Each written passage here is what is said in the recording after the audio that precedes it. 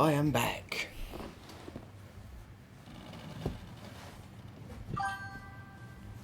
Welcome back, guys.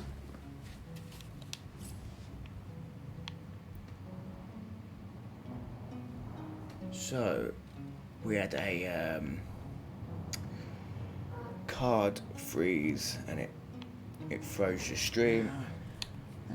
So, as I was doing, Soothing a corpse's troubled mind. Can't have gotten far.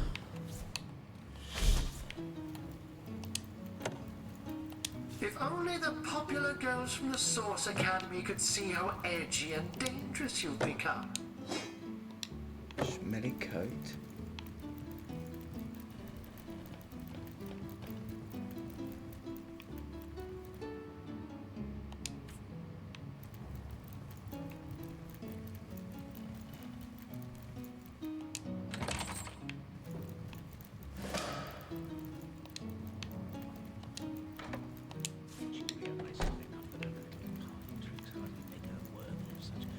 Grave responsibilities.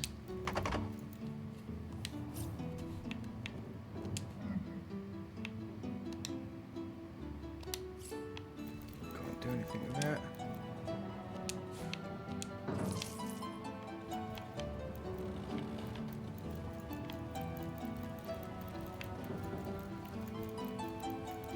That's annoying. No, I know it's here somewhere. I always want to ruin this particular batch of party elites. She's coming.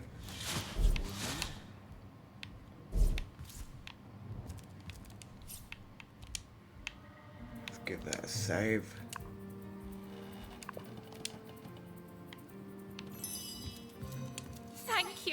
Thank you eternally for your help. Though your reaction to the healing stone, I have no idea what to make of it. About the healing stone. That strange reaction you caused. Blue lightning from a healing stone. I've never seen anything like it. And the stone looks different now, too. Like it's devoid of life. I begin to wonder if its magical properties survived your little reaction. Tell me about yourself. I've been studying under Theleron for some time now, but that task, being asked to play the gods, was the first time I've ever questioned my, well, suitability for the work. I've a passion for this work, you see. A passion to see things put in order. From a flesh wound healed to an entire city made resistant to a fatal illness. What right has something as trivial as a wound or as senseless as an epidemic to take a human life? What is that?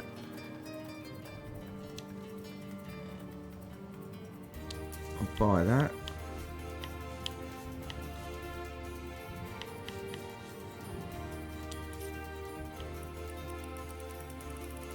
$23 gold for 23 gold. Can I sell that stone? It's useless now.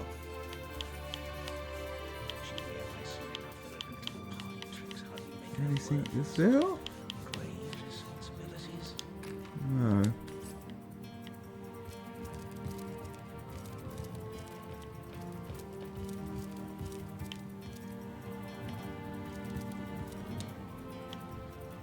Oh!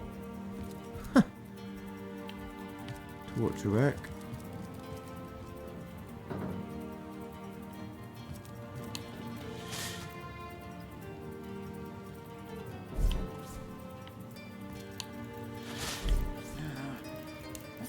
Let's save it Soothing a corpse's before I troubled steal mind. again. I don't want to get caught. Far.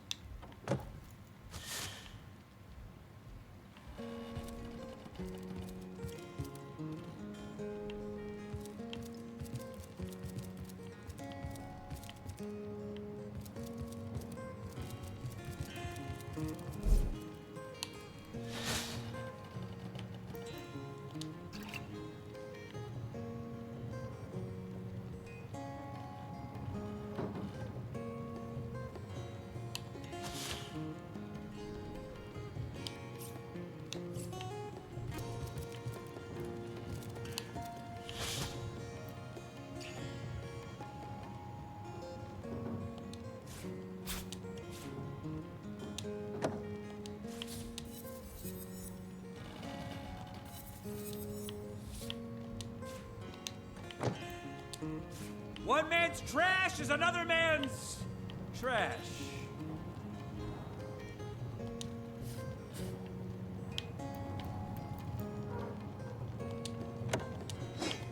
She realized soon enough that her little party tricks hardly make her worthy of such grave responsibilities.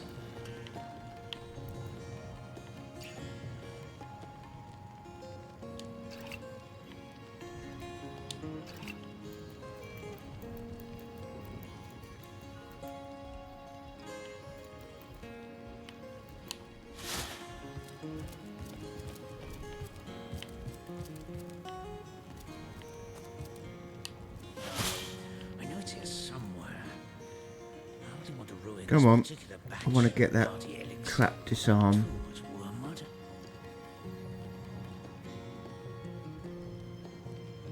I want her to go away. She's looking right at me. Go away, please.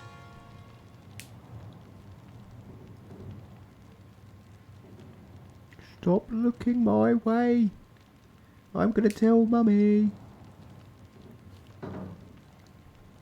Come on. A tone soothing a corpse's troubled mind. Can't have gotten far.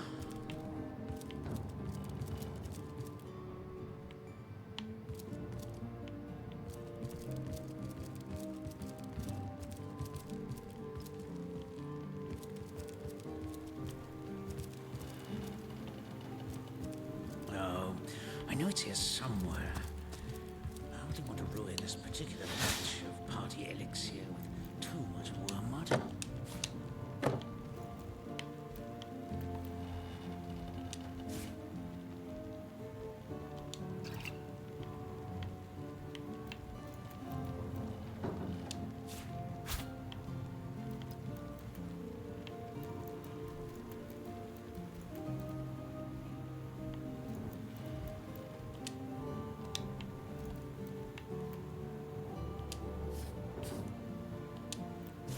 Oh, another one for the collection. She realized soon enough that her little party tricks hardly make her worthy of Nice. such grave responsibilities. Got a few books there. Let's have a read. Fun with Fluids, Volume 1. The old art of mixing potions is not just for apothecaries. Anyone with a mind to learn the trade can put 1 and 2 together. Every potion begins at the beginning with an empty vial. 1 penny bun mushroom can be wrung for a great deal of health, while squeezing the poison from a fly agaric mushroom is as easy as plotting murder. Nice. That's why I like to do that stuff. Small poison bottle. Absence of the 7 gods. Nobody knows for certain why the gods left Rebellion. We cannot say for sure when they left, but estimations place it nearly 2,000 years ago. Wise folk from all over the country have studied this exodus of the gods. While the priests believe that the gods are still among us and watch over us unseen, so they might judge us by our deeds, some scholars believe gods never existed and are nothing but fables. Nothing more than fables. What else we got? The coming of the divine. In the event of the Divine One's return, according to prophecy, the Divine One will lead our people into a better world. But what will this new world look like? I have read nearly all texts regarding Reuben Farrell, the author of prophecy, and the more I study his words, the more inconsistencies I find. What kind of person would this Divine One be? Will every living being see this vision for the new world, or will the Divine One select individuals? According to prophecy, the Divine One will destroy all evil. How can lovers of creation advocate for the destruction? Can the Divine One really distinguish between good and evil, or will he choose what is evil according to the preset moral code?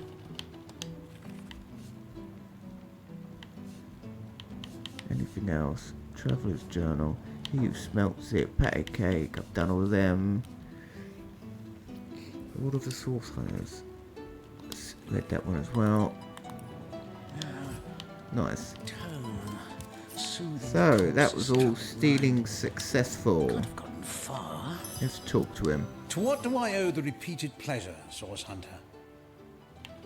So your apprentice has enjoyed some success. Yes. If that's how we're referring to the secretive use of a revolutionary. She's in the done other that one. room as we speak. Perhaps you can prevail upon her to offer a demonstration. Do you have any work for a trio of sailors? Sorry, but there isn't much work for sailors in a house of medicine. Unless one of them happens to have a secret stash of healing stones. Let's discuss the patient Evelyn was attending to. The world belongs to the young, they say, and Boris will live to take his piece. Thank you for your help in this matter. Let me ask you about affairs around Certainly, Sicil. what would you like to know? Do you know anything about Jake's murder? The counsellor. Terrible loss, that. Though we were hardly more than acquaintances, I knew him to be a devoted civil servant. From what I can tell, it seems to be a simple case of jealousy turned violent. The affairs of his wife, Esmeralda, were hardly a secret, you know.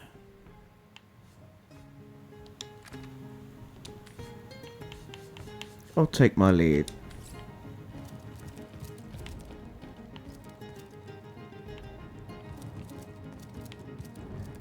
What is this star?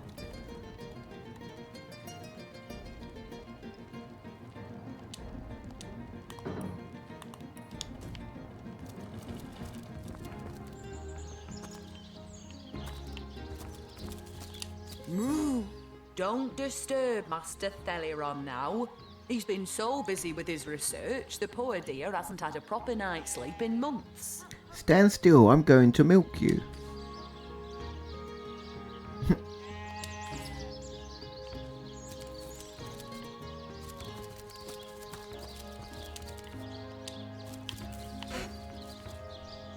Dirt pile.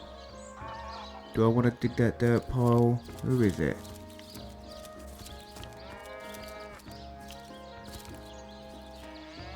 The earth here seems to have been freshly fertilized and aerated.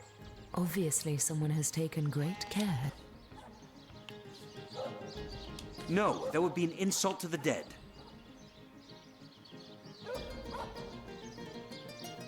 And a disgrace. You step away. Compassion.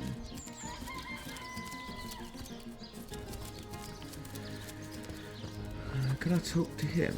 I give milk. I give wool. And what do I get in return? One way or another, they always try to fleece me. Especially. Oh, nice. Wood pile. Wood chips. And a pear. Anything in that? Wood pile. Oh, 20 gold. Nice. Oh, I like that.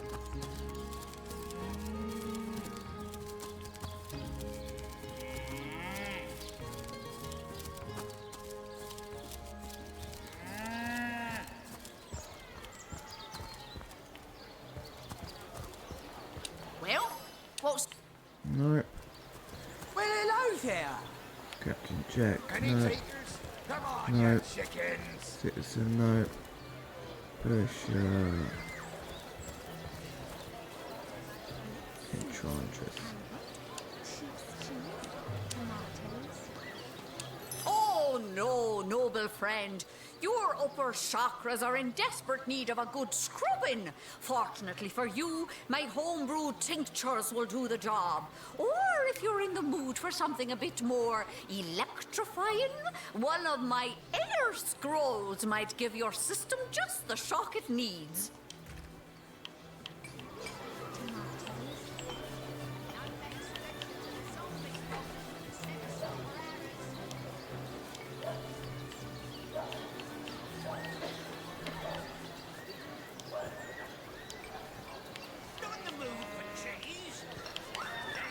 Silver ore.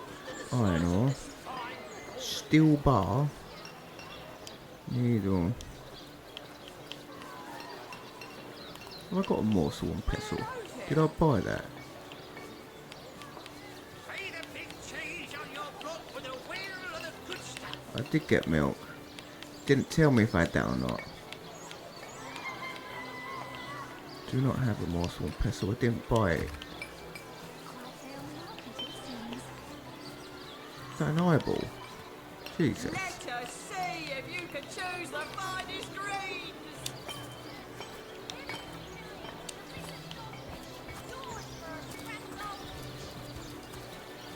Here for your daily serving of veggies. Please partake of the plumpest produce ever produced. Ever produced.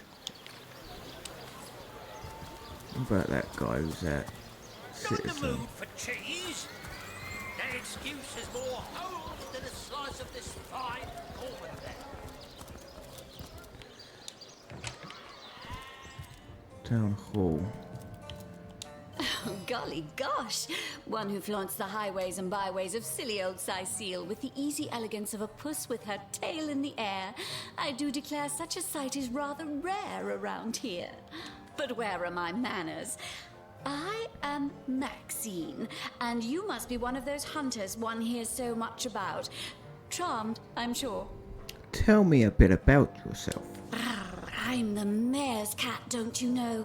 Born and raised on velvets and viands of most exquisite varieties. Maxine rhymes with queen, after all, and dearest. That is hardly a coincidence. I'd like to ask you some further questions. But of course, darling. Be my guest. Tell me about Sicile. Oh, this quaint little town is a tad too parochial for one of my more urbane tastes. But one has to make do, hasn't one? The fresh sea air does go to great lengths to invigorate one's spirit, that much I'll admit. And it is rather jolly to watch the ships sail in laden with all kinds of exotic wares, full of the little treats the mayor likes to spoil me with. Darling man, he dotes on me so. Don't you fear the undead? Heavens forbid! No, fear is rather too strong a term there, hunter dearest. The predator's instinct is a trait we share, you and I. And though those rancid ramblers may not be quite as easy to put to the claw as mice are, I assure you they are just as easily outwitted.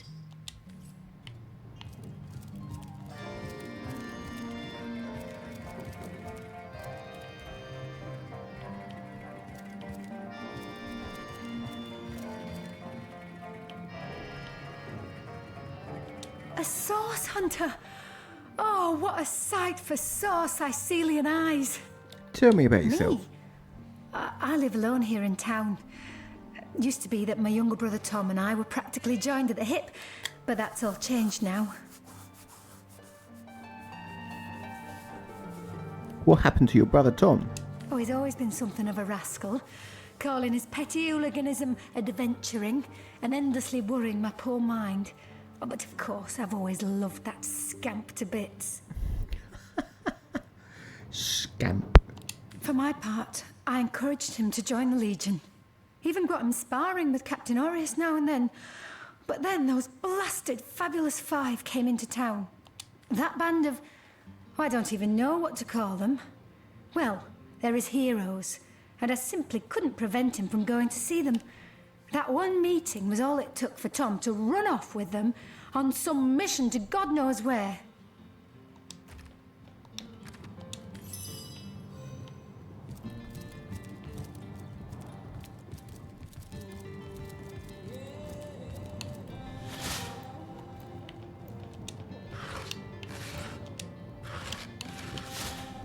Nothing in there.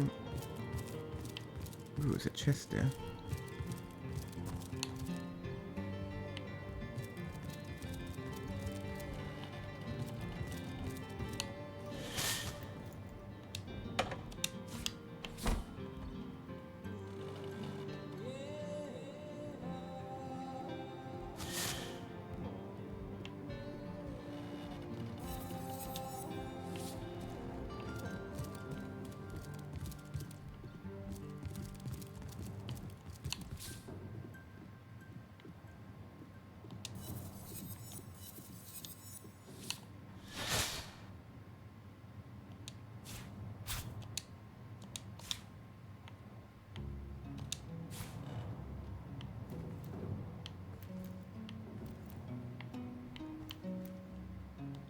We'll have none of that, you hear?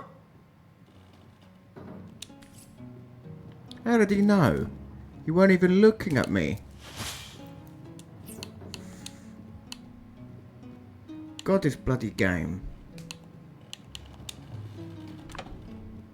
I hate when they do that.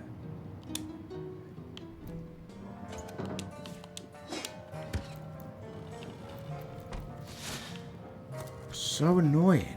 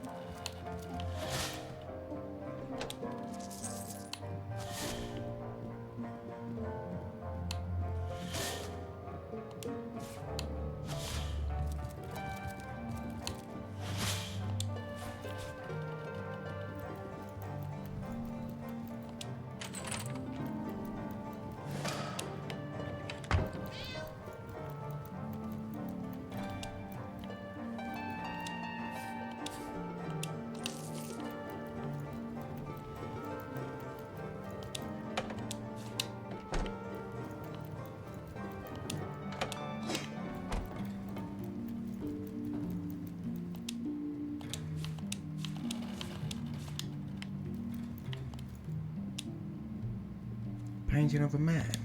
I can steal a painting. Jeez. How the hell can I steal paintings? That's funny.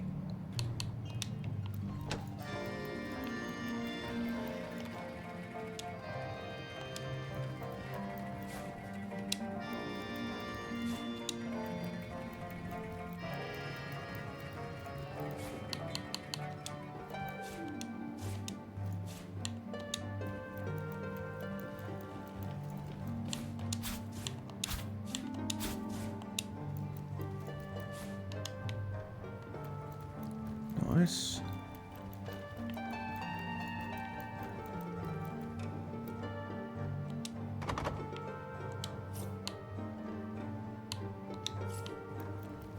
Can't go in there.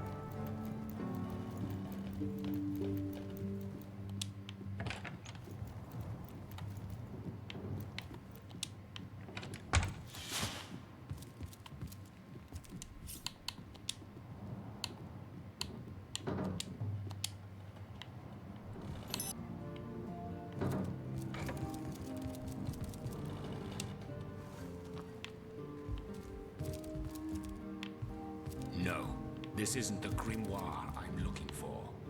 Is there no new book to be discovered in this library? Volume 1, Volume 2. But where has the third one gone? Shamsu. Sometimes I think these books sprout little legs in the night. In the name of Amun-Hor, I bid thee Tujda Getahal, be welcome, human. My library is yours, as I hope your friendship is mine. Who are you, madame? I am Victoria, daughter of Mayor Cecil. Oh, I know what you're thinking. The likeness isn't exactly striking, is it? When I was very young, you see, I must have been cast out by my tribe, for I was found in a wicker basket floating past Sicile toward the sea. The fisherman who found me would have drowned me on the spot, for I am an orc after all. But praise be Amun-Hor, dear Cecil was among the gathered crowd, and he took pity on the exiled infant that chance had put in his way. He raised me like I was his own. This kindest of souls taught me the language of men, their customs and their letters. Thus, I became the city's librarian, a position I uphold with no small diligence and pride. May I take books from the library? Indeed you may. The wisdom I here hold is yours to peruse and even take with you. All I can ask is that you return the books you borrow so that others may enjoy them too.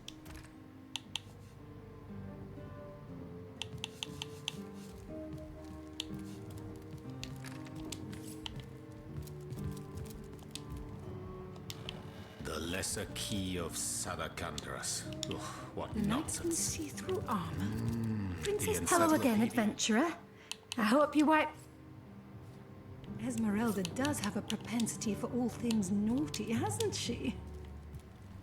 Hello again, adventurer. Oh, he's always been something of a rascal, calling his petty hooliganism adventuring and endlessly worrying my poor mind. Oh, but of course, I've always loved that scamp to bits. For my part, I encouraged him to join the Legion. That band of... Why don't... Oh, I've already done that.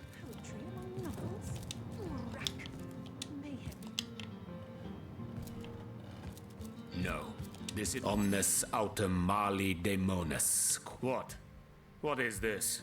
Who are you to interrupt my musings? By Naga the Protector, they have the manners of boors, these boatmen of Sicil. Oh, but perhaps I spoke too soon. Perhaps I was mistaken, for you hardly resemble the local fisherfolk, which, incidentally, is a compliment of copious dimensions indeed. No, a source hunter, that is what you are. Yes, a stalker of sorcery, a chaser of charms pernicious. In truth, I cannot go so far as to say it is a pleasure to make your acquaintance, for I take no pleasure in the company of man. But it may just be to our mutual advantage to join forces nonetheless. Why would you want to join forces? Why? Simply because you hunt source, and I, Jehan, hunt demons. You are aware, of course, that quite often both of these pests frequent the same shadowy pools of infamy. Now, I hate what I hunt, but I respect its cunning. Should I not, I'd have been decimated, body and soul, long since. This is a sentiment I'm quite certain you must recognize. Let there be strength in cunning, yes, but also in numbers. The calculus of wizardry I offer you. The might of the magician's mastermind. On one condition. That on our joint travels we will never deal with demonic entities, no matter how tempting their propositions. Give me your word on this, and I'll weave you spells. Esmeralda does have a propensity for all things naughty, Very well. hasn't she? There will be no deals with demons. Agreed. Most gratifying. I see you are firm of purpose and thereby ready to descend. Descend into the madness that is sorcery, into the depths where demons dance. Gladly shall I follow you into the abyss. Onward, blood and triumph await. Interesting. Got a third person.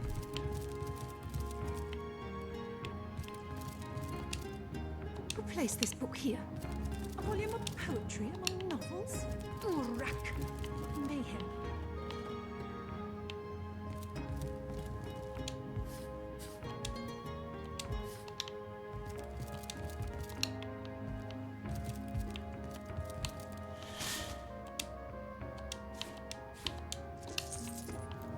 Kaj'Dinor. A brief history of sorcery still hasn't been returned. Teleron will have to pay yet another fine.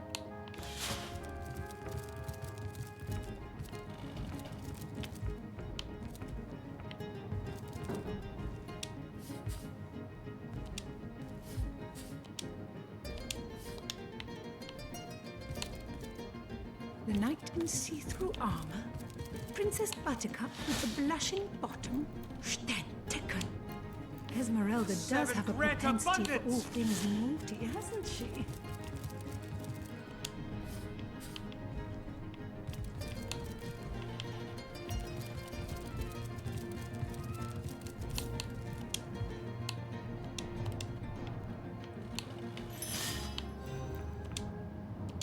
Kaj'Dinor. A brief history of sorcery still hasn't been returned. Teleron will have to pay yet another fine.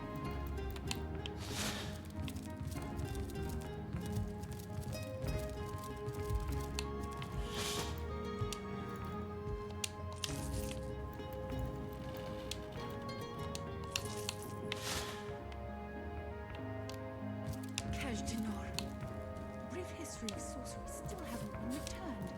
Teleron will have Now, to pay yet this another is fine. valuable.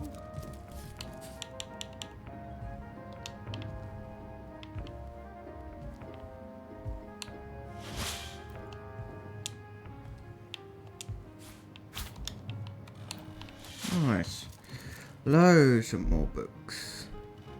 Place this book here. A volume of poetry among novels. So, Mayhem. Fun with Fluids Volume 2.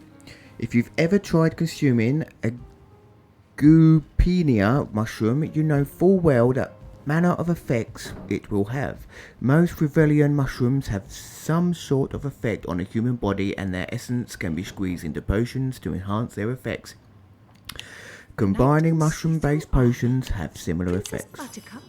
Fire resistance potion, nice. Esmeralda does have a propensity for all Oh, that was things it. naughty, hasn't Cracking up she? crowd, a definitive guide. Much like making love, comedy requires equal parts passion and delivery. For fever for the stage is not enough. No. The truly successful comedian will study the details of the craft through countless long, lonely nights in preparation for his rendezvous with the audience. Compiled with this volume are some of the Revelian finest funnies, enough to make a granite statue grin. During a dwarven funeral, the bearers of the casket accidentally bump into a wall and hear a faint moan.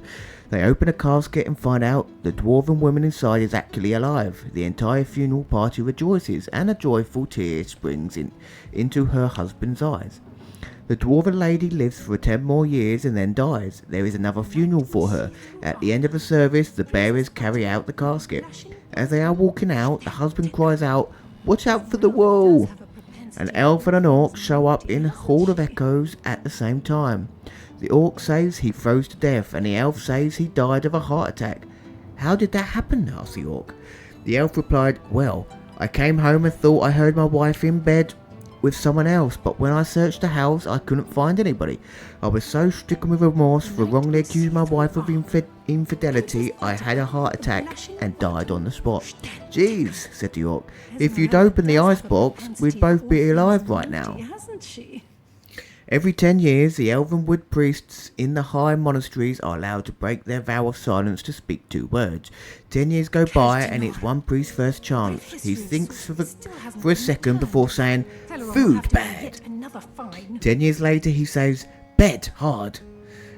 It's a big day. A decade later, he gives the head priest a long stare and says, "I quit." "I'm not surprised," the elven high priest says. "You've been complaining ever since you got here." That was good. A Pirate's Life.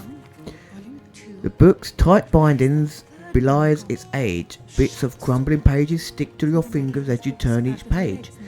A Pirate's Life, shipmate Falkston's diary. Whoever came up with the idea to go hunting for treasure in Sicil should be keyhauled. I cared not for diaries before we ended up in this accursed place.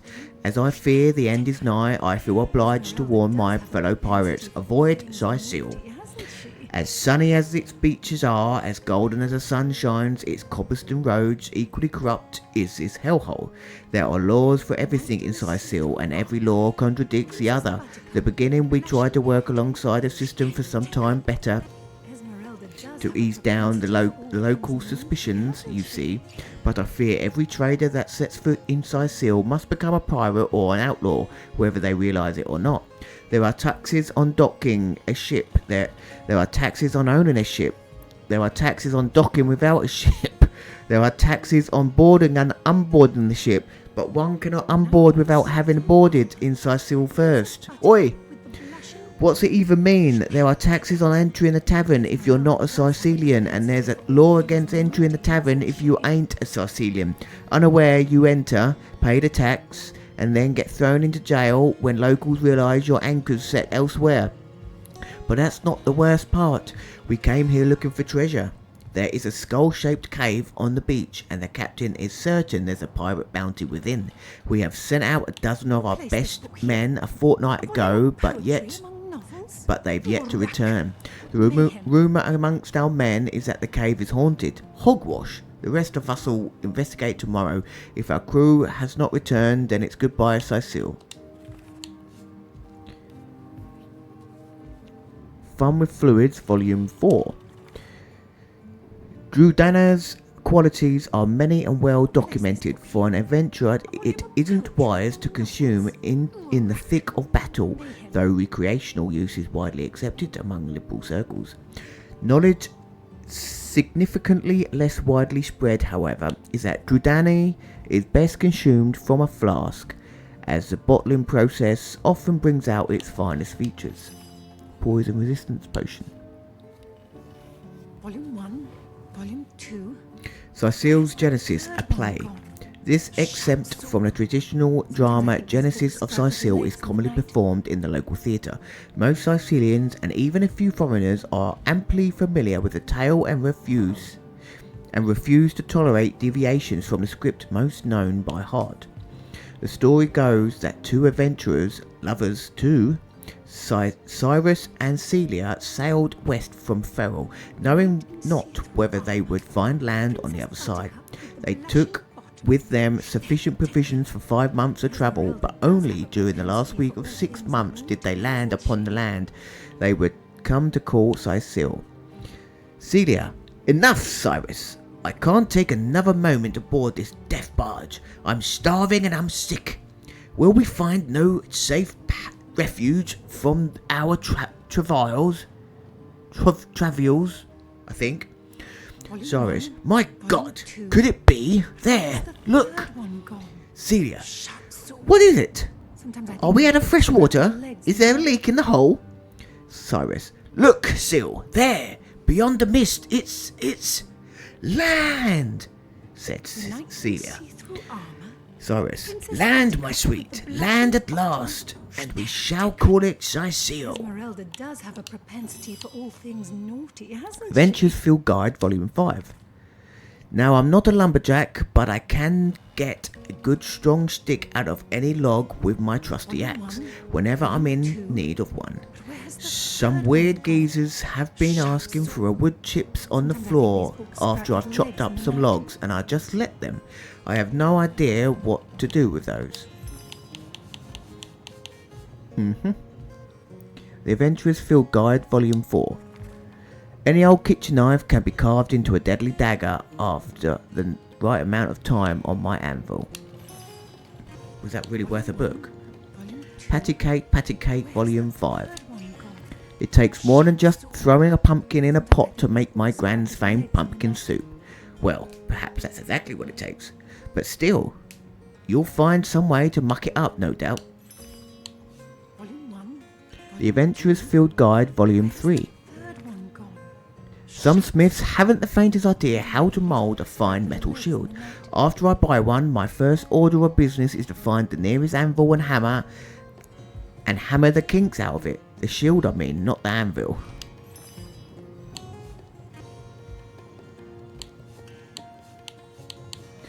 The Adventurer's Field Guide, Volume 1.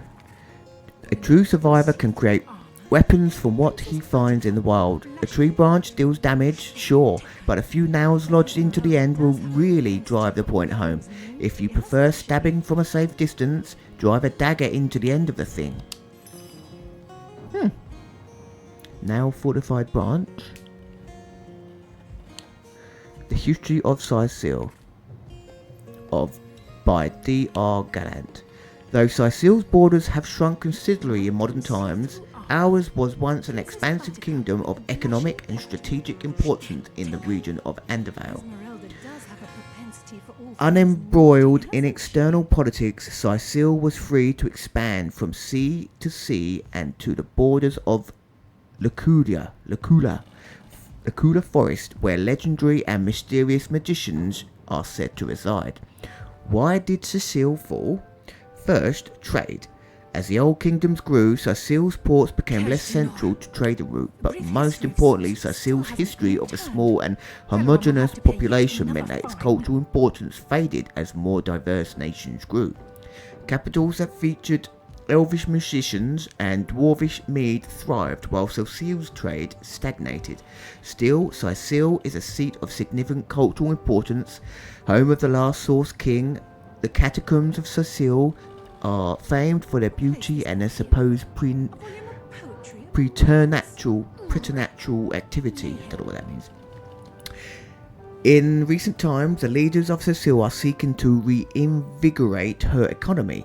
Fertile farmlands are being utilised to full capacity by the incentivized sale of lands to experienced farmers. Thyseal's futures shine bright indeed. Who placed this book here? A volume of poetry And that or is it. novels? Oh, rack. Nice. Mayhem. Hold on. There's another table there.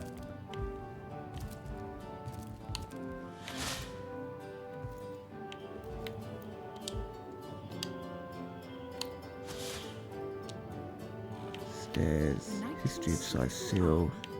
Princess Buttercup with the blushing bottom. Another couple of books. Propensity for all things naughty, hasn't she? Entry. Pirate's Life, I read that. History of Thyseal. Just done that. That one.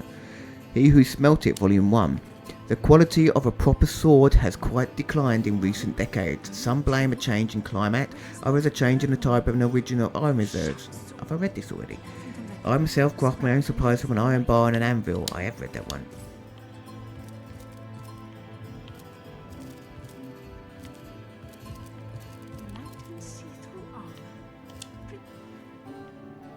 Actually,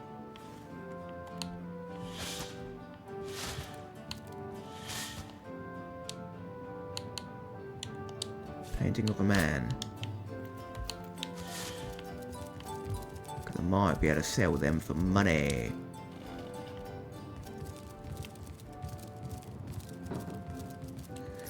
Alright, that was good.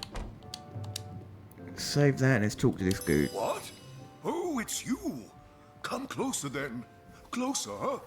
My ears aren't what they used to be. Nor my eyes, for that matter.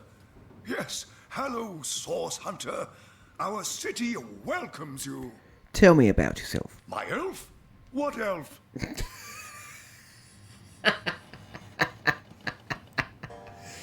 Yourself, not your elf.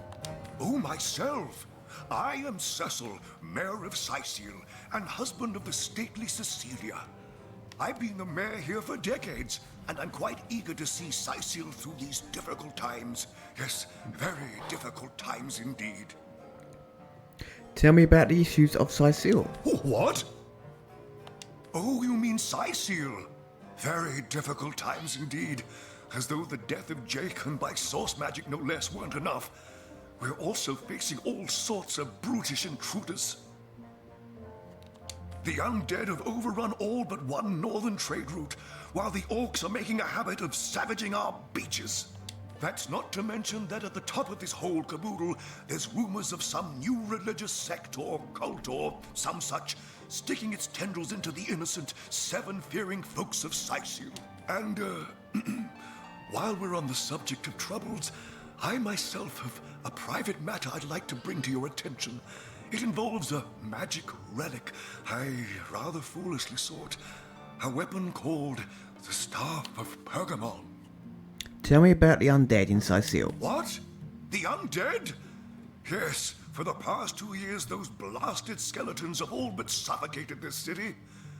With all but one trade route overrun, Thyseal's once torrential commerce has slowed to a pathetic trickle. Excuse me. What is this about Staff of Pergamon? What now? You're speaking gibberish. I said, what about the Staff of Pergamon? Ah, you mean the Staff of Pergamon. Yes. I was expecting a shipment of weapons, and among the cargo was this very powerful, very rare staff. I managed to place the order through means somewhat, atypical to a government official. Cecil proved an old fool, though, for the merchant slated to deliver it to me has just informed me that the damn thing has gone missing. I fear it may have fallen into the wrong hands, and I wonder if you could retrieve it for me. Tell me about the merchant. His name is Conrad, captain of the Tide Splitter, a merchant ship still docked at the Thyseal harbor. You can talk to him if you think it'd help, but I'd quite like to avoid getting the Legion involved, if you don't mind. What do you know about the staff itself? The staff itself contains a shard of an ore, highly valued for its use in the weapons of war. I know use of the material to be forbidden, but I was desperate to do something to aid the townsfolk against the undead. Can you tell me more about Revellion sex? Well, I do believe that's something your parents ought to have discussed with you long ago, Source Hunter. But I suppose if you really don't know, I'd be remiss if I didn't at least explain the basics.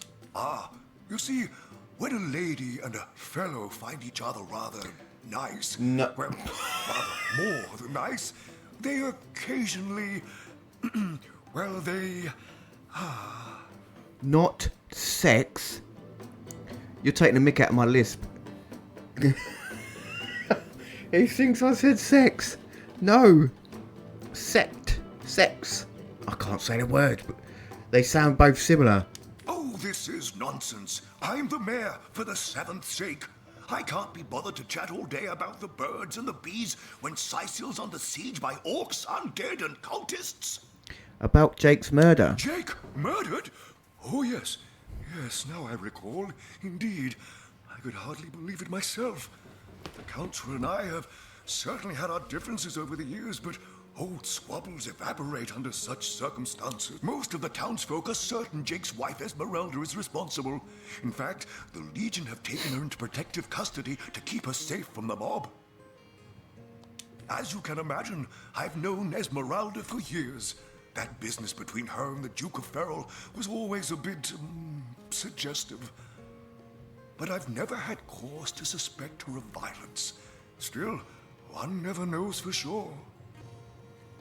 Tell me about a Duke of Ferrol. An all-right bloke, apart from all this Esmeralda nonsense. The whole town knows the only goal of his business trips to Sicil is to spend a night or two at the King Crab Inn with Mrs. Counselor. Can you tell me more about the library? That depends. What kind of berries are you interested in, exactly? I said, can you tell me more about the library? Ah, the library. Yes, yes, you must have a visit. It's the gem of Sicil. Would you like to have a look? I'll escort you upstairs myself. No, not just now, thanks. Please yourself. Let me know if you change your mind. You won't regret it. Tell me more about Victoria, the orc librarian. My dear girl, my darling adopted daughter, my pride and joy. I introduced her to my library when she was a girl. She quickly proved that the preconceptions we humans hold of orcs as savage beasts are patently false. If you're looking for something special, just ask. She knows every book by heart. Papa's smart little cookie. I met your pet, Maxine. Maxine? What in heaven's name are you? Oh, you mean the mongrel that's always skulking about the place. I spent months trying to teach that worthless hound how to fetch, and it sat through every lesson looking at me as if I were an idiot. Man's best friend, What? my eye. I've always been more fond of cats myself. That's what I said. Do you have any work for a trio of sailors? No, all my clothes are in fine condition, thanks. I've been going to the same tailor for years. We gotta get him some hearing aids. That depends. Marvelous. Let's follow him to the library, since it's still there. What? Oh, yes. This library is the jewel in Sicil's crown, the beacon of culture and learning in our fair city.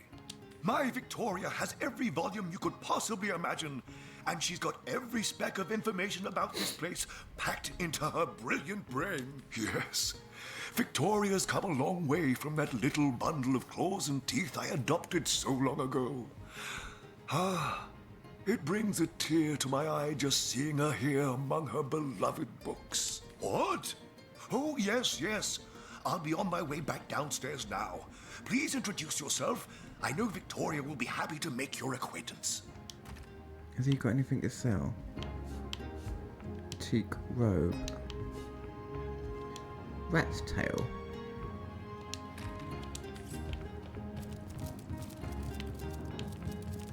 Can I talk to her again? Kaj Tenor. Brief history of sorcery. Torjageta, friend. Yeah, there's nothing else there. What's that there? Volume 1, Volume 2. Philosophy of Death. Where's Ooh. the third one gone? Shatsu. Sometimes I think these books sprout little legs in the night. Any more books? Nope. Got another book to look at.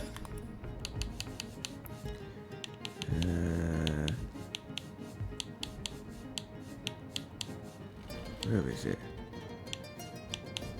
The Knight in See-Through Philosophy Armor. of Death. Princess Buttercup with the blushing bottom.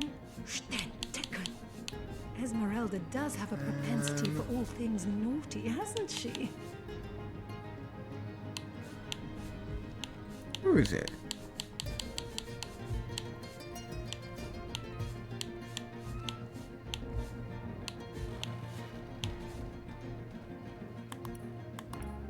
Philosophy of Death, is that it? The Knight in See-Through Armor. Princess Buttercup with Let the us briefly blushing discuss bottom. life and death, the great opposites, the great Esmeralda equals. does have a propensity Death is for greater all than things life, naughty, so hasn't saith she? the priest, for in death comes the gods' just reward. But if this is true, whether that reward shall be the solace of heaven or the agony of hell is decided during one's lifetime, and therefore life is much greater than death, for it is the decision maker. And what of those who care not for the gods, who question the afterlife? The existence of deities, life is life's own goal, they say, a wise sentiment I echo, and that even priests would do well to heed. But oh, how often does doubt assail those revellers of life? How often does fear approach with the creeping of the shadows? So great becomes the looming horror that death becomes larger than life, and death becomes the greater force. Forget the promises of gods, I say, but defy the fear of oblivion as well. For only if life and death become each other's equals can the philosophy of death become one's of life. Death is the instigator of faith and fear, but only if you let it be so. If you can gaze into its obsidian eyes, knowing it is the be-all and end-all, but fear neither, then shall you have reached the shores of wisdom, so saith Nemrys. That was weird. So what are we doing now?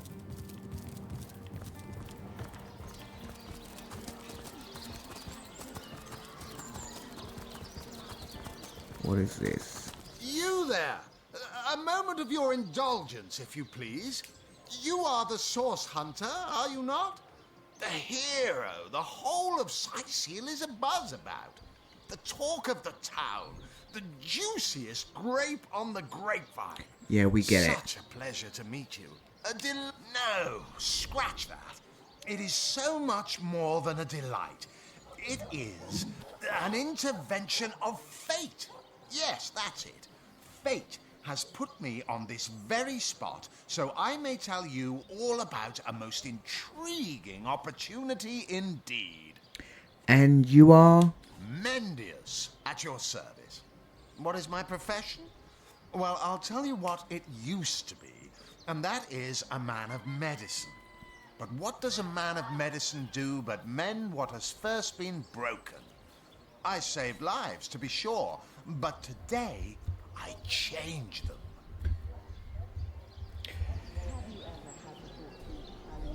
About that opportunity you mentioned. Oh, it's not merely an opportunity. It is a once-in-a-lifetime chance to become better. To become the full extent of the promise that is locked inside of each and every one of us. So first of all, let me ask you this question. Do you like adventure? Do I like adventure? Of course I do. How could someone in my profession not? Quite right. Adventure is what we live for. See here. You and I share the same passion. I never doubted it for a moment. The thrill of walking the unbeaten path. The rush of finding yourself in a goblin ambush, knowing you'll prevail nonetheless. Too bad your line of work comes with such measly recompense. Am I right? The wage of a mere soldier. Now, between you and me, tell me truthfully, don't you sometimes wish you could earn more? That excuse is more holes than a slice of this fine golden. Well, I can't say... Yes, some extra gold is always welcome. Indeed. Indeed, gold is always welcome. And among the fabulous five, gold flows as freely as water does to the sea. Even so, my friend, matters of a pecuniary nature aside, what is life without variety, without spice? To be a source hunter must get frightfully dreary sometimes. Am I right? All those orders. Investigate this, retrieve that, and at the end of the day, what do you have to show for it? Wouldn't you prefer to call your own shots? Be your own boss? God, he talks a lot. Not in the mood for cheese. That excuse is more holes than a slice of this fine golden fare. It's better to lead than to follow. That much is true. Better to be served. Well spoken. Well said indeed. Life's too short to spend it doing someone else's bidding, am I right? Of course I am. And I could help you attain the dream, enact the change you deserve. And that is exactly why I am here. Why fate has put me right by the door to the King Crab, so that I could meet you and tell you about the marvel that is the Fabulous Five. The invitation to join is yours. Grab it. Tell me more about the Fabulous Five. Ah, the Fabulous Five. How I enjoy simply saying the words that describe the most illustrious and celebrated adventurers' guild in Riverlong. Our mission, to better the world. Our mantra, to better ourselves as we do so. To realize our dreams and cleanse our souls.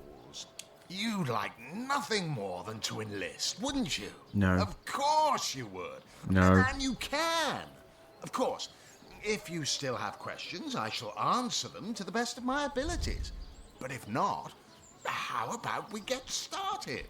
So what is it that the members of the Fabulous Five actually do? What a gem of a question. Straight as an arrow, sharp as a switchblade. God, he's annoying. Most meritorious of you. Now then, to join the Fabulous Five is to join a fellowship, to join a fraternity, a sorority, a community. The title of Sounds like a knight cult. is bestowed upon you the moment you sign our waiver, and so it all begins. I shall be the one to give you your first contracts, and once the job is done, I shall see to it you get your fair share of the reward. Of course, should you spread the word, should you propagate the gospel of the Fabulous Five and thereby draw new knights into our fellowship, you will get a share of the reward from their contracts too. Isn't that wonderful? By now, the genial glow of the fellowship must have warmed your heart. It has, hasn't it? But did I say fellowship? I mean family. For like a family, we support one another, cheer one another, see each other through thick and thin, partake in glory and defeat, work hard, fulfill contracts, enlist new knights, and swiftly shall you rise through the ranks. You will better yourself. You will better Riverlong. You will make the stars shine all the brighter, and you'll get fabulously wealthy in the process. What's not to like? Let's change the subject. You're not worried about the undead out and about? They call the undead a problem, my friend, but those who know the ways of the Fabulous Five see no problems. They see opportunities. An enterprising spirit can wrench riches from cold dead rocks. Or from cold dead, full stop. About this Tom fellow. Who? Tom? Doesn't ring a bell. Oh, hold on. Yes, of course, Tom. One of our most recent additions to the Fellowship. Brave kid, smart as a tack. He'll prove to be a wonderful addition to the family yet. Tell me more about the Fabulous Five. Ah, the Fabulous Five. How I enjoy it. You'd like nothing more than to enlist, wouldn't you? Of course you would. Let me save it. Of course. If Before you still I have enlist. questions, I shall answer them to the best of I'd my like to ability. enlist. Of course, of course, of course. All you need to do is sign this waiver, and just like that, snap! You're part of the family. All I need is your lovely little autograph. What do you say? I want to... Let me read this waiver first.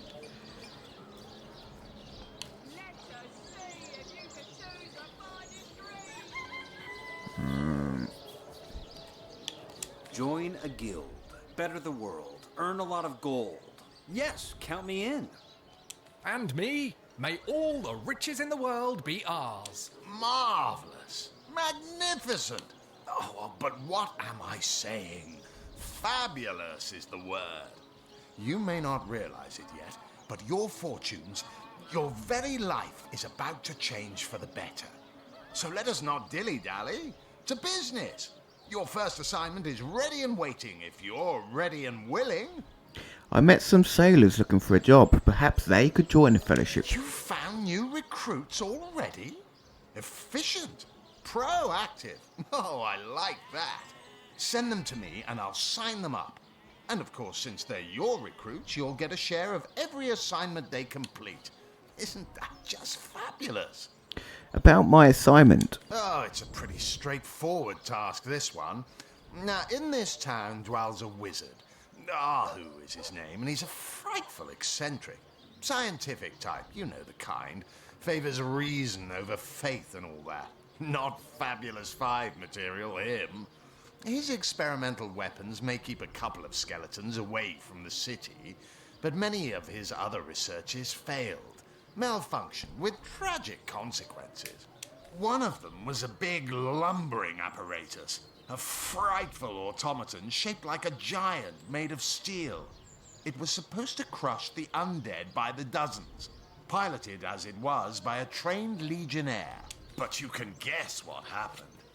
Did it become sentient? Was it cursed? Whatever the cause, the thing relieved itself of its pilot and headed north towards a network of caves. Now ask yourself, what if it comes back? It could smash the city walls and claim 100 lives before being subdued. I'd like him on my team. Luckily, there are those in this world who belong to the Fabulous Five. The braves who eat such monstrosities for breakfast. Go, my friend. Find this wizard's abomination and claim your just reward from Mayor Cecil in the name of our hallowed guild. Easy money. I won't really say easy money. You can speak that way to her. Well, suffice to say it, I've got my eye on you, back demon. Back or I'll... Well, what's this? Oh, Medora, you lummox. 1,000 pardons, comrade. This old bear's edgier than a dodecahedron these days. I'll tell you, it sure does me good to set eyes on another of our order. From Academy West, aren't you? Give Captain Wartruce my regards next time you see him. Who did you say you were? I don't recognize you from the Academy. You wouldn't. I trained up in Academy North, after all. We don't cross paths with you Westies all that often, but it's always a pleasure when we do. Such things. Medora's the name. Retired, or so the Order keeps trying to tell me, but never out of commission. My hand to your cause and my sword at your side. I hadn't heard of another source hunter being assigned to Sicil. What are you doing here? Heavens hornets! That's quite a story, comrade. And come to think of it, one that might concern you. See, I'm here on, well, let's call it a loan from a town to the north of here. Hunter's Edge by name. There's been an attack there, comrade. Orcs. Not your run-of-the-mill savages either, but ones who've taken dark magic to new heights. What they want in Hunter's Edge, I can't say, but it's my responsibility to send them packing. Preferably with their horns in their suitcases and a knee-knocking fear of ever crossing paths with a sauce hunter again. I came south seeking the Legion's help, only to find it tied here in Sicil. They don't have a spare soldier to send northward, and even in my finest form, I can't clear the place of that many orcs without backup. Orcs attacked your village. How did you manage to escape? By the skin of my teeth, comrade. The savages were rounding up villagers when one of them activated a tripwire on our village wizard's property. Fortunately for me, that particular wizard has a penchant for things that go boom in the night. I managed to wrench free of my captor's grip and flee toward the forest. He pursued me for miles, but I'd lost him before I made it into the Sicil hinterlands. What's your next plan of attack? Well, comrade, I hadn't thought of it till you tapped my shoulder just now. But perhaps that's where you come in. I need a contingent I can trust if I'm to take back the town. And the way I see it, you could use reinforcements here in town. I've been scouting Sicil for some time now, and I believe I've sussed out sufficient intel to help solve the murder of the Counselor. With our minds and swords in tandem, we'll make short work of the perpetrator. What evidence of source in Sicil have you found thus far? More than I'd hoped, comrade. I don't know what in tarnation's gotten into the townsfolk here, but there's enough dark magic running roughshod to topple a small mountain. There's Mayor Cecil's doings for one, and the mysteries of our master Thaleron for another. And on top of it all, the feline menace is lurking at every hearth and shadow. Tell me about Mayor Cecil. Now don't get me wrong. I think the mayor's a decent sort, even if he can't hear farther than the tip of his own nose. But from what I've heard whispered around the docks, the old guy's gotten himself mixed up in something not quite on this side of the law. I suspect an illegal source, artifact, or substance is at the root of it. But exactly what or who's given it to him, I can't say. And since I haven't technically been assigned to Sicil, I don't have the authority to interrogate him. Tell me about Thaleron. Fella seems like a humble doctor, but I bet my sword he's dealing in something darker than splints and tonics. A loose-lipped fishmonger let slip that she'd seen our good doctor scale the city wall on 2 separate occasions, well past midnight each time. What business could he have among the undead? Interesting. Hardly the habit of an innocent healer, I'd say. Tell me about the, feline menace. You mean you don't already know, comrade? Their kind can see in the dark. It ain't natural. Really? So that's your proposition? You help us here in Sicil, and we help you take back your village, your home village thereafter? Well, you know the old expression. 2's a tea party, 3's an invasion. I know this place like the back of my hand by now. And the orcs up north will be short work for a trained-up trio of sauce hunters. Fantastic plan. With 3 source hunters working in tandem, we'll put an end to all the evils bent against this land. A fantastic plan. He With said it 3 himself. source hunters working in tandem, we'll put an end to all the evils bent against this fair land. Another source hunter on the team will make us all the more formidable against this wicked magic. Welcome aboard, Medora. That's the spirit. Listen closely now. Do you hear it? That's the sound of every orc and sorcerer in a 100-mile radius shaking in his wee boots. Ah, hello. I suppose you're here to viciously interrogate me for information I don't have, like our noble Captain Aureus before you. Tell me about yourself. I am the Duke of Ferrell, though I suppose my name is in the mouths of enough ruthless gossipers that you've heard of me by now. What do you know about Jake's murder? It's very tragic news. I won't posture and say that the Counselor and I were anything near allies, but I truly never wished the man harm. I've heard quite the story involving you and Esmeralda. Yes, she and I have a history. That's hardly a secret anymore. I quite doubt it was even a secret from Jake while he lived. As easy as it would be to pin suspicions on Esmeralda or I assure you that the affair was never so steamy and sordid as the busybodies around town make it out to be. Jake and Esmeralda had no great affection for each other. He had his interests, she had hers, and there was little passion left between them. Certainly not enough to fuel a murder.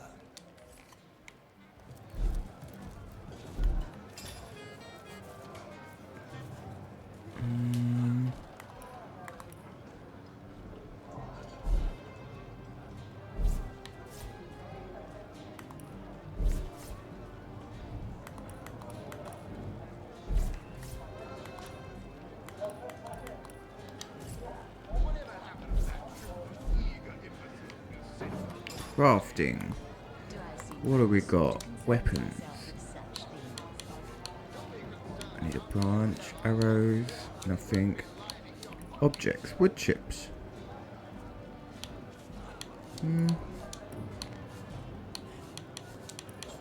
Food. Nothing to cook. Experiment. Nope. Logs. Fabulous 5. Sailors.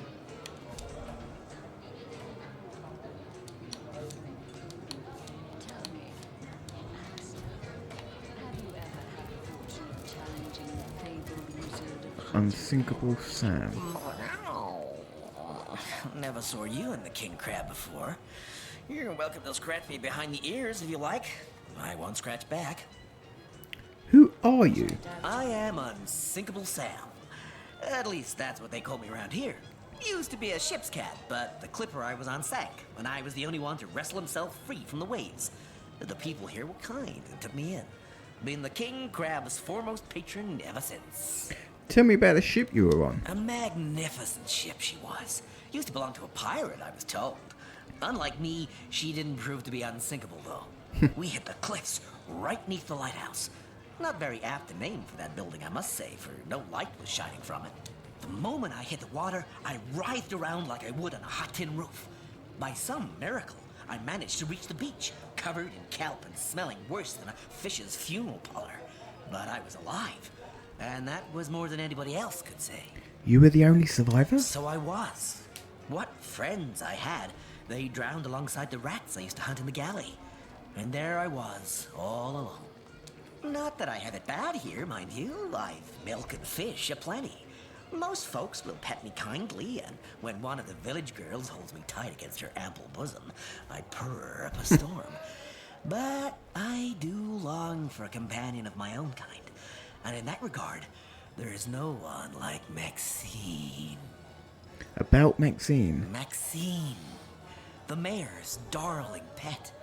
So gentle, so fair a feline. The grace of her whiskers, the subtle palette of dyes in her sable coat. She's one of a kind, that cat. She likes me. I know she does. But when I declare my love, she backs away. I don't know why. I have serenaded her and braved many a bucket of water for my efforts. But for some reason, she is not to be swayed. I have some other questions for you. By all means. What's your take on the undead? People make a fuss about them because they endanger the lands around the city. They never bother me when I'm out for my monthly walk, though. But still, I do detest them. I mean, they're so unnatural, aren't they? Cats can have 9 lives, but humans are only entitled to 1. Can you tell me more about the orcs? Oh, don't mention orcs to me. Worse than dogs, that lot. Sank Walrus Willie's boat right from under him. Best anchovy fisher in the world he was. A loss to us all. I'll take my leave. That purring sound. Mind control vibrations, I'm sure. Come now, Alistair. Don't be seduced. Surely you've met your match. A source hunter? I'd like to report some dark magic. Only tainted hearts could tip as miserably as this lot. So you're the waitress around here? Been at the King Crab nearly 10 years now, personally. Seen every character you can imagine, from bums to wizards, passed through these doors for a pint and a place to rest. Were you here the night Jake's murder? I think I'm one of the last folks to hear him alive. That awful scream has been ringing in my ears ever since. And with the room where it all happened still under quarantine, we've a constant reminder of exactly what happened. Though that's the question, isn't it? What exactly did happen? We all thought it was Esmeralda who checked into that room, and the Duke that followed her in. I was washing up and nudging the last of the lushes out of the door when a cloaked woman rushed in right past me. I never got a good look at her, damn my eyes, but I figured the way she disappeared that she was visiting one of the lodges. Lucky for the perpetrators, I was rinsing bottles in the back when the terrible deed took place and saw nothing more. I'm not proud to say I ducked under the counter and damn well stayed there till I heard Ivad fling that door open. But I was paralyzed with fright. Sorry, I've run out of signed handkerchiefs. An Alistair keyring, maybe. In any case, make it quick. You're not the only fan who wants some of my time. I'm sorry I'm not familiar with you. What do you mean, not familiar? You expect me to believe you've never heard of Alistair the Almighty? Why, I'm only the most famous wizard this side of the distance. Although, it'd be worth checking the other side too.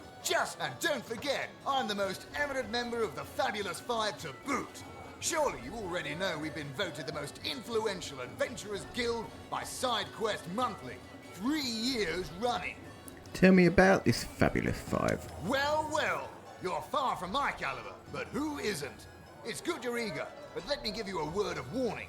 Aim for my spots, and your career in the Fabulous Five will meet a most unsavory end. What do you know about the undead? Those nasty beasts are hardly worth my time. Though I suppose I'll step in if none of the recruits manage to prove adept enough to handle a few skeletons. About my first assignment. You'll be dealing with Ahu's little abomination, will you? I'd go myself, but I'd fear I'd end the fight before anyone else got in their licks. If I don't leave a few crumbs for the newbies once in a while, they'll accuse me of stealing the spotlight, you see. Wow, he loves himself. Bit too much. Who's that? Novak. Pointless chatter with strangers does so thrill me. How did you know? Please continue interrupting my drink if you'd be so kind. Who are you? How curious of you to show interest in a lonesome stranger at the bar. Let me answer by saying that who I am is hardly any of your business. And anyone with an ounce of tact would have known that already. Can you tell me anything about the Fabulous Five? So you've wrangled a position in the Fabulous Five, have you? I'm fairly brimming with enthusiasm at the prospect of calling you a partner. You'd better leave me undisturbed, or my emotions might just bubble over. About my first You've assignment. been sent after Ahu's insane robot, I understand. Do you imagine that while you're busy being crushed by that abomination, I'll manage to get through a whole drink, distraction-free? Oh, he's an asshole. Zimbladorix! That! Ha! Quite under my spell, aren't you? Yes, my enfriending charm never fails. Tell me about yourself. Me? You mean you don't recognize me? Well, you must live under a very large, very heavy rock, for I'm the finest wizard in Rivellon. Strange, I've never heard of you myself. Yes, that is strange. Strange indeed. But it's a strange world we live in, isn't it? A strange and magical world, full of wonders and regionis regentum. And what was that supposed to accomplish? Oh, you'll find out. You'll find out indeed.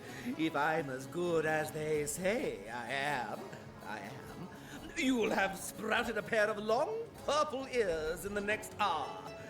Ah, how I do love a tasty aubergine in summertime.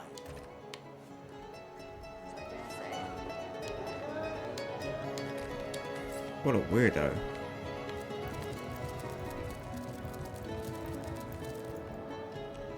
Greetings, Source Hunter. I don't mean to hinder your investigation, but I can't open this door for anyone who hasn't received Captain Aureus' explicit approval. Okay, so that's the room. Hearty welcome to the King Crab Inn, and a pleasure to have you. You look like you could use a round or three, so what'll it be? Have a seat and stay a while. Tell me about Name's yourself. Ivad. Pleased to make your acquaintance. I've been offering the weary travellers of Sicil drink and rest for nearly 2 decades now, but the King Crab's older than that by a long shot. All you see before you is the manifestation of my great-grandpappy Horatius Dungeness's noble vision. Beer and naps for everyone. No questions asked. How's business around here? Well, between you and me, things have been rather slow since the, incident. But with spirits high and liquor flowing like it is tonight, it seems the crab may just come out of that pinch. What do you know about Jake's murder? Mind if we keep our voices down over that sensitive subject? Death and dark magic ain't exactly great for business, you know. Tell me about the night of the murder. That room where it happened, it was rented to a certain woman. Though I regret to say I can't say exactly who.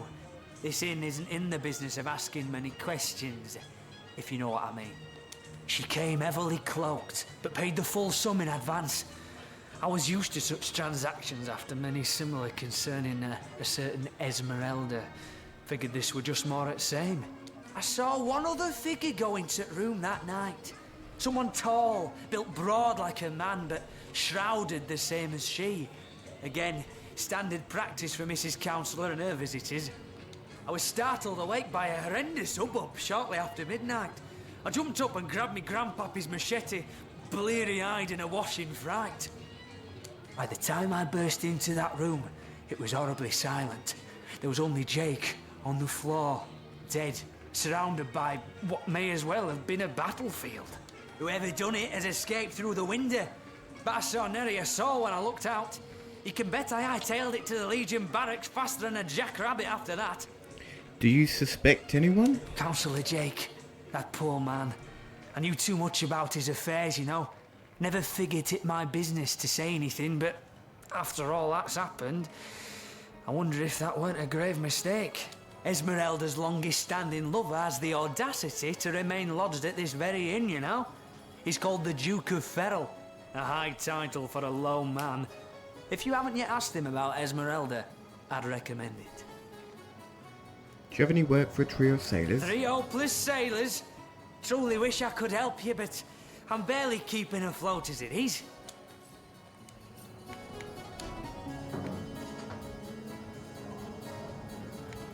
Tell me, Alistair, have you ever had the fortune of chatting So right, save.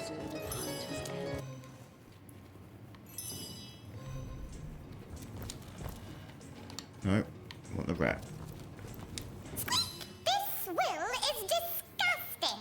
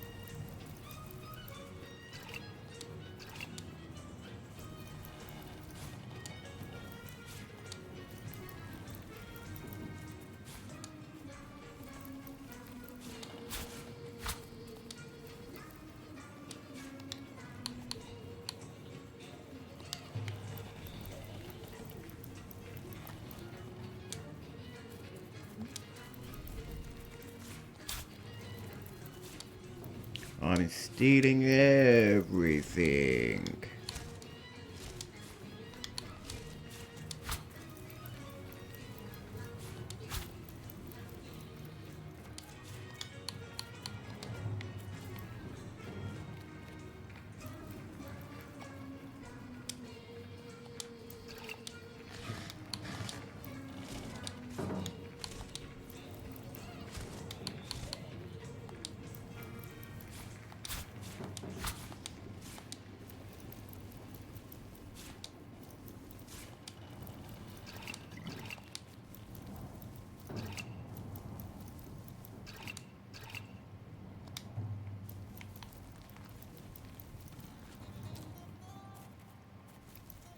Can't see me.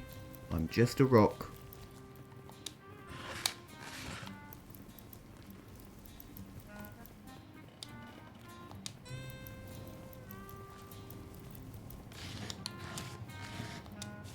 Ooh, lockpicks.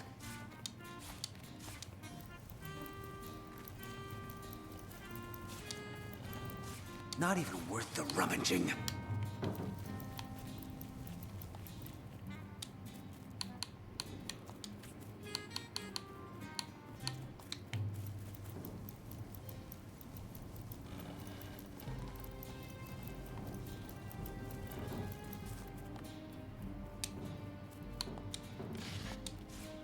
Nail bomb, nice.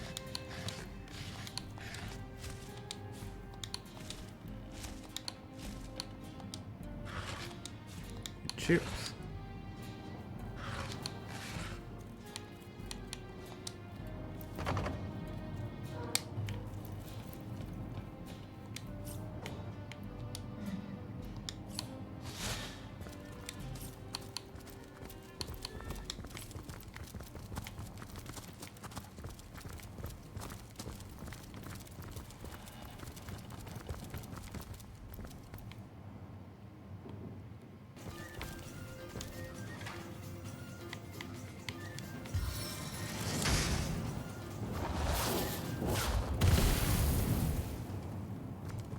Hold. Our enemies have laid a trap. Don't go in it, you idiots.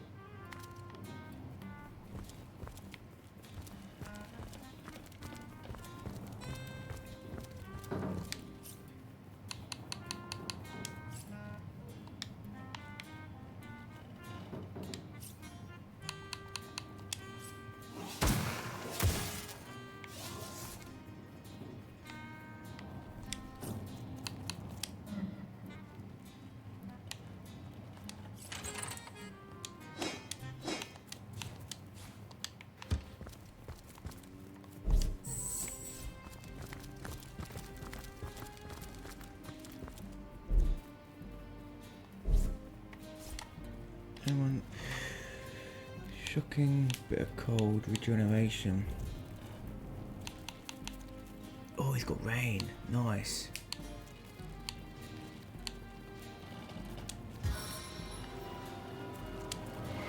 Oh, I needed that.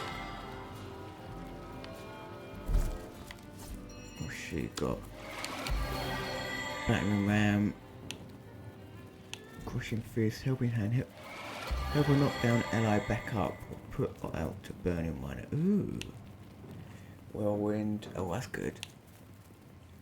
Staff of Magus. What weapon has she got?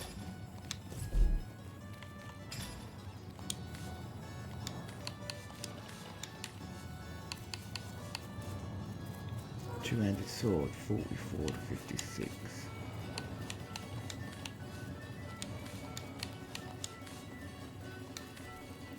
So 11 armor.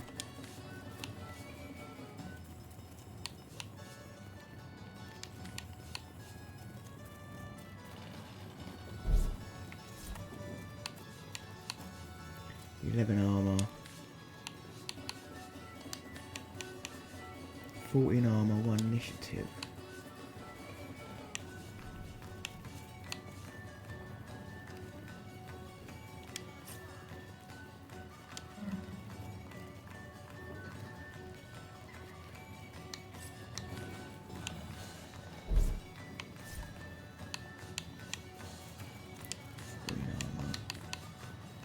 7 armor. 7 armor. What's Robert got? 9 armor. 11. Roderick. 7 armor. 9 armor. 7 armor. 11. 7.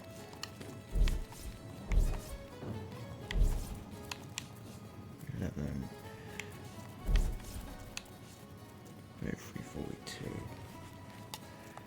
Let's change that.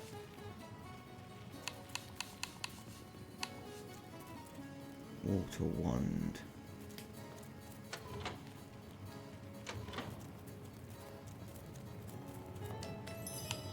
I can have 2 ones. Oh yeah. Item is out of uses.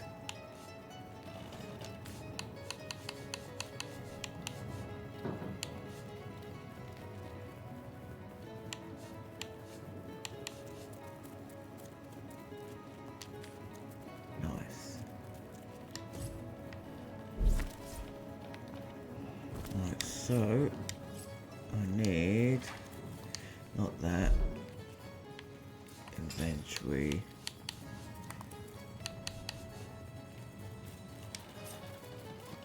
I've got use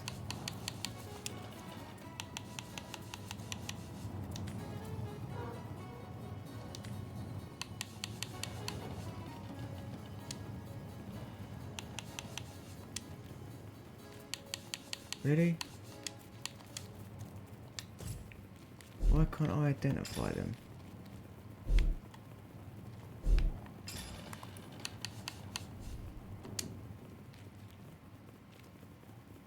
That's weird.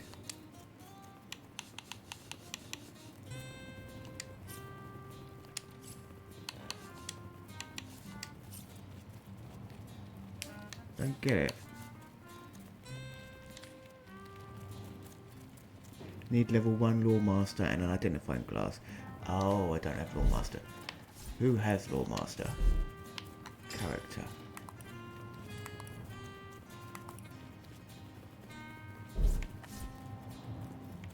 Scientists. Bonus points in blacksmithing. 4 out. What a rush.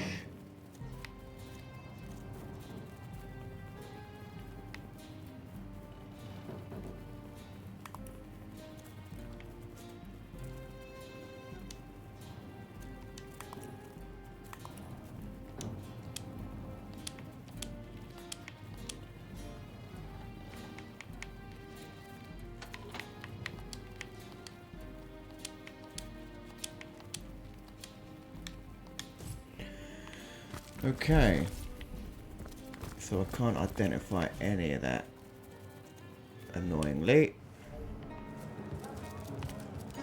Can't go in there, let's go up there. Oh, just about to save.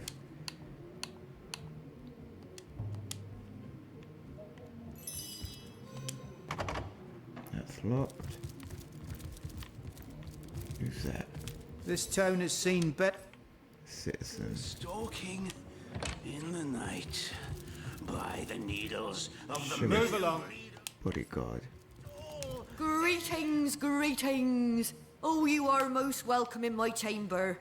Customers rarely find me up here, but I do so abhor the hustle and bustle of the marketplace. I take it you're a travelling merchant? That I am. I have spent more of my life on the road travelling alongside great caravans than I have in any given place in Rivellon.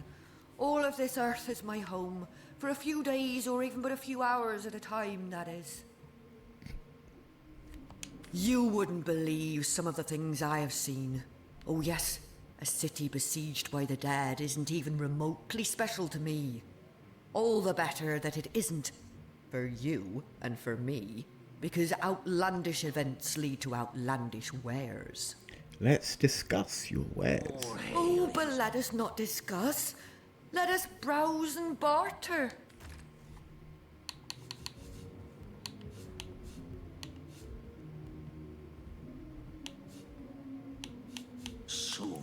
Have I got anything to sell? Where's those paintings I've got? The torturer. All hail Grog. All hail his Sell a hammer. hot-steeled instruments.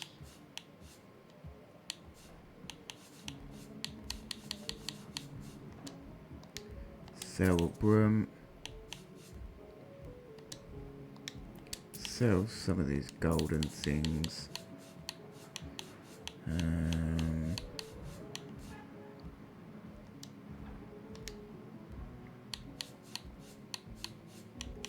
All these books. Don't think I need these. Philosophy of Death. Patty Cake, Volume 1. Coming of the Divine. History of Sicil. Adventurer's Guide. Soon the last will be beaten. Beaten like the anvil of Grog, the torturer. All hail Grog. All hail his hot-steeled instruments.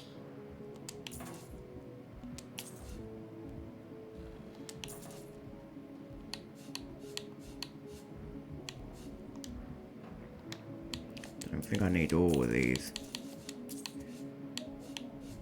Typical that I found one of them now.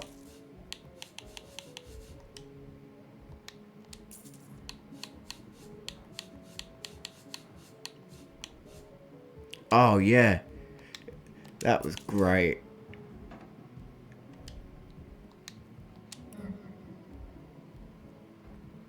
I don't have enough money for that. Oh, okay. By the filed teeth of Sulma Soul Shredder, the end is nigh. Death comes a-creeping for you, Victoria!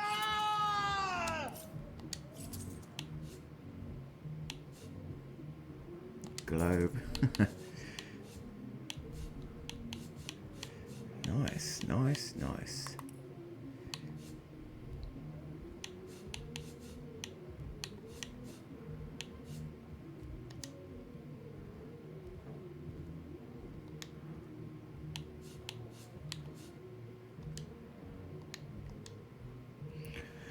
Borrow action points for it. The hunters go stalking in the night. By the needles of the million bleeder, they'll end it all in blood.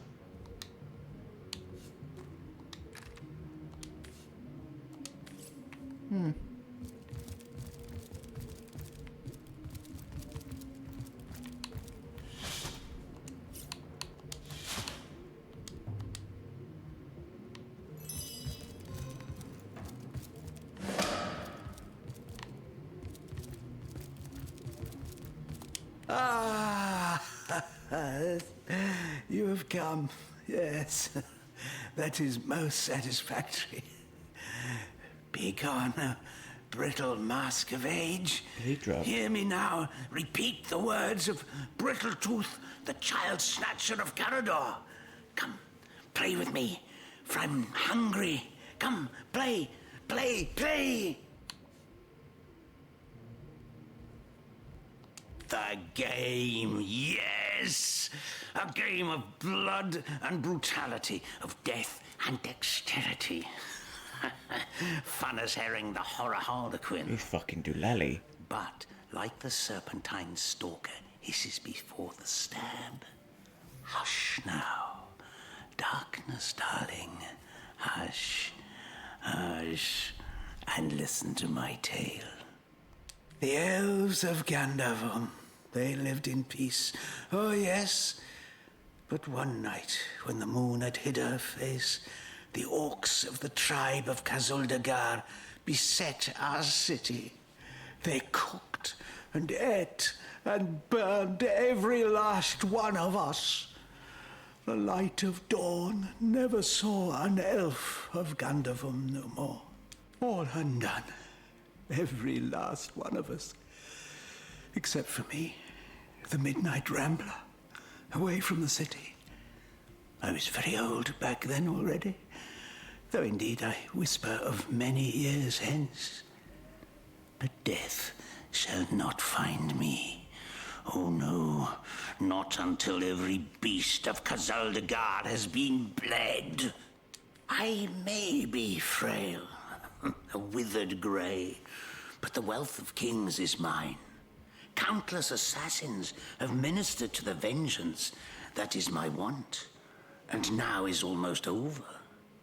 By Kala, Lady of the Last Gaze, I swear it is almost done.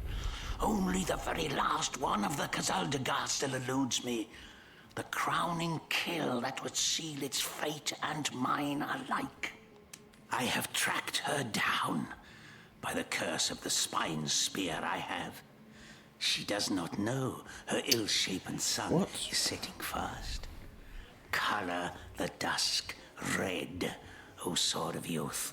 Bloody the day with the bramble sap that runs through the veins of Victoria. Bring me the amulet that clings to her flesh, soon to fade. And yours shall be the bounty of vindication. Mine shall be its sanguine satisfaction after long, long last. So my target would be Victoria, a girl orc. Yes, Victoria. She is the one whose heart must be held in hand. The heart around which the fingers of that hand must clench and tighten until its choking flesh bulges with blood and its beat slowly breaks. The orcs of Gazoldagar, they knew my name. Oh yes. By the bite of the roving rattler, they knew my design. And so they sought to save their last, an infant, she who was to be queen. To no avail, oh no. Years, how many I know not. Years I searched, and now she has been found. Her name is that of a woman, her employment that of a civilized being. But by the fork of Barbara Maneater, she is nothing but an orc, a cyst of nature, one of a misbegotten litter dragged into life from the tumoured womb of a filthy, coarse-haired beast that was humped like a dog in the darkness of a stinking hollow. Victoria, librarian, daughter, adopted child of Cecil, Mayor of Sicile. There is bloodlust in you. I can feel it. Let it out. Set it free. Undo the last of the Kazoldagar. By the breasts of Sishara Goatsuckler, give me my revenge!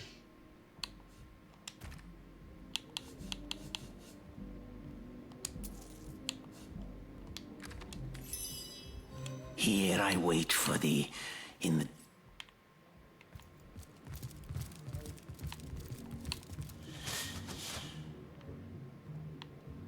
The hunters go stalking in the night by the needles of the million bleeder. That was quite the radical change we witnessed. I never would have thought that the benign old man we met outside would turn out to be a vengeance-driven aficionado of assassins. The hunters go stalking... He is as much a savage as those orcs. And how is Victoria guilty of her tribe's crime if she was but a babe at the time? End it all in blood! Indeed. Victoria probably doesn't even know about her past. And yet, she's on a, let's call him eccentrics, hit list.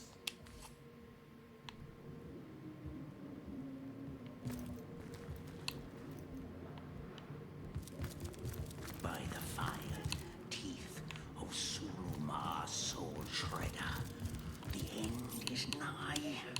Death comes a-creeping for you, Victoria!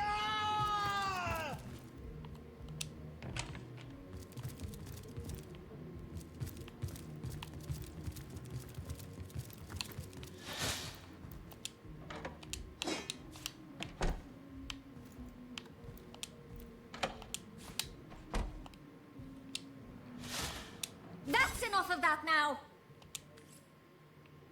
You stupid bitch, fuck off. Jesus By the Christ. filed teeth of Sulma Soul Shredder, the end is nigh. Death comes a-creeping for you, Victoria!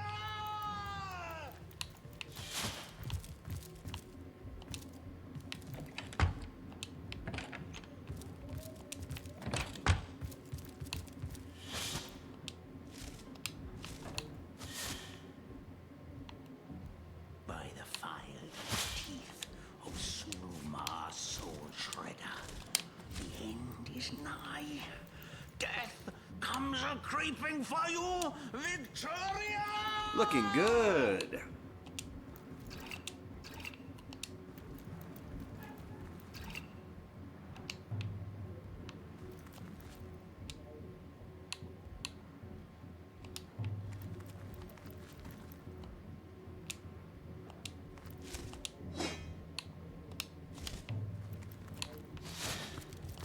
Fastened tighter than the treasury.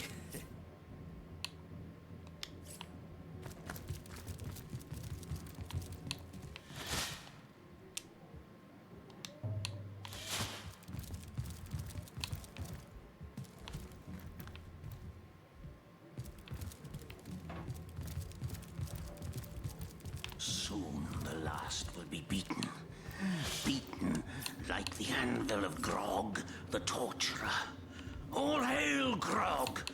All hail his hot-steeled instruments.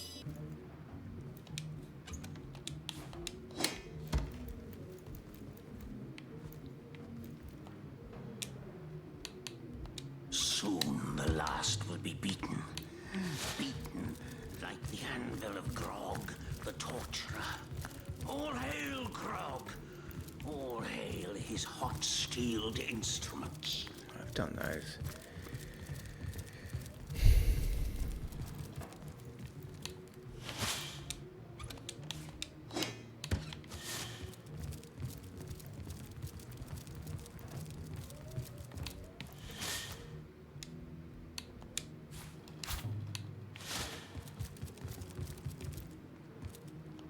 Fastened tighter than the treasury. Soon the last will be beaten. Beaten like the anvil of Grog, the torturer. All hail, Grog!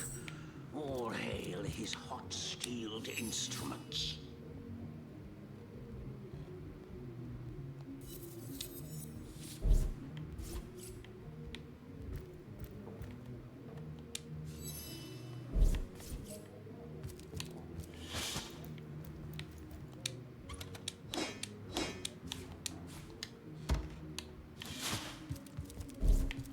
Soon the last will be beaten.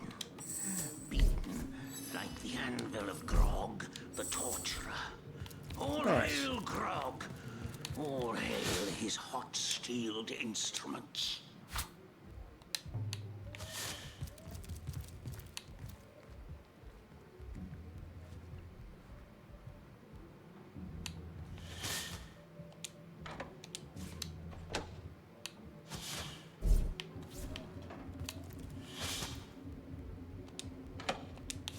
That's enough of that now. That doesn't belong to us, you know.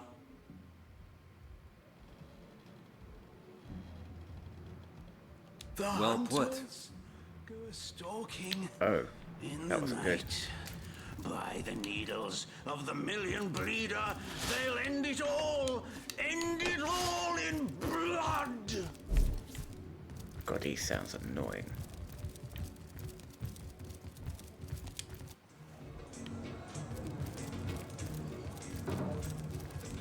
Stop right there.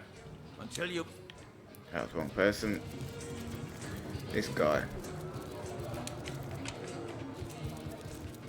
Greetings, Trap. What? You may steal my foot. She. Ah, there. Go on the...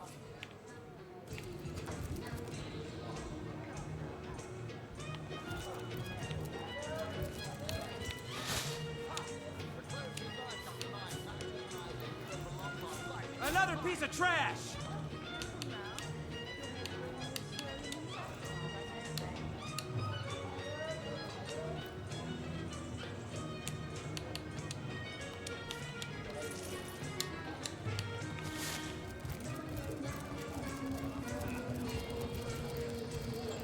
Alright, let's try this again, shall we? Watch out! I smell fierce stench of Flattensor's goblin. Actually, I think that's only roast We are going to the mortuary, or the morgue. Yes, of course. Is that the same thing? Mortuary, morgue. So that place is locked. Let's do this without getting caught. Really wish I could run.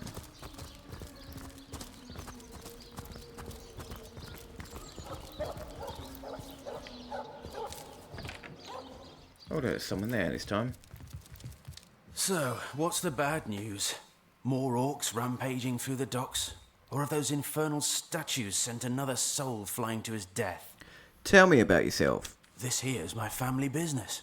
Yes, there's been a Roberts escorting stiffs into the next life since the foundation of Seal itself. They don't write epics about morticians, but I'm proud of my work nonetheless. What can you tell me about Jake's murder? Sad story, that. Though if I'm speaking plainly, the sentimental aspect of it all doesn't make much of an impression on an undertaker. Especially not these days, with so many laid low by the orcs and such like. Uh-huh. I just concern myself with giving the remains a respectable exit from life. We set him to rest in the northern graveyard. Perhaps he can finally get a little peace. About Jake's body? What about it? Didn't I just say we gave it a respectable send-off? Why are you giving me the third degree? Now, if you don't mind, I'm trying to run a business here. That sounds a bit dodgy. Sounds exceedingly dodgy. Where's he going? Huh, that was a quick upstairs move. What we got up here?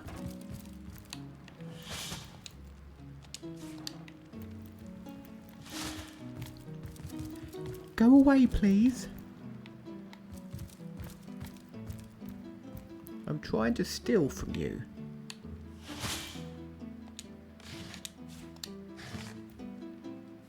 Let's save it. I've not saved in a while, and I need to save it. Right, Roderick. Detach. I need you to So, what's the talk bad with him news? More orcs rampaging while through I the docks? Or have those take infernal stuff from him. statues sent another soul flying to his death?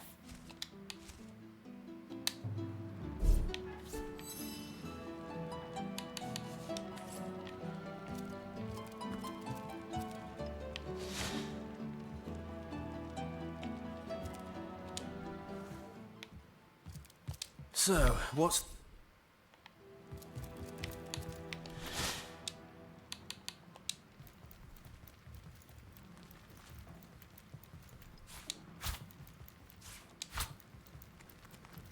Nine-inch nails. I'm sure that's a band.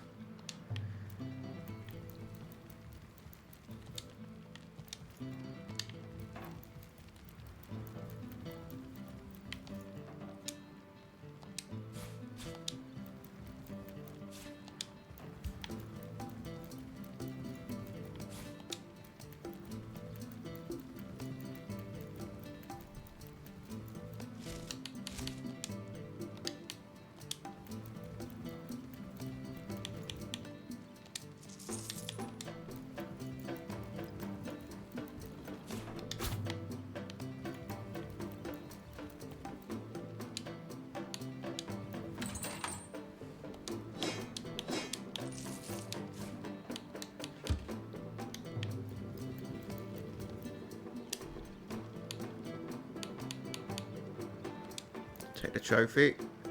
Ooh.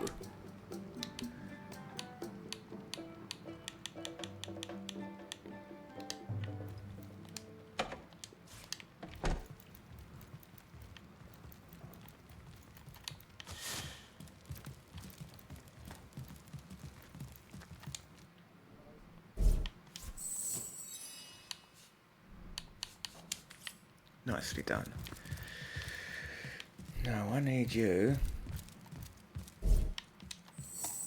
So, what's the bad news? More orcs rampaging through the docks? Or have those Am I infernal over-encumbered? statues sent another soul flying to his death?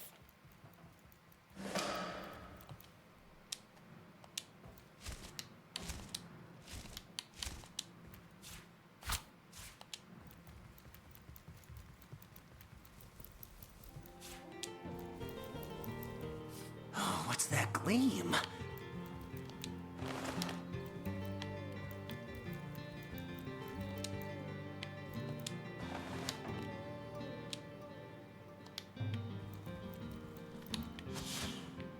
What do you think you're doing?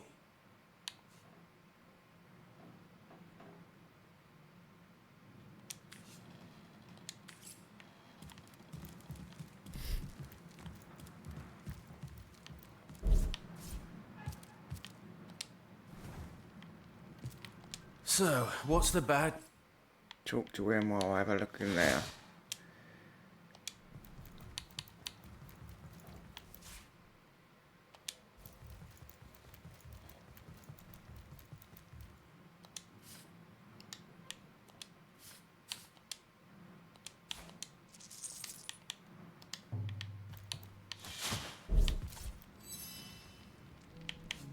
Alright, that's good.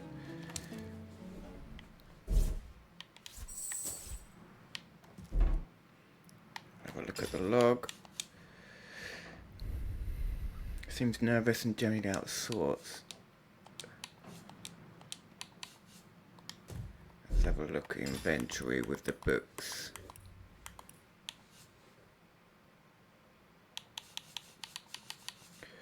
Venturous Field Guide, Volume 6. Some craftsmen can literally work magic by gluing two simple sticks together. I guess it requires some real experience and some good luck. Too often I've found their failures in the trash barrel outside. Fun with Fluids, Volume 2. If you've ever tried consuming guapina mushroom, you know full well what manner of effect it will have. Excuse me.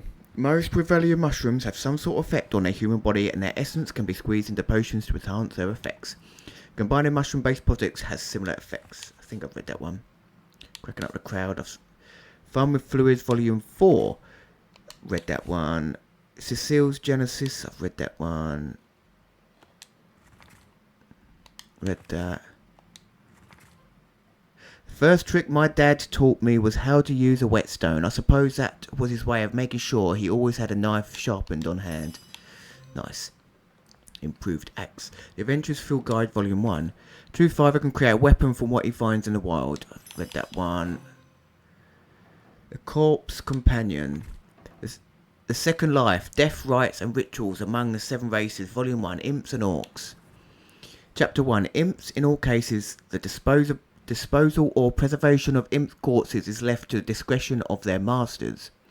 Typically, imps are simply burned with the evening's refuse or buried alongside the dead pets of the master they served. In rare cases, especially obedient or well-loved imps will be given traditional death rites according to the imp's master's race. In the case of embalming, imps pose no special problems. In fact, they require rather less from formaldehyde than a typical man, elf or dwarf. Chapter 2. Orcs. Though their practices may appear savage to the untrained eye, death inspires a complex and sometimes beautiful aspect of Orcish culture. According to the common Orcish religion, Amun-Hor, the All-Mother, receives the souls of the dead. Thus, death is typically celebrated, not mourned. The dead's corpse is buried immediately, and beautiful totems or other relics are erected atop the grave.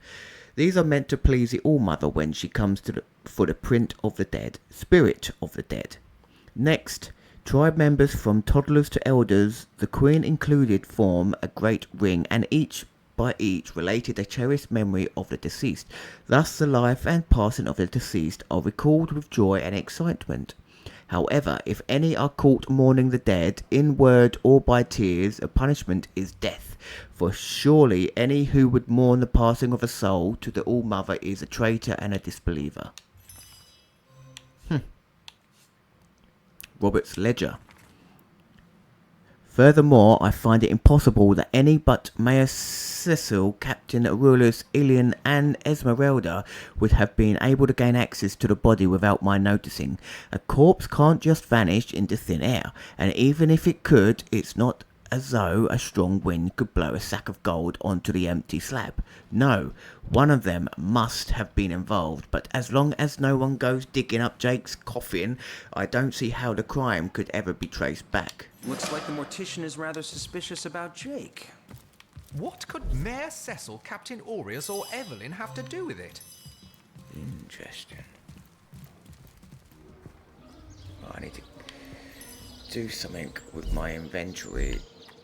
I am 5 over. What's that? String Enthusiast Volume 2. Special arrows are the milk and butter of a more experienced marksman. Firstly, the crafty ranger makes his own arrowheads from the teeth of the fallen. The special property of these arrowheads, particularly when combined with potions, is not to be underestimated. Storm cloud, nice.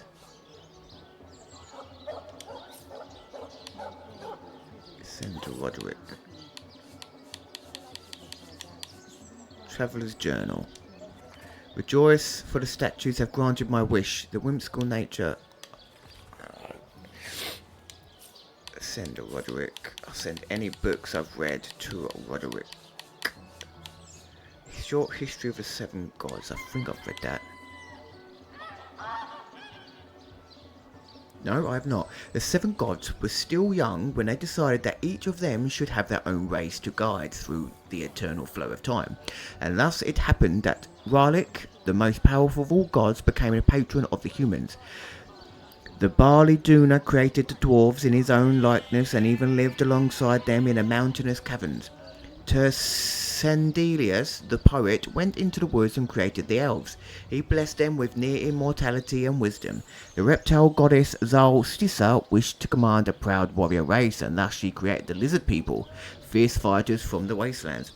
The god Vrogir, renowned for his brutality and violence, created the orcs and enslaved them for more than 300 years before he left Rivelian. Exanteza, the goddess of mirth and laughter, wanted an intelligent race, versed in the arts of magic around her. She created the imps, who were talented magicians and engineers. The goddess Amadia was an outsider, preferring to live in complete solitude. As the centuries passed, the 6 races spread over the continent. One day, Amadia's dalliance with a wizard resulted in the birth of several demigods. She granted her lover immortality and decided that she would act as a patron mother of the wizards. Although wizards are not considered as a separate race, they had their own goddess to whom pay tribute.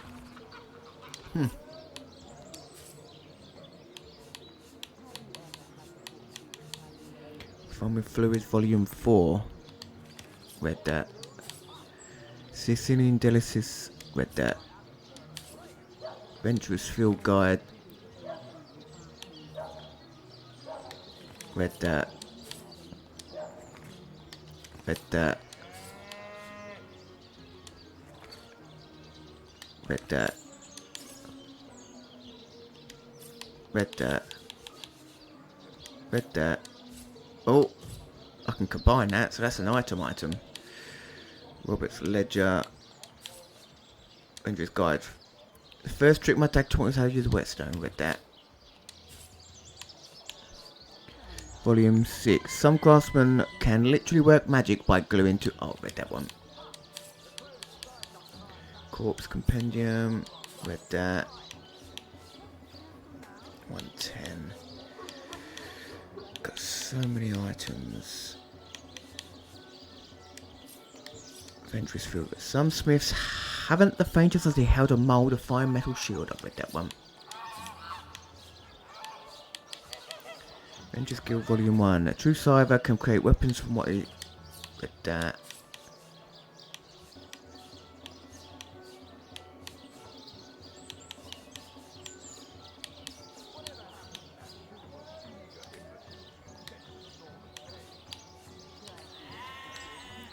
Smelly coat. Herring.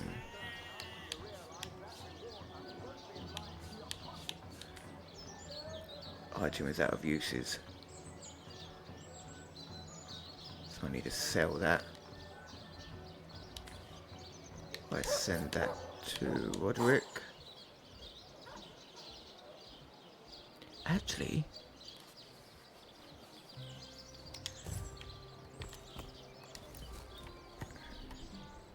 crime scene, can't do that yet.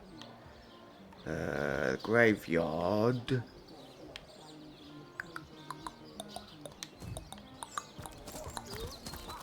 Could go to graveyard now. Now that I've got these guys, one of them's got revive. I can open some of those graves. Where is the graveyard? This way?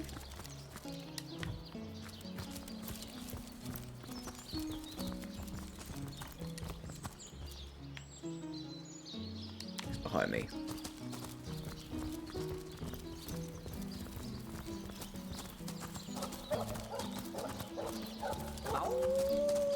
So many dead civilians.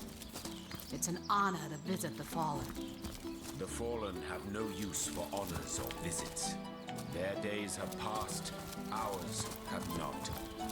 Let us not waste them on pointless ceremony.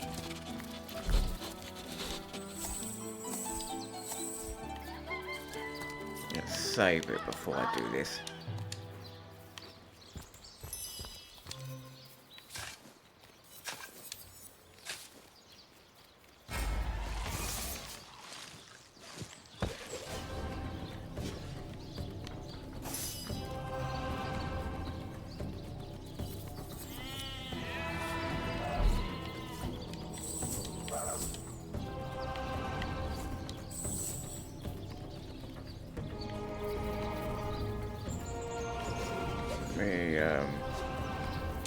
Move away a couple of steps.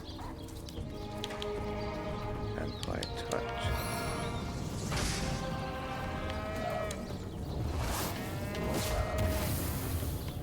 Oh, he's level 8.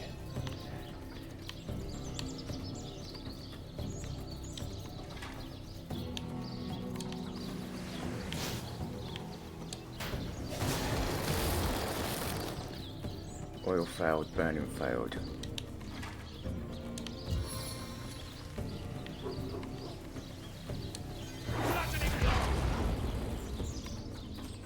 Where did that go?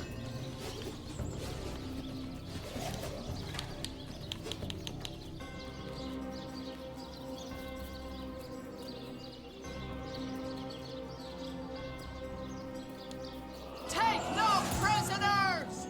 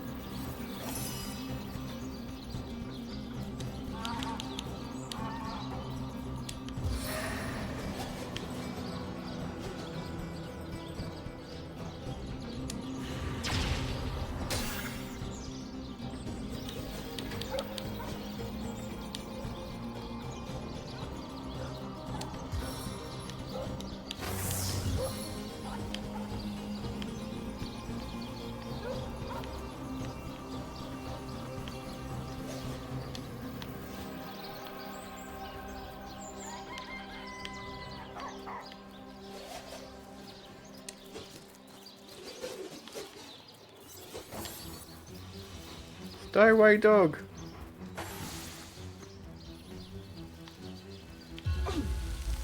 Oh shit. I'm being frozen.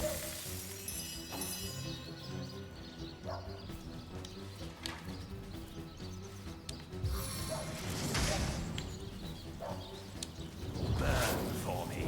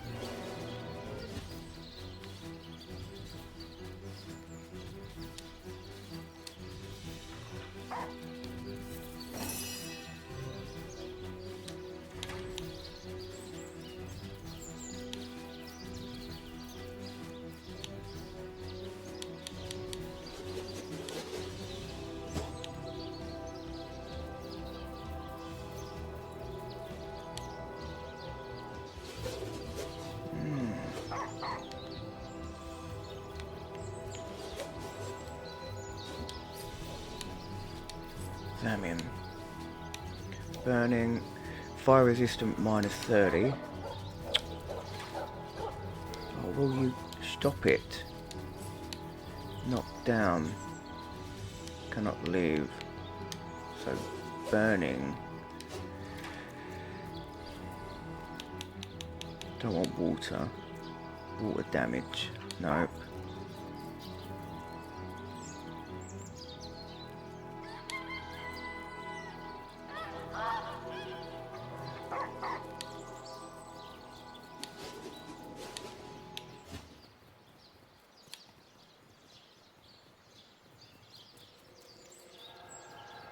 To 13 air damage.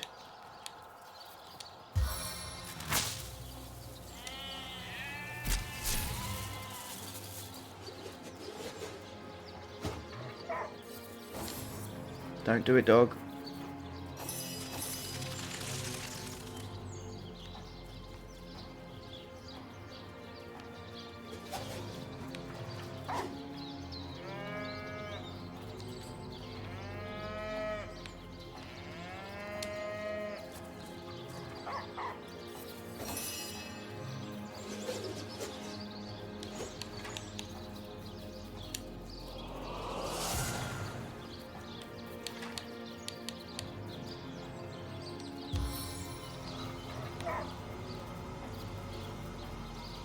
Ironclad and fleet of foot. I'm invincible.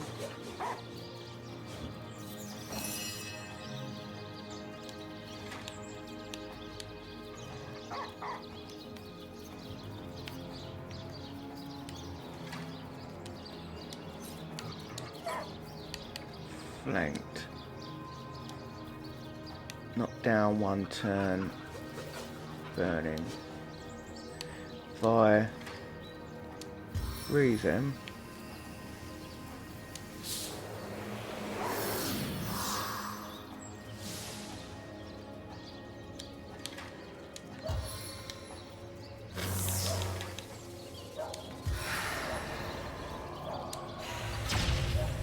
Thank heavens. Maybe now you can learn something 1800 useful, XP. like how to wash your underthings.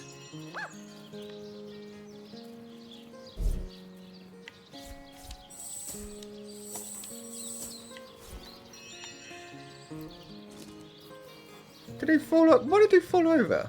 Everything we do seems to fortify your abilities.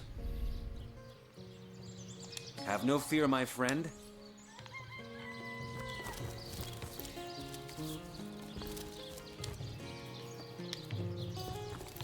That was awesome.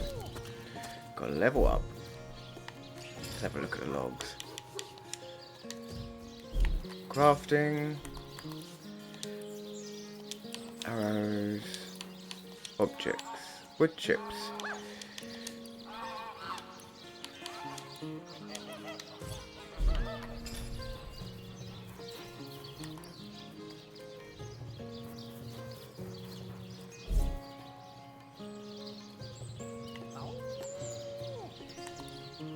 One ability point. Nasty deeds. Oh, I didn't know he had lock picking. Jesus.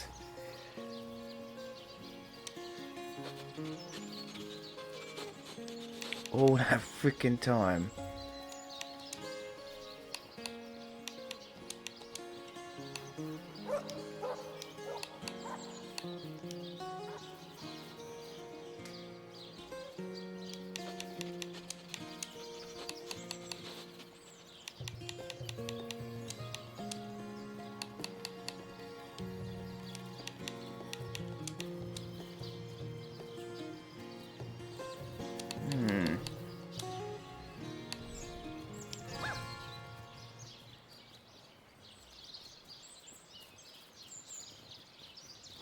Could do pickpocketing.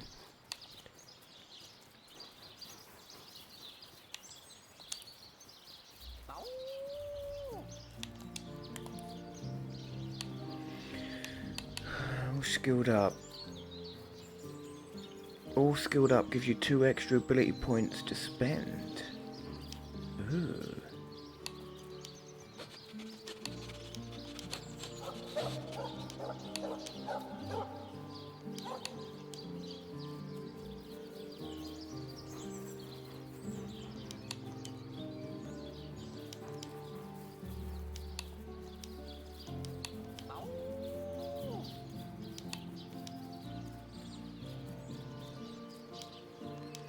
That's good.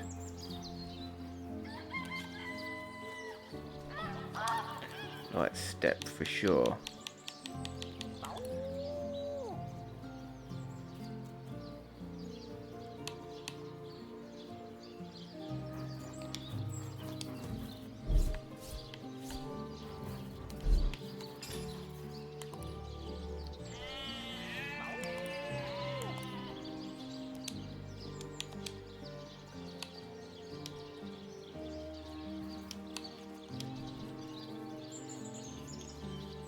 That's the one I want.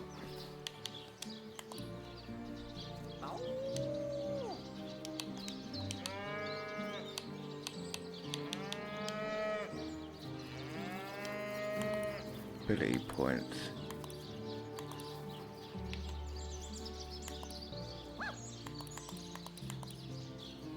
So that's ability points. That's pretty good. I'll take that.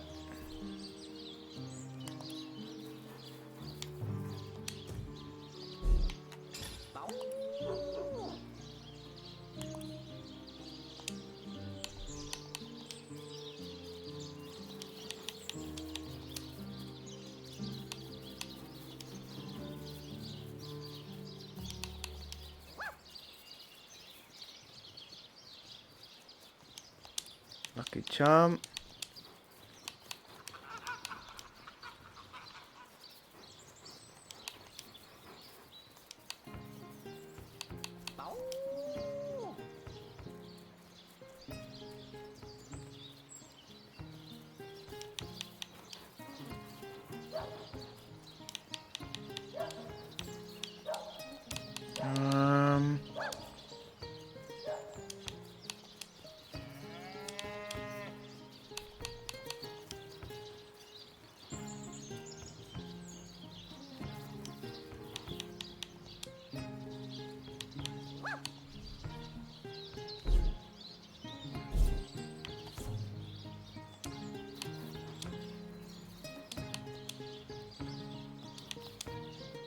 He's Lore Master.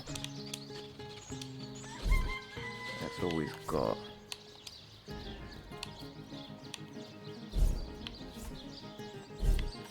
He's also Lore Master.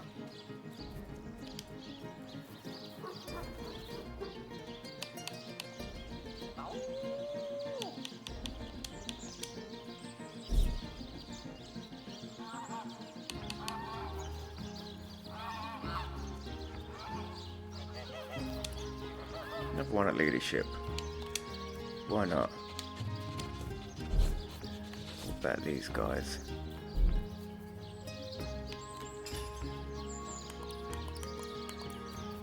No. Nothing for them. Okay. So let's save that, because that was good.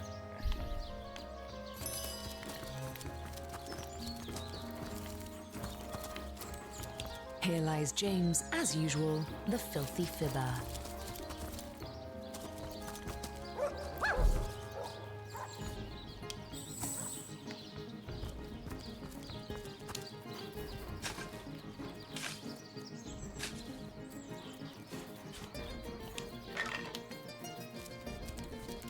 Here lies Kavanagh.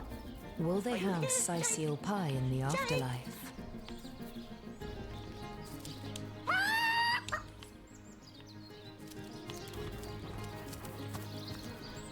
That shovel has proven worth its weight, it seems.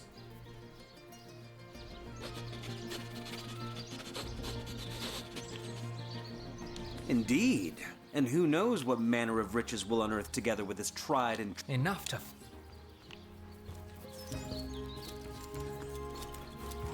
Here lies David, who ran from the Reaper. You'll never catch me alive. I smell rotten lamb chops. Let's save.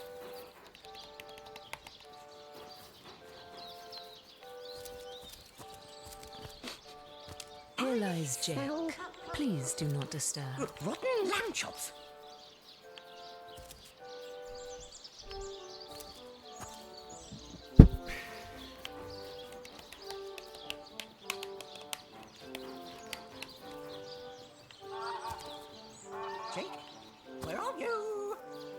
Are you here, Jake? Jake?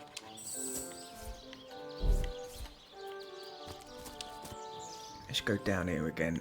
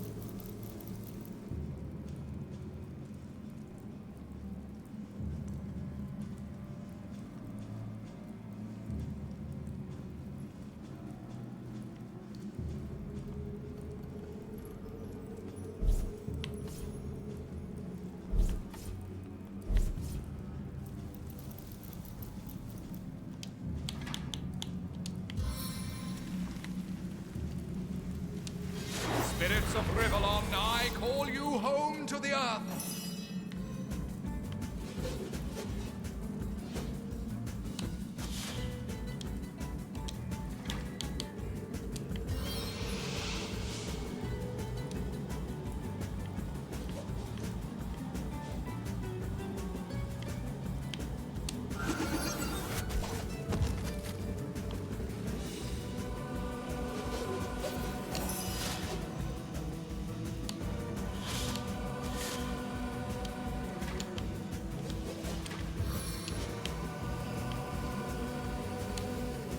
Did that just take all of my things off from Undoing's thing? Jesus, game. Why?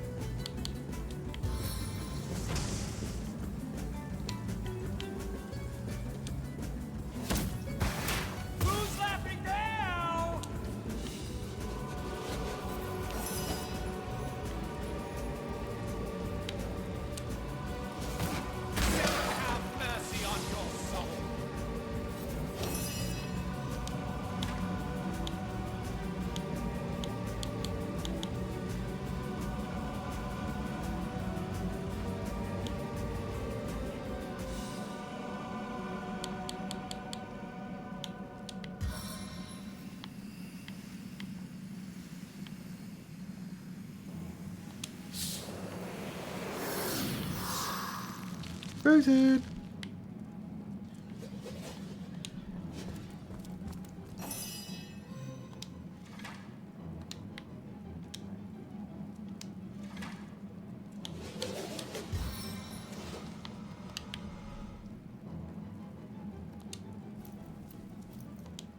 How much do I need? 4.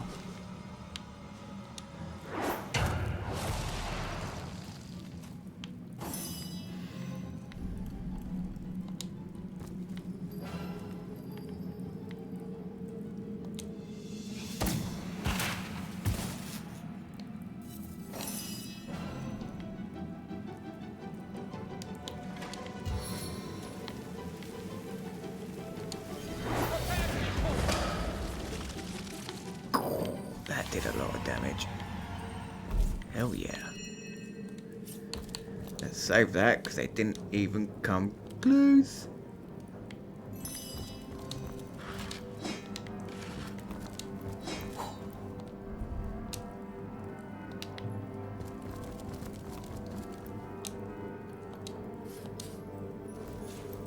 Nice. Oh, that was a lot of iron ore.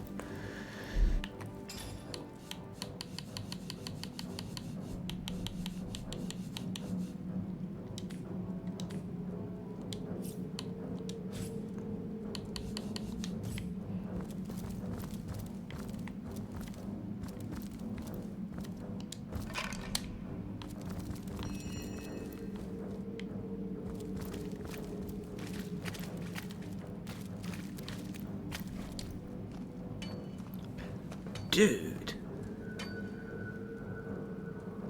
Who knew I could mine?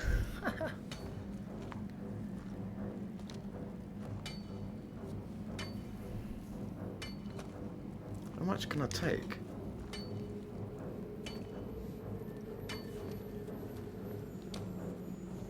Can I just keep doing it? Huh. How much iron ore have I got? 160. Where's the iron ore gone? There. Cinder Woodwick. That's cool.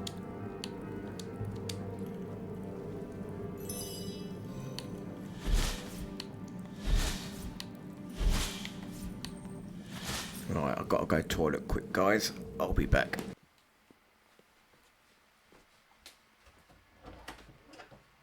Sorry about that.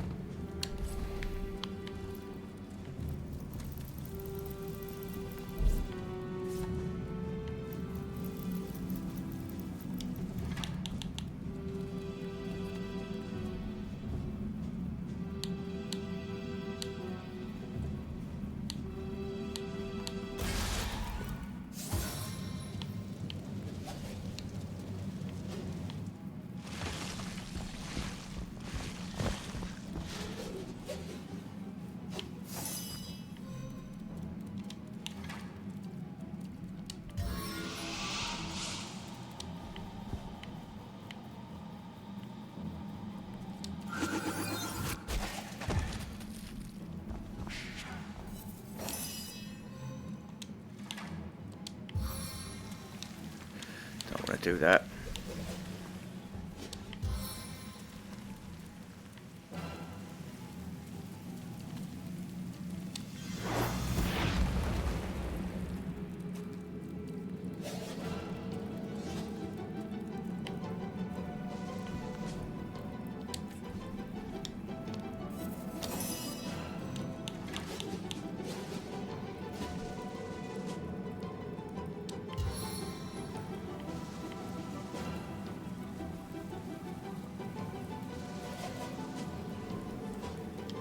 Won't use that yet.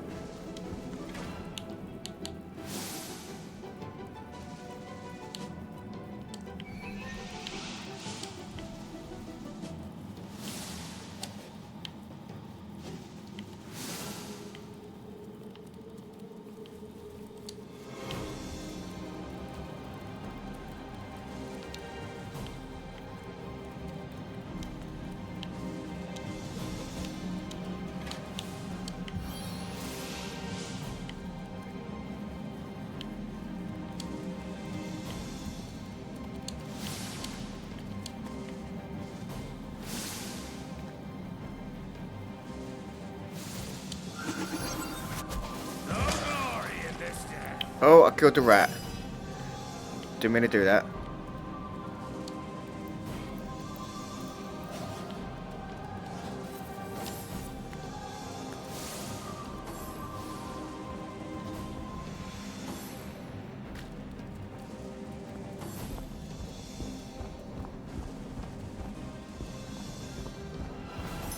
Bloody hell, we came a long way. Jeez.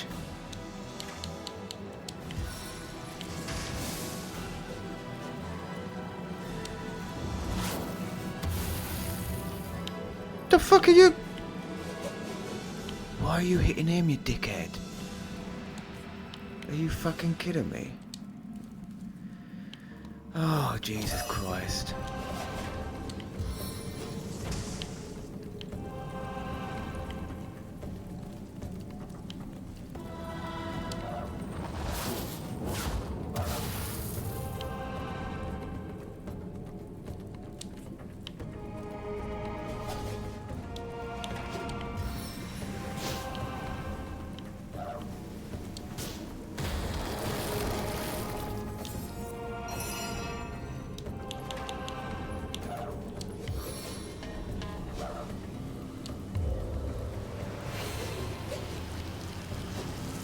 I prefer to drown my sorrows with ale.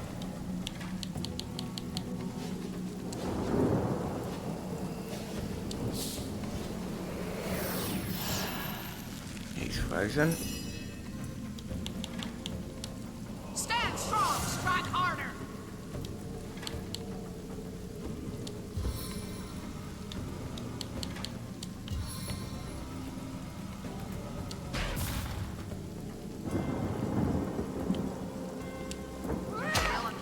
Oh, that was a good strike.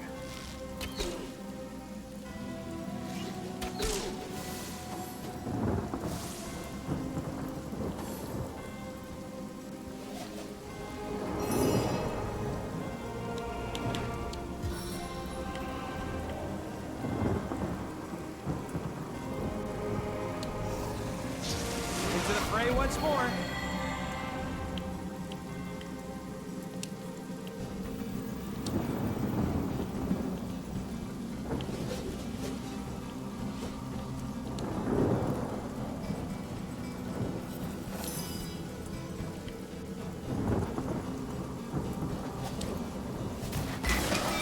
For you!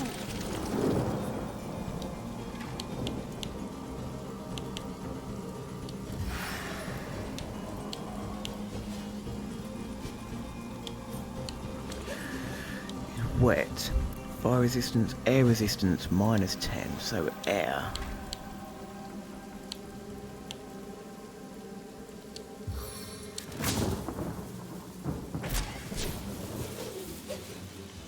That was good.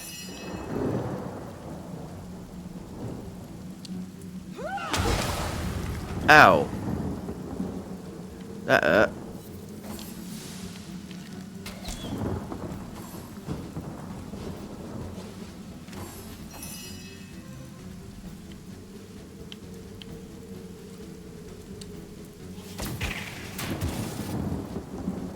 Oh shit.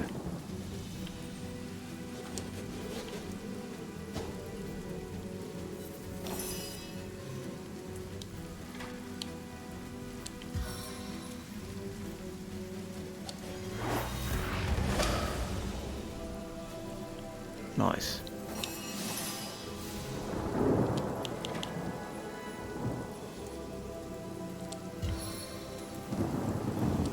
Prepare for the steel claw!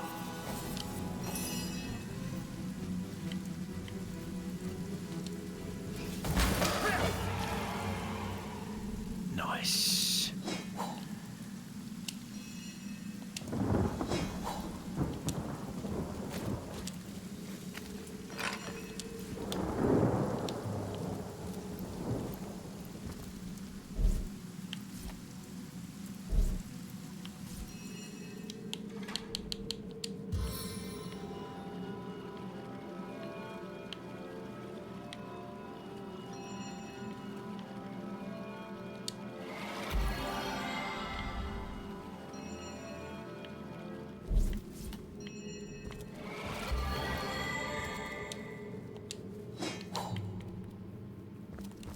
Let's save that, because that was good.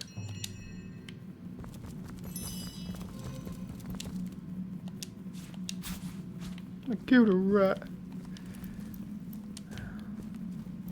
Is that more ore? Oh, I've over encumbered.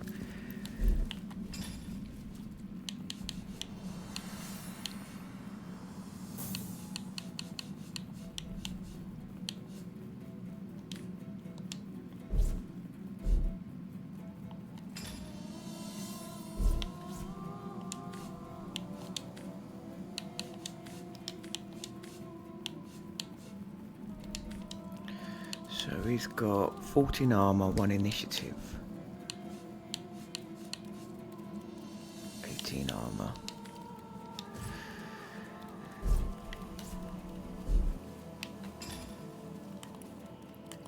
Did I have personality, leadership, skills, no master?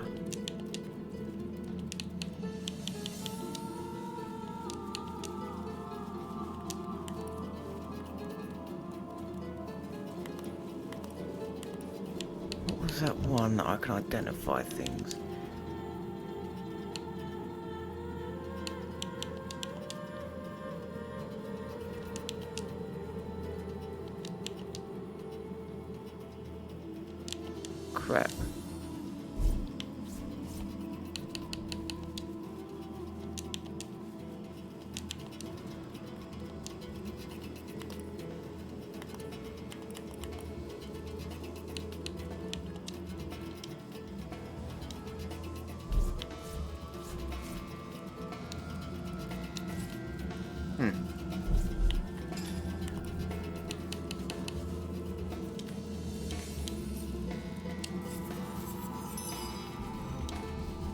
1 intelligent, 11 poison resistance.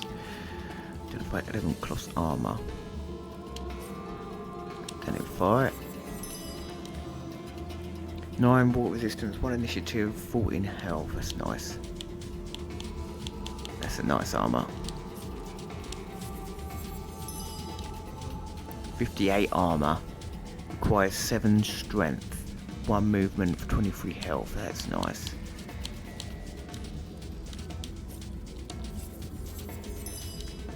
$19 armor, 1 lucky charm. Ooh.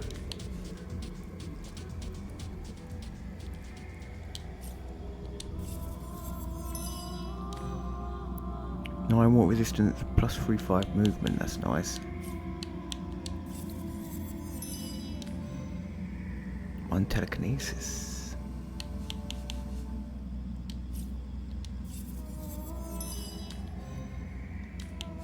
Got some nice items here.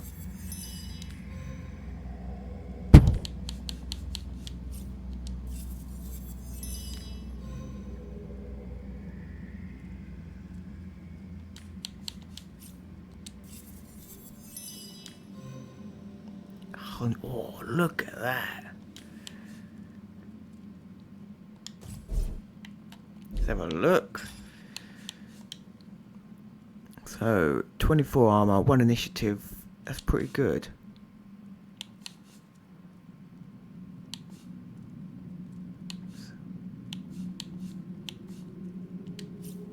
Identify that.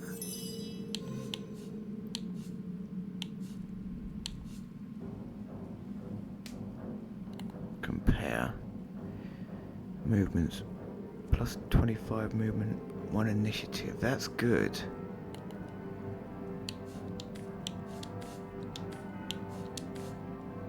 One intelligence.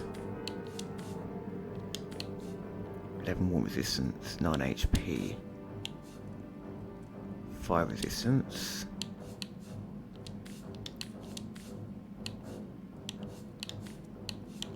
Seven armor rating. It's got 15. 11 armor, 15 armor.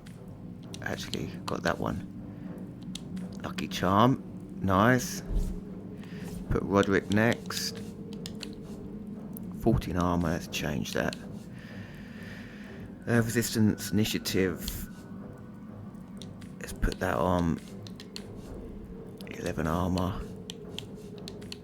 Boots, 9 armor. Let's put 15 armor on. Ring. Oh. Equipment. What about these guys? 14 armor, 1 initiative.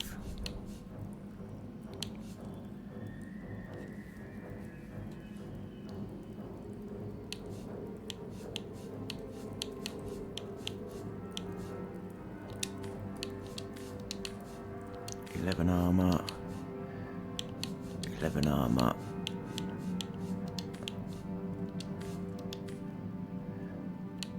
What's that?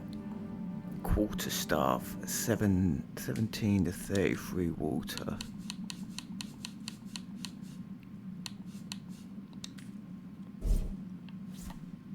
Then we got her. 28 armor rating. Hell yeah. 11 armor rating. 11.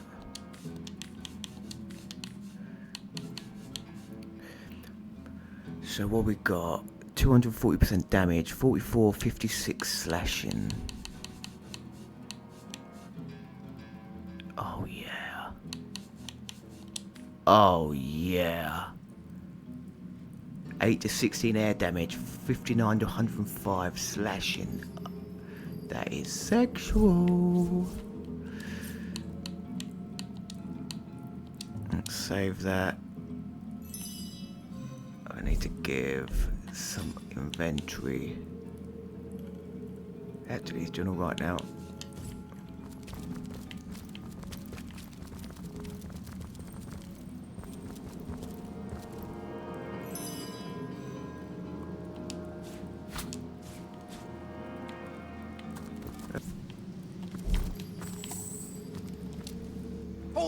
Our enemies have lain a trap.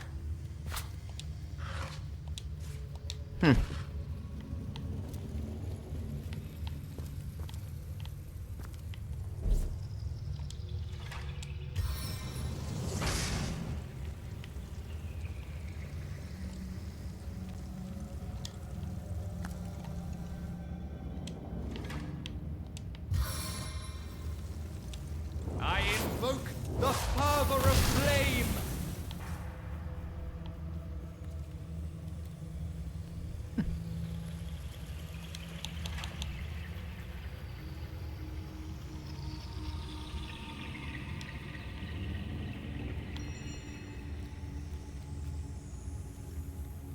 I've got to wait for that.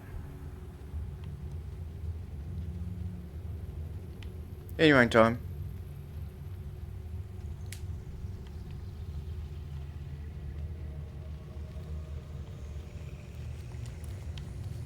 I don't even know where this goes. Oh my days. Burns for a while.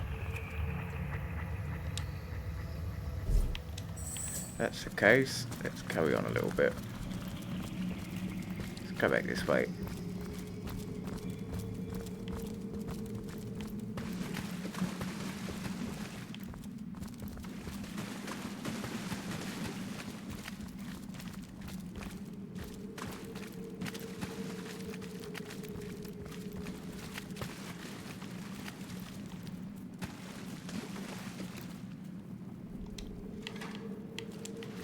Who is that?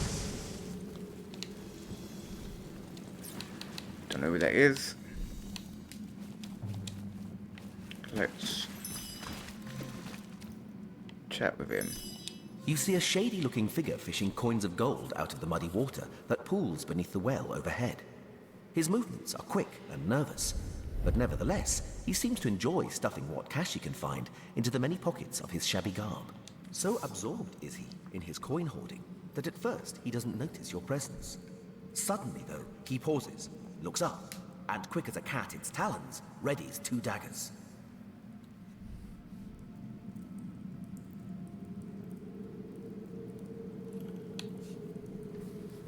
Your friendly tone of voice has immediate effect. The man quickly relaxes his aggressive stance, sheathes his weapons, and pulls a quill and a scrap of parchment out of one of his pockets. Dexterously, he writes down a couple of phrases, then holds it out for you to read. Mute, can't speak. You look professional. You the source hunter the wizard asked for? I am the source hunter. Excitedly, the man turns over the scrap and pens a few more lines. Name's Walgraf. I admire you. No hero like source hunter. Sisil, dead end. Please let me join you. If you'd like to join me, I need to know a bit more about you. Walgraf nods enthusiastically and pulls a couple of ripped parchment pieces out from his vestments. Hastily, he covers them with words and pushes them in your hands, one after the other. Been mute since I was a kid. Sorcerers took my voice.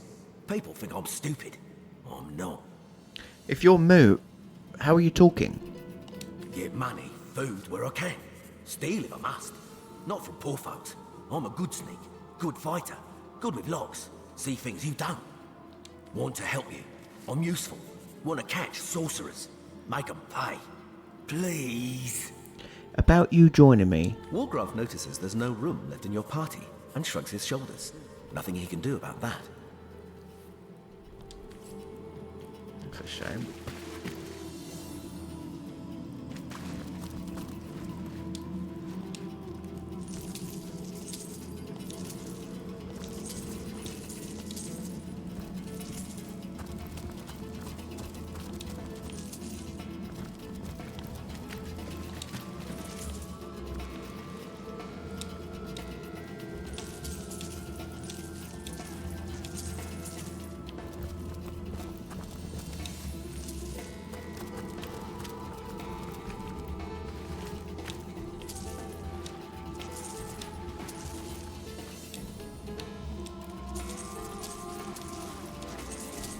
Got lots of gold here.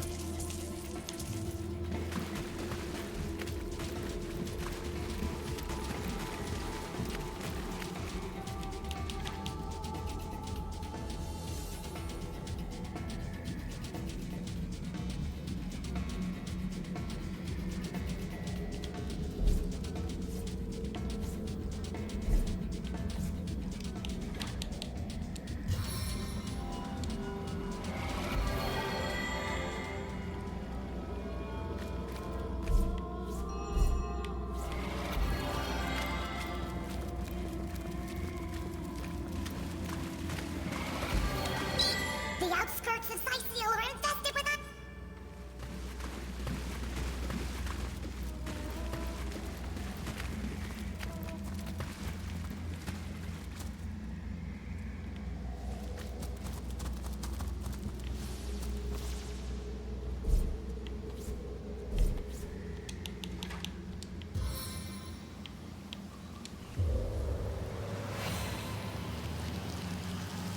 What a deluge!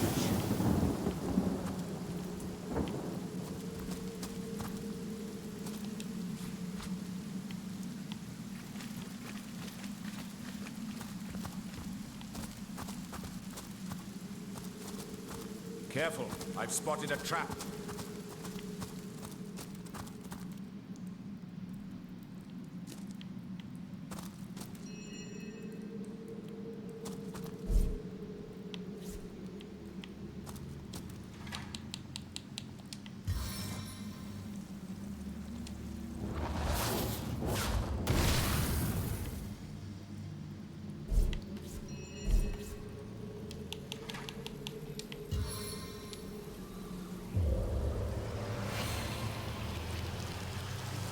I feel like I've just had a long bath in a cold lake.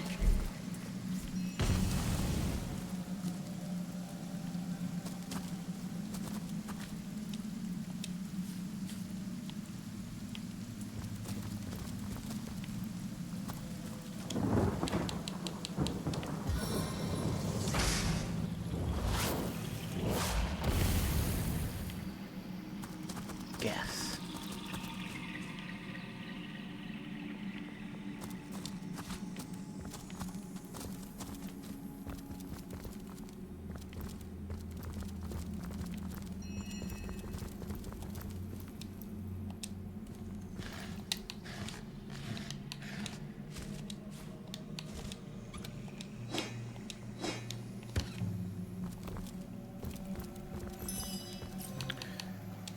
Oh, no. Save.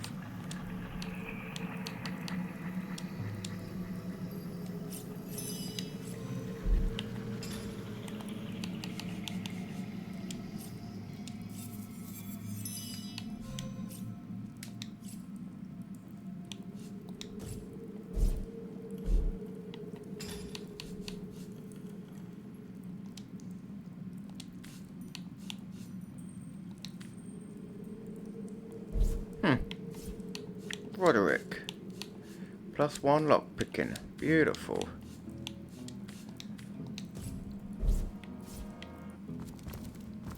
Where does that go? This will be interesting.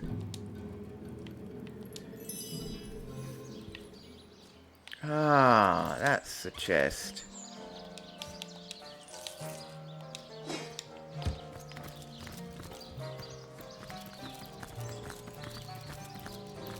Wondered how you got there. Let's identify that.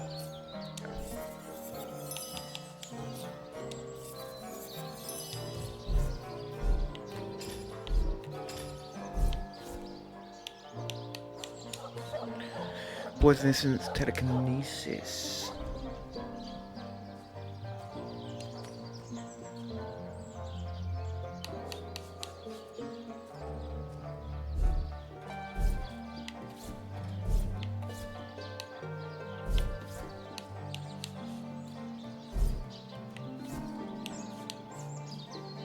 Summon wolf, 83 earth damage.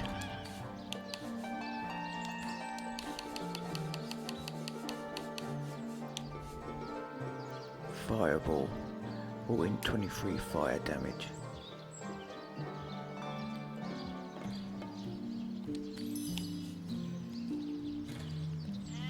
Earth damage, fire damage.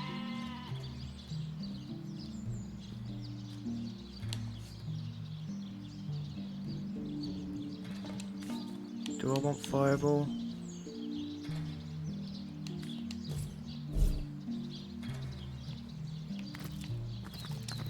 Nah. Let's go back in that room. Ooh.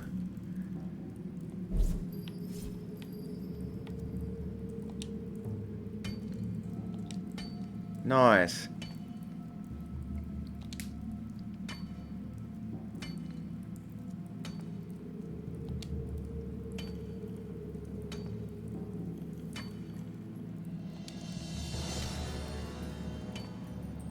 Too much, Jesus.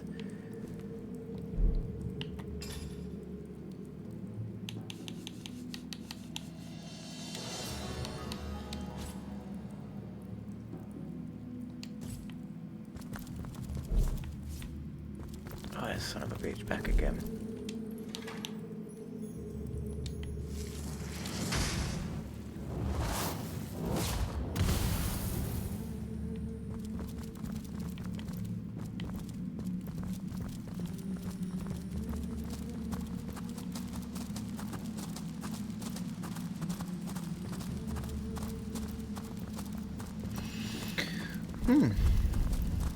Doing good. Slow, but good.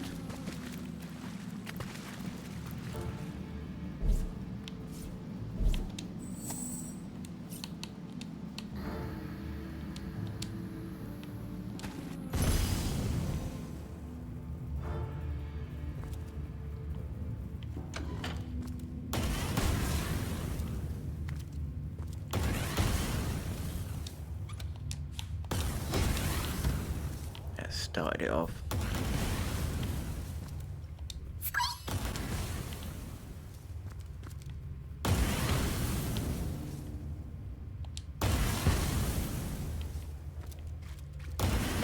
Careful! I've spotted a trap.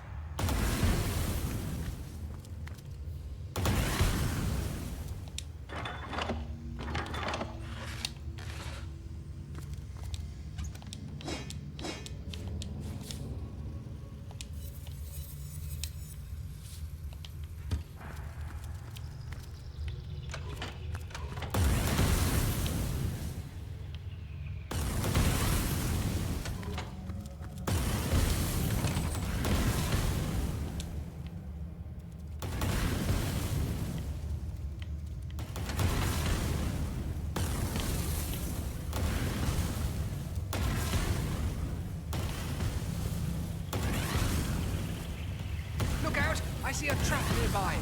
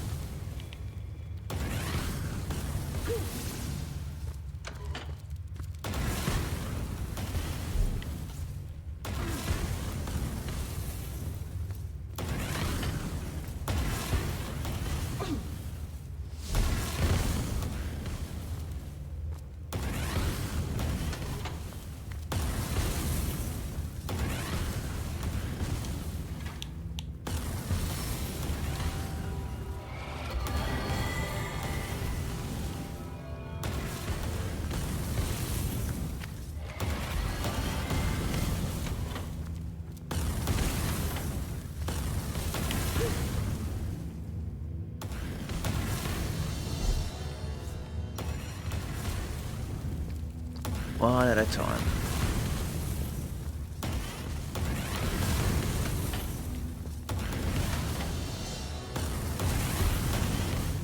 Was a double.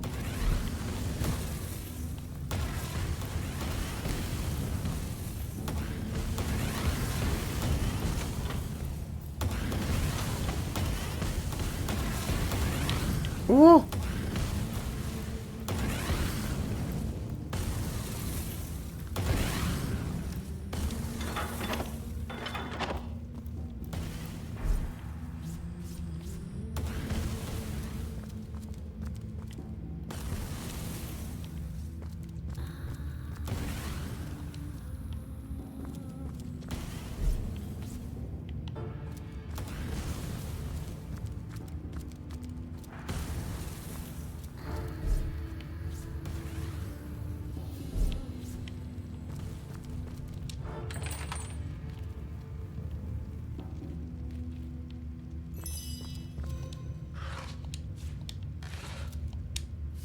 journal. Oh, it's an anvil.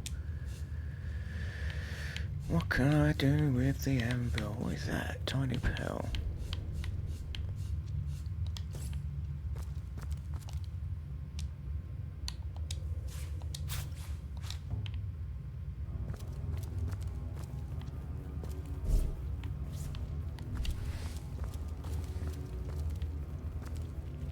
Can I do anything with the iron ore? I don't think I can.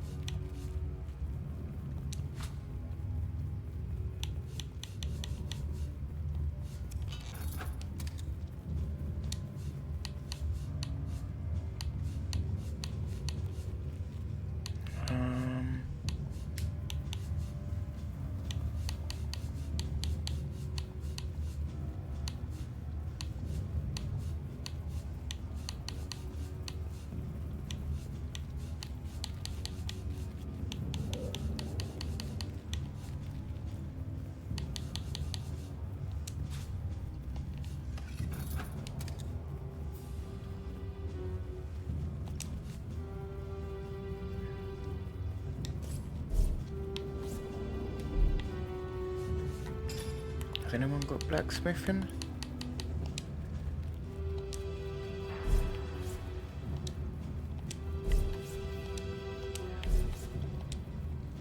He does.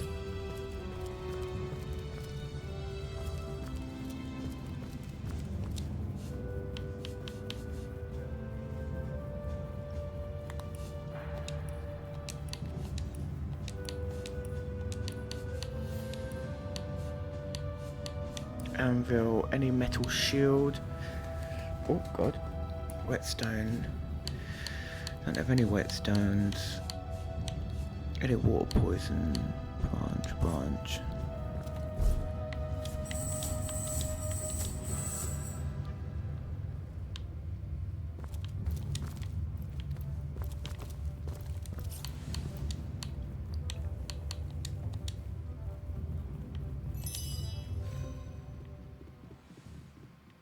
Ah.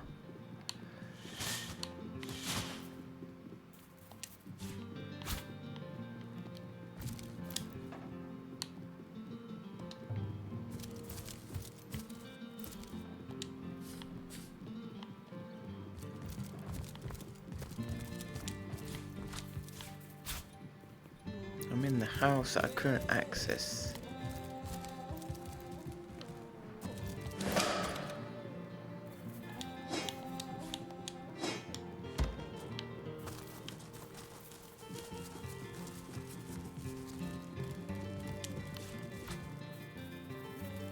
What's this?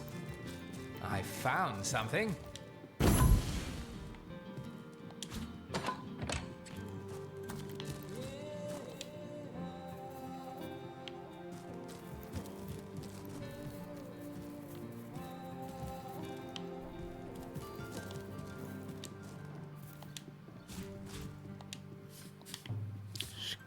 Found a skill book. Read it to unlock a new skill. Ooh.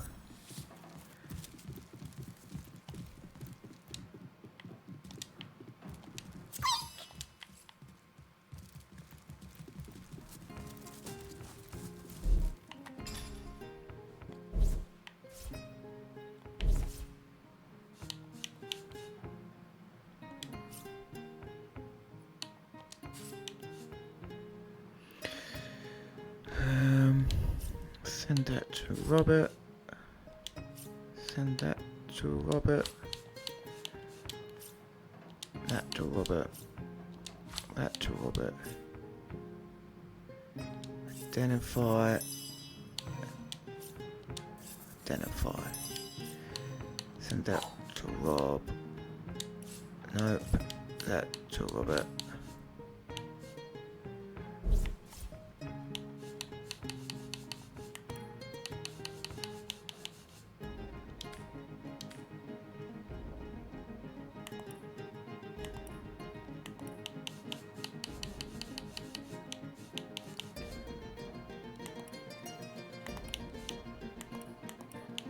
What was that book? He Who Smelts It, Volume 3. Rumours has it that orc smiths make their great axes with 2 pieces of steel. Most men couldn't carry such a large weapon, let alone swing it, so few attempt the forging process. 2-handed swords can be crafted in a similar manner using twin pieces of iron instead of steel. A sword as long as a man is high, it takes quite the broad sword to wield such a thing. Nice.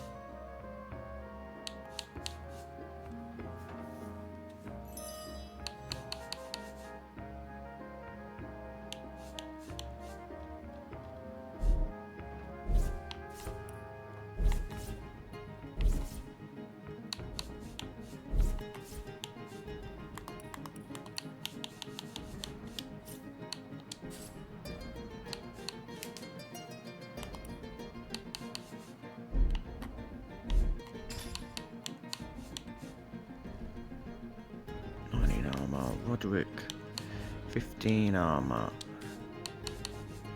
10 air resistance, that's good. 11 armor, 17, 11 armor, 15. Gotta sell quite a few bits.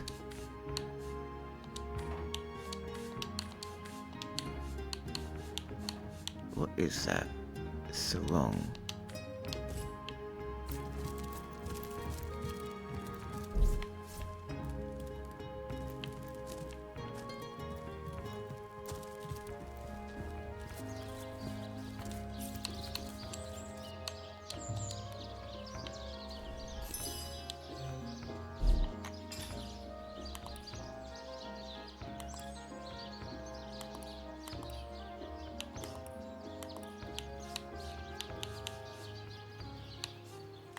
Where was that book?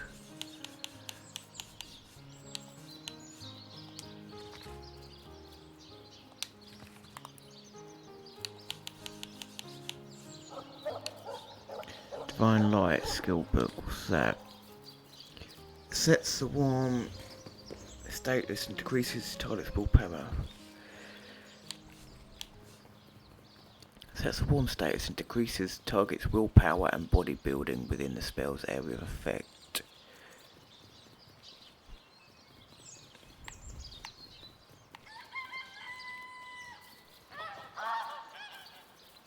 Means more chance to set statuses on targets. Man at Arms skills. Warriors.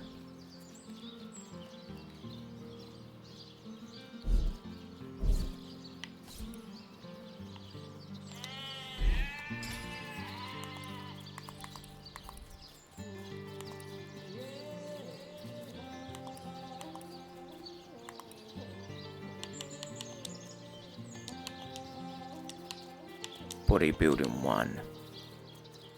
She can probably take it. Man at Arm 2. So give it to her. Medora.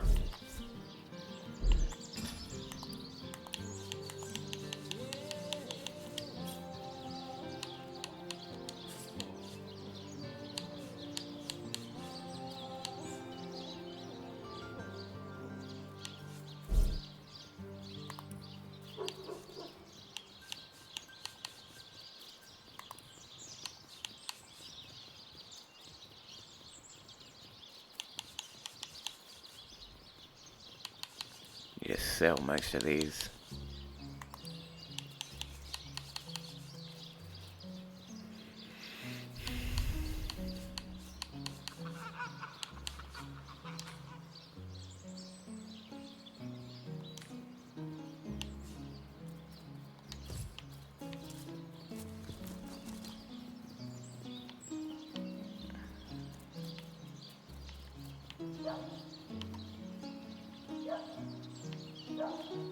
Where's that market? There. So I need to come south and then go east. South.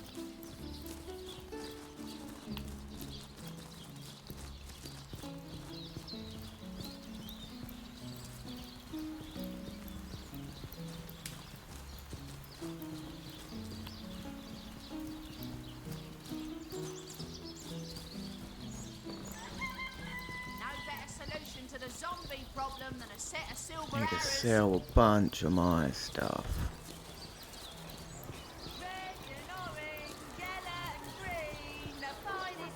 Don't scuttle away before you've tried some of the ocean's 600. finest bounty. Nice. How many crab claws would you like? 3? 11?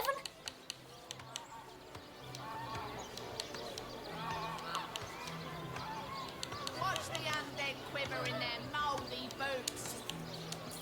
Aaron has as many friends as the man with many cheeses.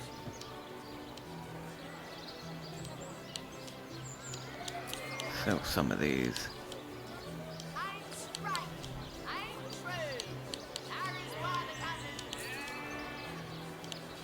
Slashing. Sell that one. Knife. Knife. Sell the knives. Cheese on your blood with a wheel of the good stuff. Sell that bow.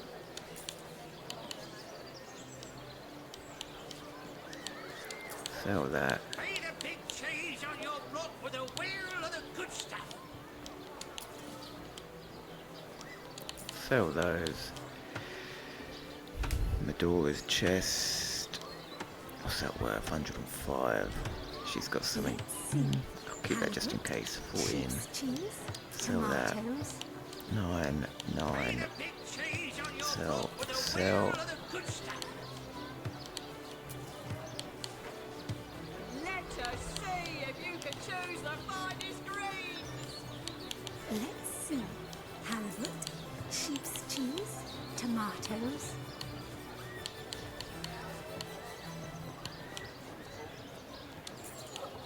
Well, hello there. Aaron has as many friends as the man with many cheeses.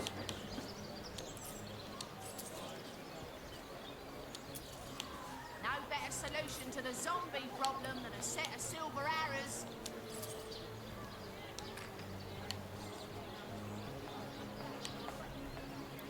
Let us see if you can choose the finest greens. So how about that fish thief? I listened in while you were talking to that would-be thief. Thank you for preserving my stock. It's no wonder you source hunters are known for setting a place straight. Tomatoes. Oh, hello, love. Nice. Mm-hmm. Any takers? Come on, you chickens. Not in the mood for cheese. What'll you have? I'll get white cheese, blue cheese, old cheese, new cheese.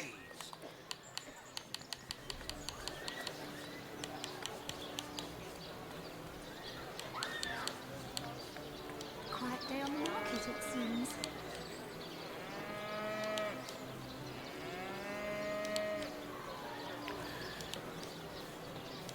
Sell that. Single-handed sword, I'll keep that.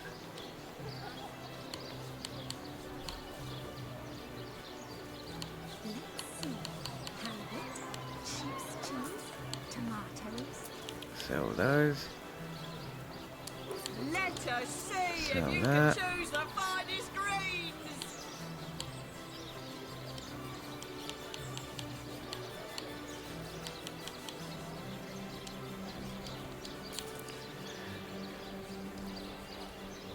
Potions to bemuscle you, scrolls to entussle you. Let's see. Halibut, sheep's cheese, tomatoes.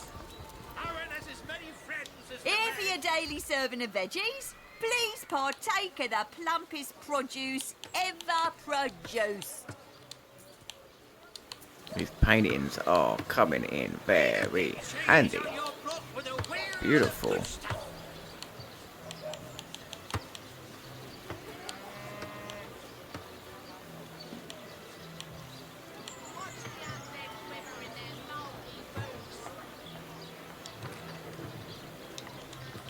Any takers? Come on, you chickens. Let's see. Halibut, sheep's cheese, tomatoes. Here for your daily serving of veggies. Please partake of the plumpest produce ever produced. That excuse has more holes than a slide. size of this fine golden bear.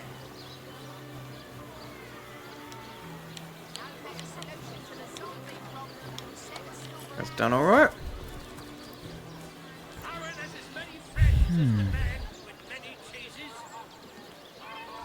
That's not well done. Clinic.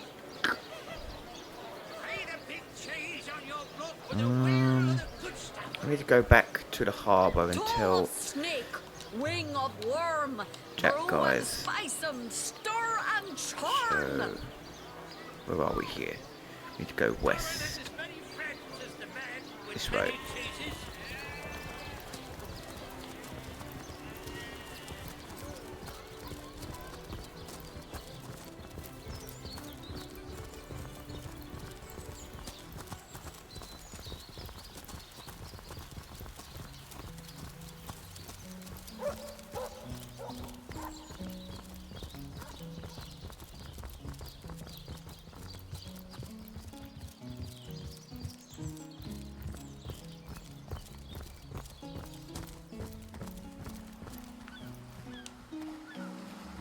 Ah, nothing like the smell of the sea, is there?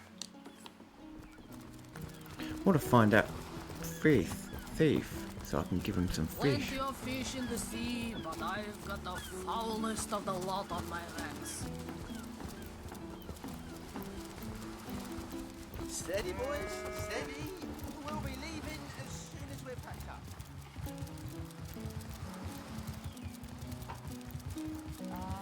Don't forget the time you got caught passing a love note to the Lizard Council's wife. Is that why we never sailed again? Have you found us a job yet? We'll take anything. The Fabulous Five, eh? That sounds like just the right up. That's an achievement. That's the other one. With new situations. Each sifting grain of sand in the hourglass is another warning. Act now. Sauce? Here, inside seal. Damn. Of all that cursed hunks of rock to land on, Conrad chooses this one. What do you know about the staff of Pergamon? Now that you mention it, I noticed Dietmar, a fellow merchant travelling with us, carrying a sealed box off the ship during the attack. At the time, I figured he was just escaping with his personal effects. But it could well have been that staff you're talking about. Do you know anything about a certain Dietmar? Well, sure, I saw him slip off the ship, but I haven't a clue where he could possibly be now. Captain Conrad's the man to ask for such matters. I'll take my lip. Ever hear about the time the captain took the Duchess of Feddle's carriage for the joyride? No, he drove his Ahoy, sailor! Are you enjoying the fresh winds of Sicile? Tell me about Name's yourself. Conrad, cargo trader, sea captain, an expert in all things nautical. Folks across Andervale know to give old Conrad a holler when it comes to rare imports and magical items. What do you know about the staff of Pergamon? Aye, that Cecil's worse than a rooster, crowing all around town about matters he ought to know are better kept quiet. Well, if you know about the staff, I suppose you also know it's gone without a trace. Uh-huh. For my part, I haven't a clue where it could have gone. Overboard, stolen, or vanished into thin air. Though I'm quite eager to see it return. I've got a reputation to uphold, you know. Yep. Wouldn't hurt to ask some of my men. I tried myself, but sailors tend to be a bit tight-lipped when they're afraid of getting one another in some trouble. Seaman's code, you know. Not to rat out a fellow sailor. One of your men saw Dietmar make off with a package. What? That weasel has it for sure. But I'll tell you this. I didn't speak of that stuff to a soul on board. If he's the one who took it, he must have known it was on the ship before stepping foot on her decks. Interesting.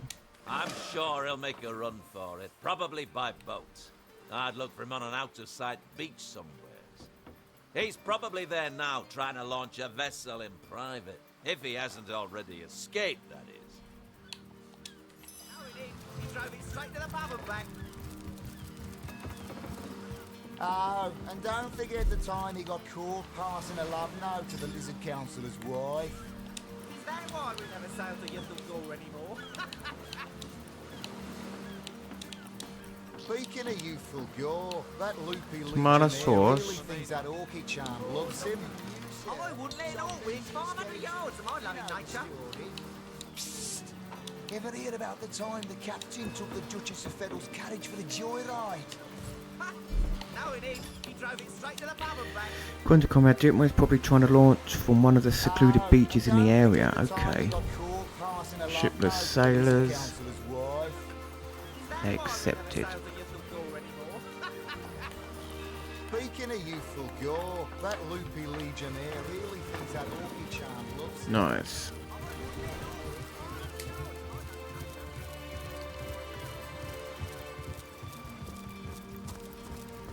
Shame there's not somewhere I can put all of this stock that I've got on me.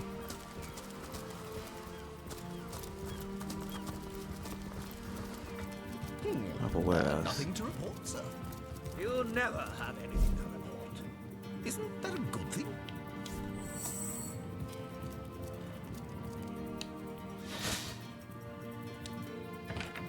God, duty's not so bad. Hey, Would be quite a bit better if I could do it in peace. just making conversation, mate. Mate, he says. Outdated we are bastard colleagues, sword. nothing more. Come now, it's just a turn of phrase. One man's trash is Will another you man's please trash. turn your phrases elsewhere.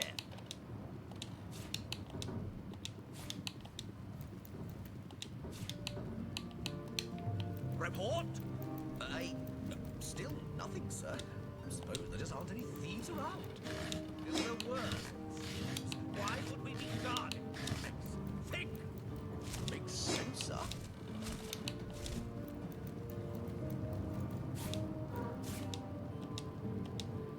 Another one for the collection.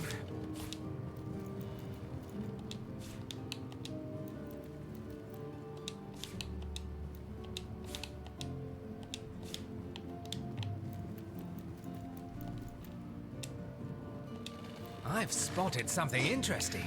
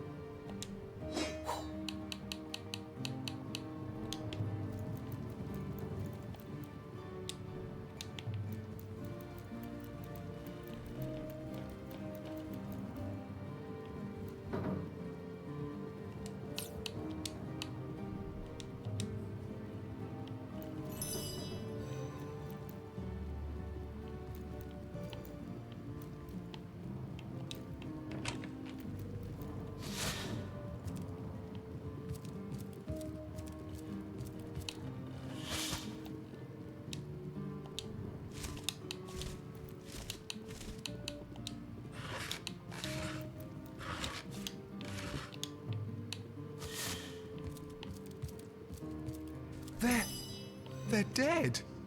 And they might have lived if we hadn't intervened.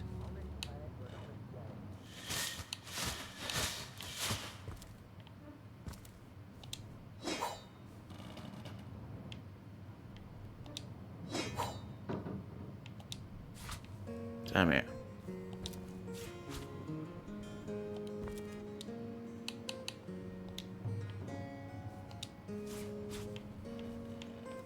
Those fools are dead!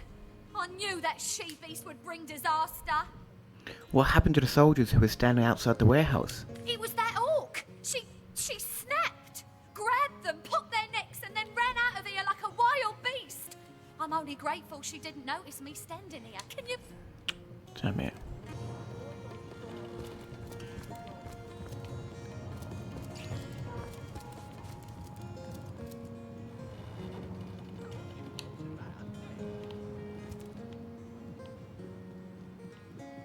Just conversation, mate.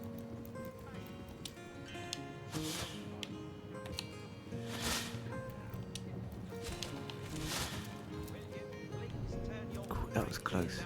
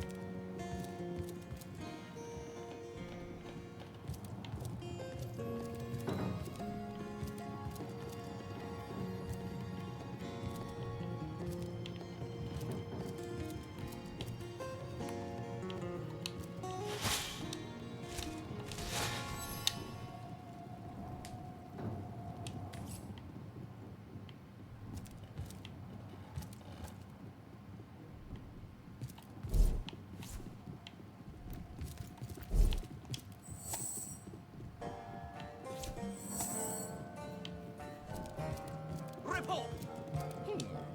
Nothing to report, sir. You never have anything to report. Isn't that a good thing? Back again? Got any juicy stories for eager ears?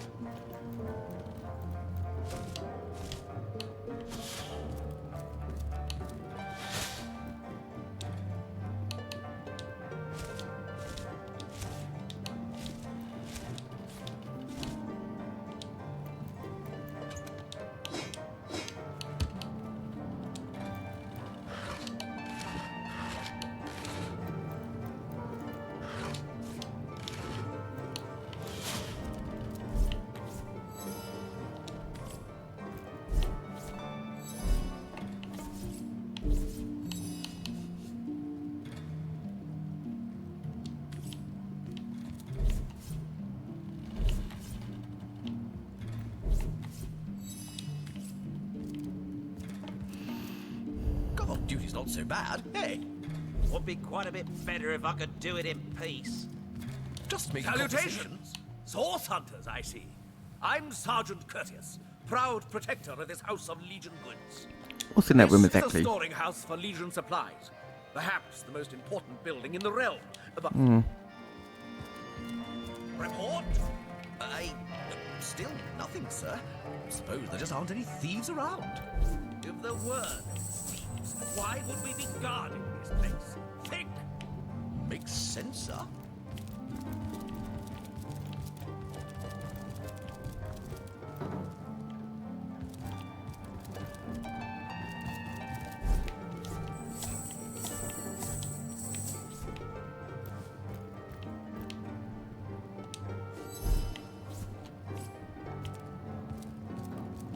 You've caused enough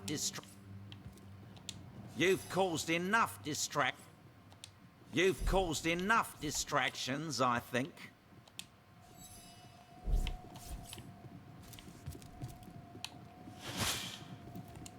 Alright, let's save it, because this is going to be challenging.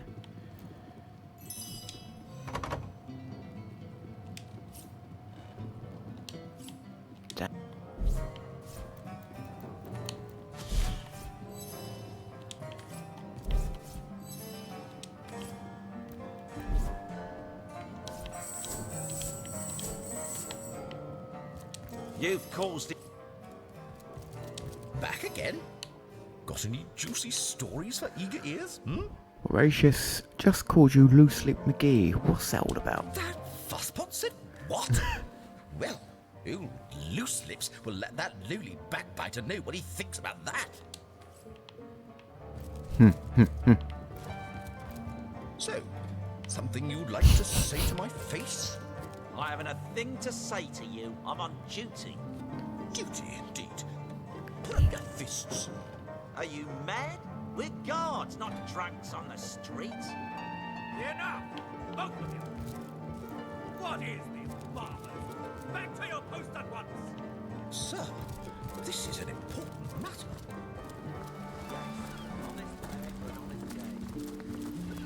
Can't do anything with that.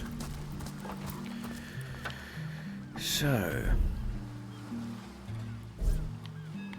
I need to go over there. North Gate.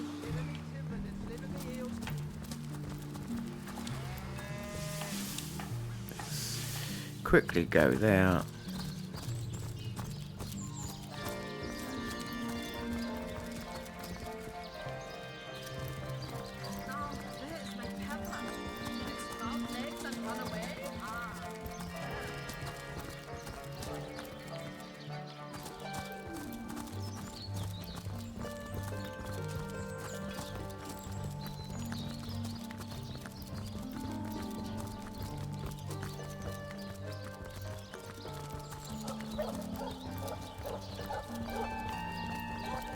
Good luck out there, Hunter.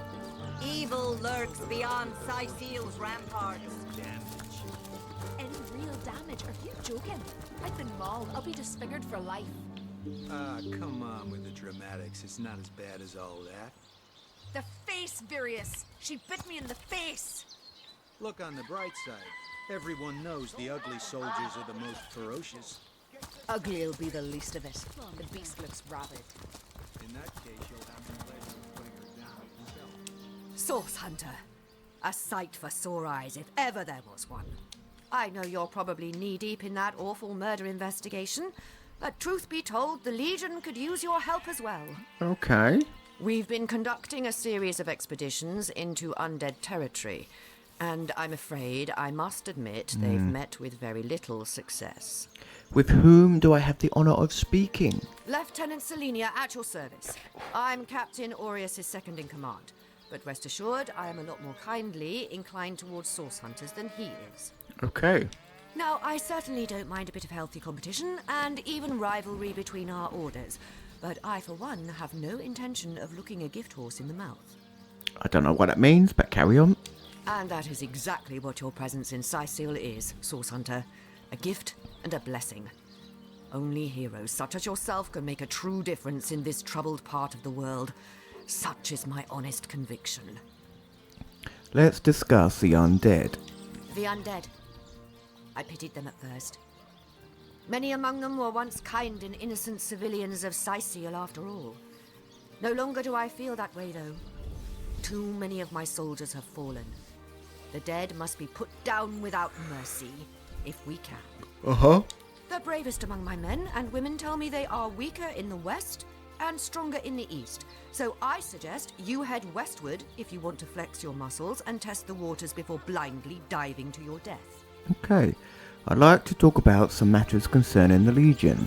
I shall be very glad to share what information I can give you. Let's discuss the expedition in hostile territory you mentioned. If ever we want to be victorious in Sicil, we have to track down the root of the undead uprising. Under the Pact of Volunteers, 3 expeditions were launched to do just that. But so far, none of their participants have returned. 3 landmarks were chosen for further investigation. The lighthouse, the burial mounds, and the old church. Places fraught with danger all. Regarding the lighthouse, There's a lighthouse to the west, up on the bluffs, overlooking the sea. No man has gone there in a decade, and yet a light shines from its pinnacle every night. The locals say it's haunted, and half a dozen legionnaires have gone to find out whether or not those are mere tall tales. I fear for their safety. so about the burial grounds. There are ancient burial grounds to be found north of the city. As good a place as any to start looking for necromancers, wouldn't you say? Yes. A local archaeologist offered to tag along with the men. Here's hoping his knowledge on the subject may prove to be of use to them. Let's discuss the old church. There's a church to the northeast of here, built atop the very place where once stood a temple dedicated to the source. The Sicilians razed it, and built a church for the 7 instead, supposedly to symbolize the victory of the gods over evil sorcery. All superstitious mumbo-jumbo, if you ask me. But when the dead rose, that is when they were first spotted. Hence the expedition. You mentioned a pact you made with your legionnaires? So I did. The Pact of Volunteers. Many legionnaires will do whatever it takes to go home, which is why I personally sign their transfer orders the moment they make it back from a mission behind enemy lines. The chances of survival during these sorties are only about 1 in 10, you see. So my soldiers are free to volunteer, and if they are successful, they just bought themselves a boat ride home.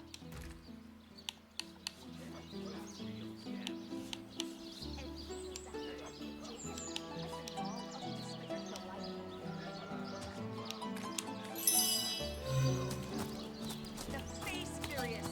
She bit me in the face!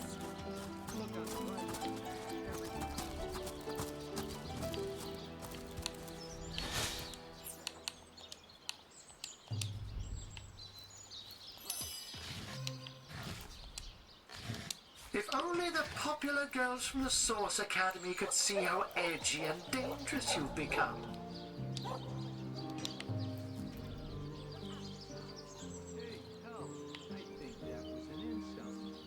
Don't pay attention to the beast, Virius. You'll only encourage it.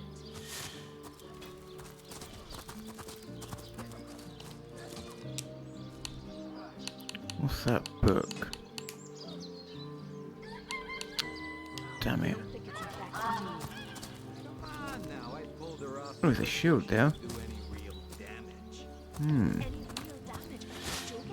I've been mauled. I'll be disfigured for life. Come on with the dramatics. It's not as bad as all that. The face furious. She bit me in the face. Greetings! These stalls are for our Legion troops. Rivellon's finest work up mighty fine appetite serving the Step aside! Step aside! This maniac's gonna turn me into a meat pie! Isn't it a chicken's destiny to be eaten? We should catch it and give it back to the cook. Come on, chicken, chicken, chicken, viens chez papa. Do we want to save the chicken? The chicken has a right to live too. Chicken has a... Yes, let's pop. Compassionate +1. Why did you let my chicken escape?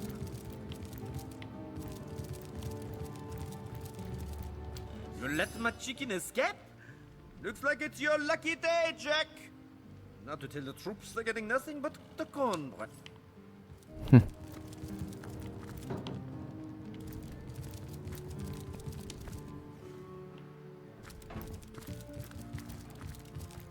Well, Source Hunter, you come to the right place, you have. I got every style of equipment to fit you from head to foot, if it's a trade you're after. Let's have a look. Ooh, purple. Flex 10% of melee damage as piercing damage. Ooh. 1 sneak. What is that? Pixie dust. Ooh. Shame it's not that good though.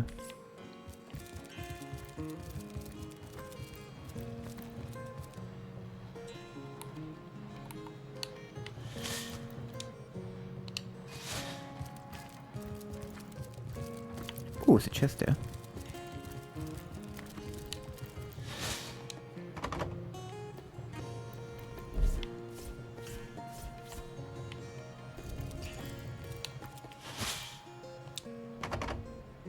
Oh.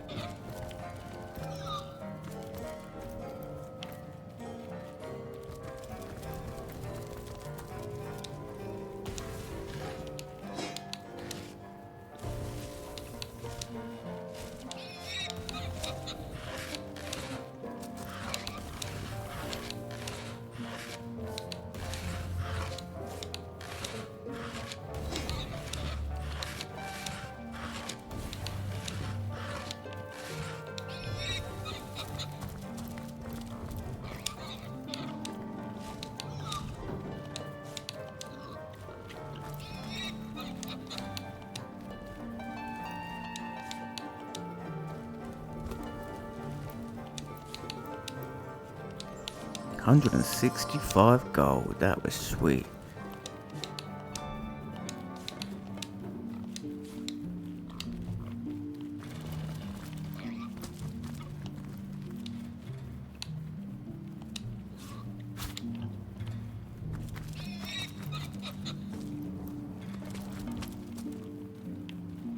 Nice.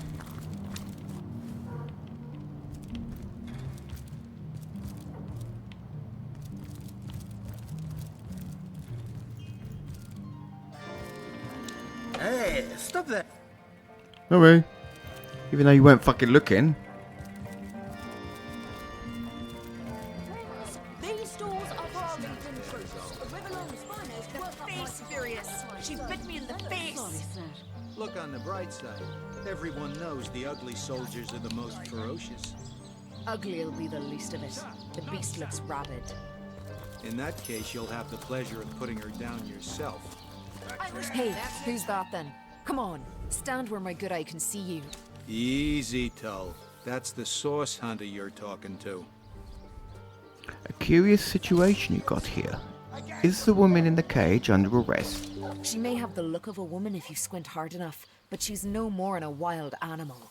We got reports of a strange-looking outsider skulking through the town with her bow drawn.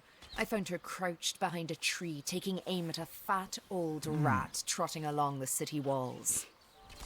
I tapped her on the shoulder to see what was what, and the beast startled like a wild cat and lunged right at me. Bit Tullia right in the face, she did. It wasn't pretty, and now it's got a chunk ripped off it to boot. Enjoy it while you can, Ver. There's not another legionnaire in the cohort that'll have you if I go rabid. And what will become of this admittedly strange stranger? I'd say you ought to take her off our hands if you had the space. Though we couldn't guarantee she'd do more than piddle on the floor and maul your furniture.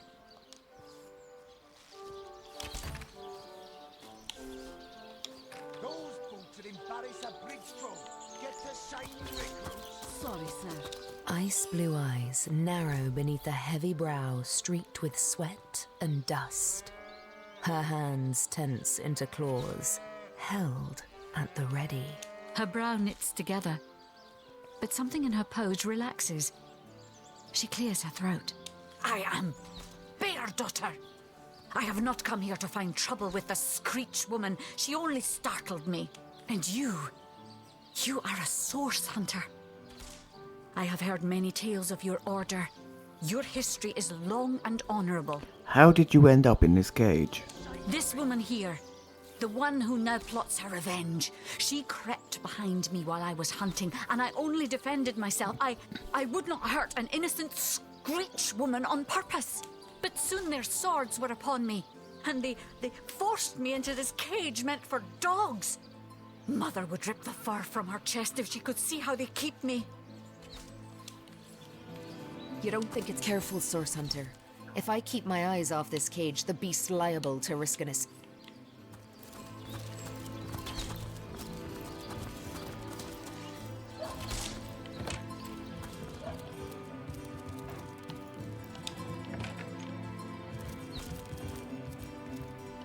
What have we here, then? A so-called source hunter, eh?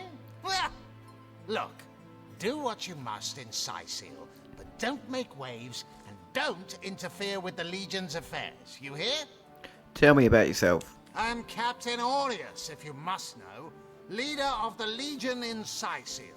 By which I mean I have the enviable task of commanding a battalion of walking dead.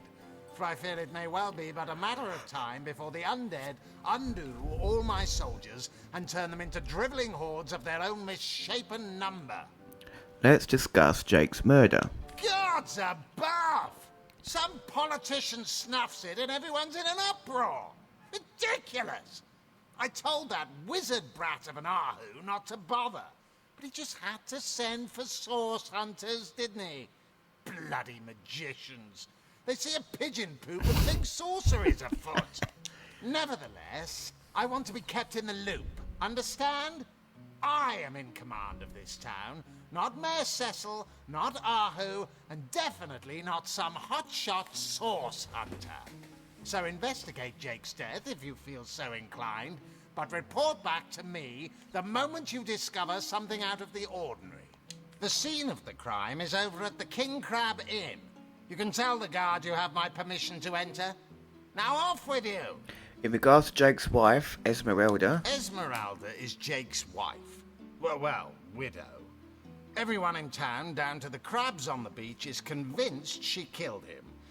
Now, the girl has the reputation of being a flirt. There is that. But that doesn't suffice as evidence, wouldn't you say? Or do source hunters rely on hearsay alone, perhaps? That certainly would explain some of the cock-ups you lot have made in the past. What? You're going to stand there and claim with a straight face your order never wrongly tortured and executed anyone?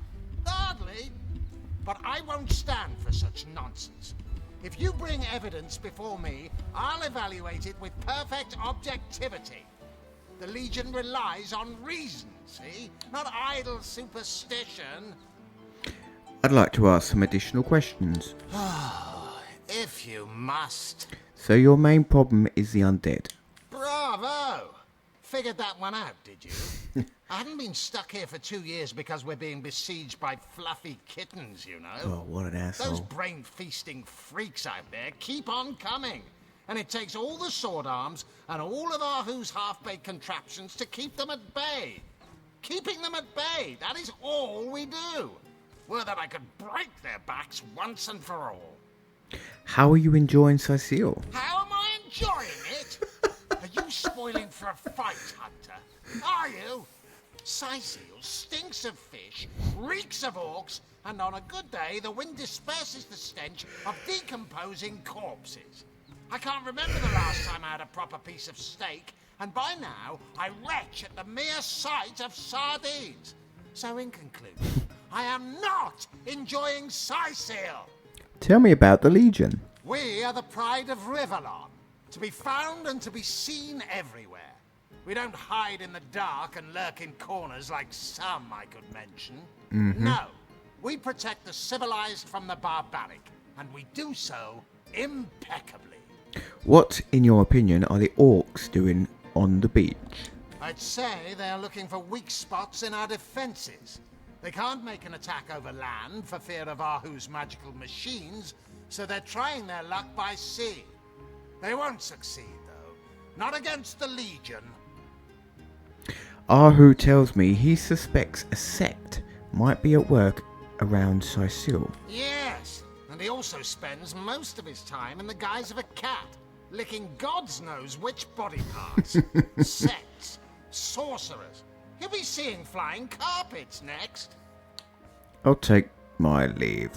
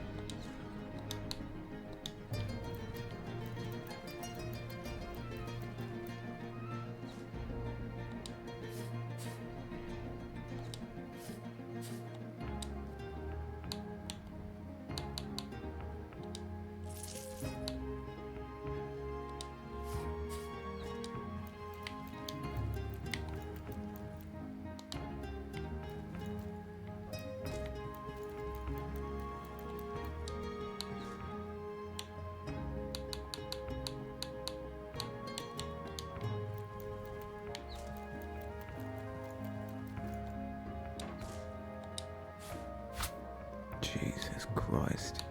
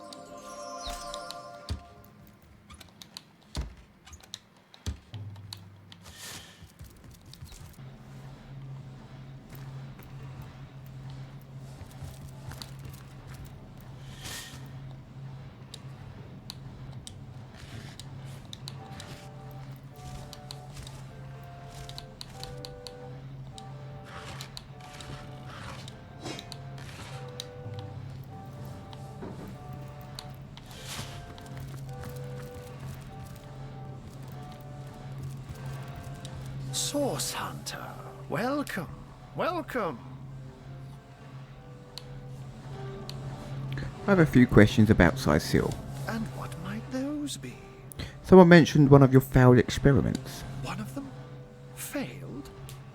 Who is the mongrel that dares to question my engineering expertise? I take it the mutt in question was referring to the Sparkmaster 5000. It isn't failing, it just became... well, it became self-aware. You know what?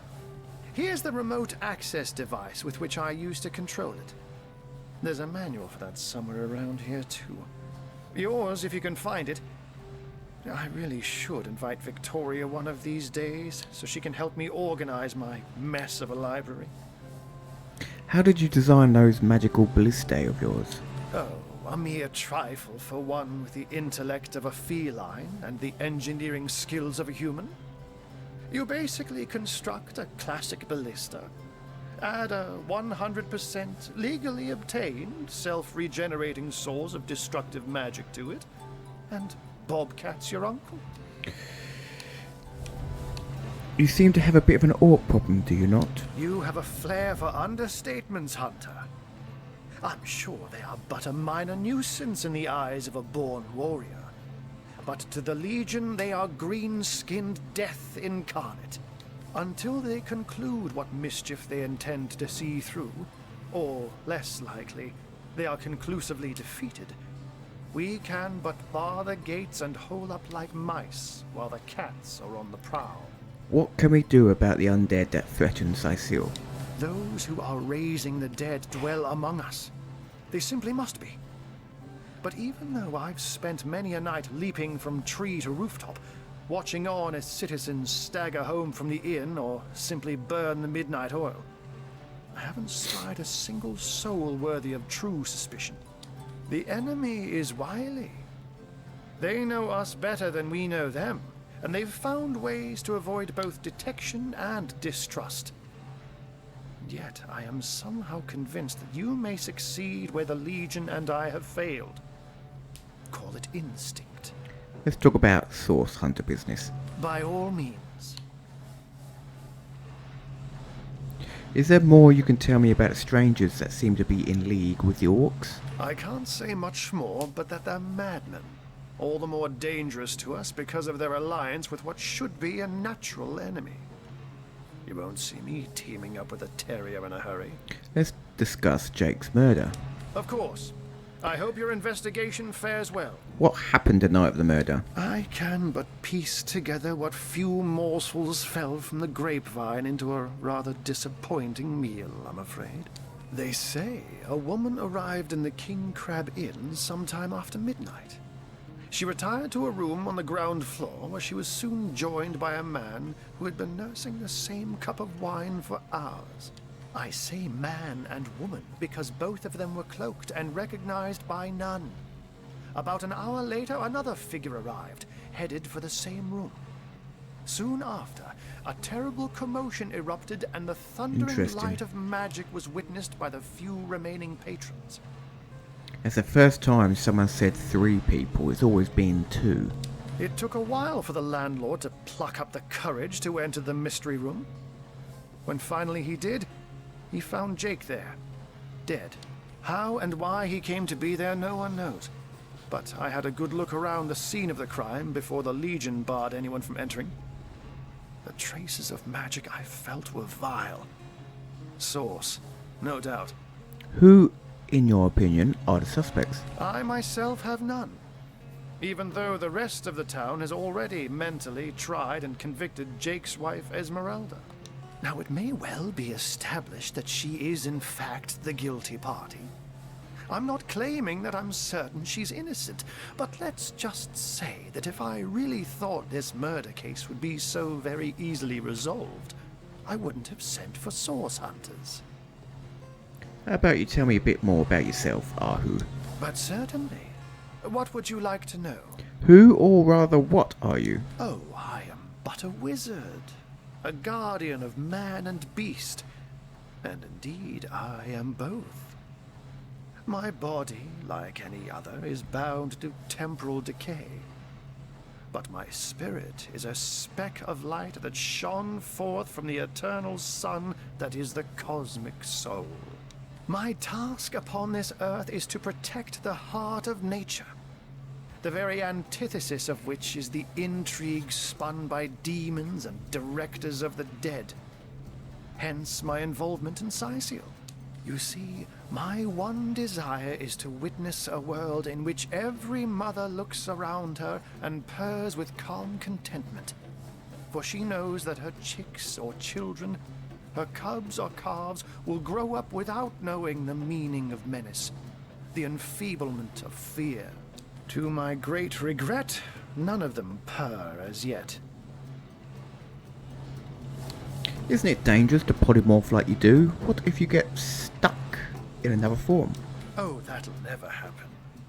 Granted, a witch could make the polymorph permanent if she'd enchant me in my cat guise, but I'll just have to be careful around witches, won't I? I'm my own wizard, you know, and I don't intend to become anyone's familiar. Do tell me a bit more about this cat trick of yours. Oh, but that's not a trick. It's a blessing. Or does it surprise you that I enjoy taking a feline guise? Such magic is a gift, Hunter. To tread upon the realm of instinct, even articulate speech, perhaps humanity's greatest asset, cannot give expression to something so inextricably innate. To be out in the night, to stalk on silent paws and hunt with only the moon as your witness. You couldn't possibly imagine the thrill. But of course it's handy to speak in more than meows. And I couldn't brew potions or make machines without opposable thumbs, this I freely admit. Let's just say I have found a way to enjoy the best of two worlds. I'll take my leave.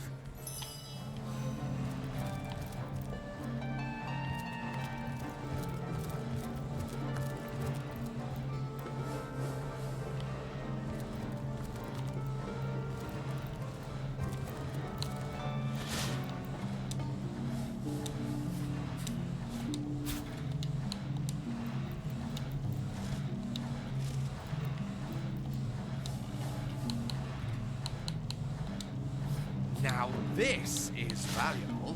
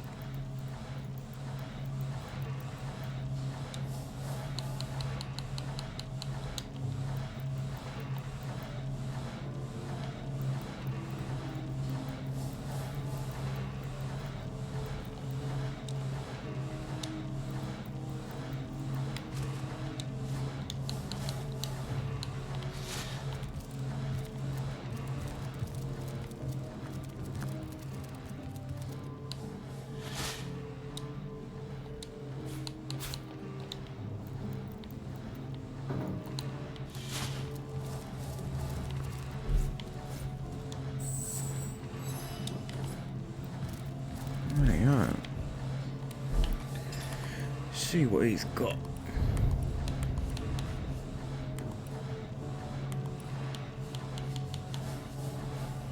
The String Enthusiast Volume 2.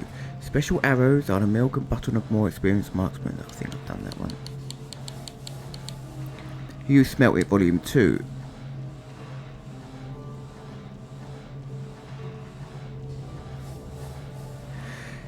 Quite a good deal of extra income can be earned by forging and selling one's own unique brand of axes. Crafting experience naturally produces better results, but of course it's become increasingly difficult to compare with the low-priced guild-run shops offer can. Secrets of the Scroll Volume 2. Dust to Dust. Pixie dust is to enchanting as kindling is to fire. One is the basis of the other, but never fear. You needn't go pixie hunting and pixie crushing unless you've scads of spare time and an iron stomach. No, first we will begin with stardust. Fortunately, you needn't carve or crush a chunk from a constellation, unless again you've the time and the stomach. The stardust herb is relatively common and simple to crush to a fine powder. Combined with bone dust, you are very powerful pixie dust indeed. But let's not leave the oft forgotten moon dust out of the equation. I won't bore you with the details, but suffice it is to say simple moonstone gem will suffice as fully as a chunk of moon itself. Combine crushed moon dust with stardust to create fine pixie dust.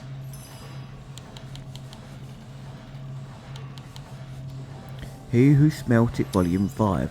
There is little more one can do with iron ore than turn it into an iron bar. Heat the ore and start moulding it to the desired shape and size. Some say it's dwarves' work and half the quality of good iron comes from dwarvish know-how, but one can't always sit around waiting for a shipment of the stuff. The Absence of the Seven Gods.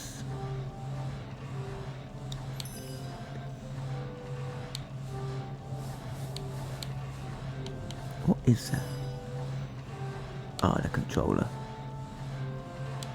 Give that to Robert. Oops, I'm a detective. Solving crimes for the intellectually disadvantaged. Step 1, inspect the body. Investigate. Step 1, inspect the body. Step 2, investigate the crime scene and collect evidence. Step 3, interrogate suspects. String enthusiast number 1. An elf once showed me how to fashion my own bows.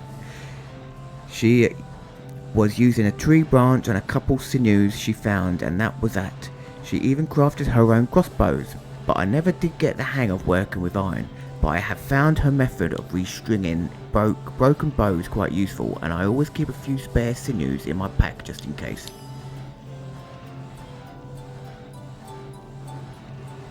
What's that?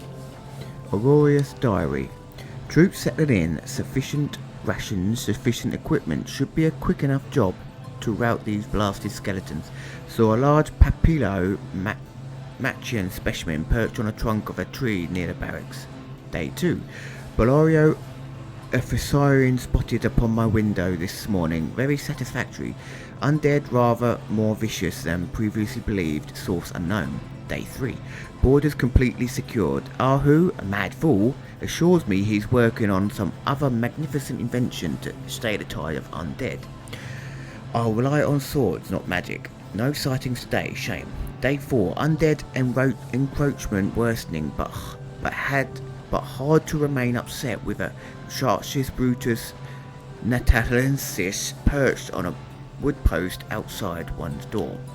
Lovely girl, spotting like a cheetah's, but twice as striking against her Titarian wing. Day 5. Undead seem to be of several types, similar to those in an organised army. Rangers, mages, clubbers, executioners. Would that I could take wing and fly away like one of my darlings. Who Smelt It, Volume 3. Read that one.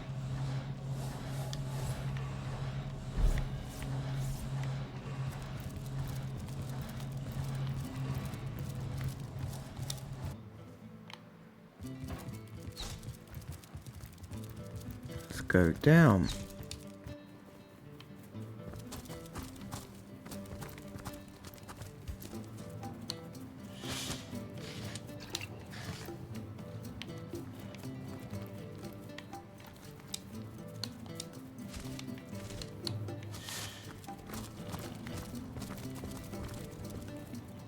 Hey, well, that's none of that, you hear?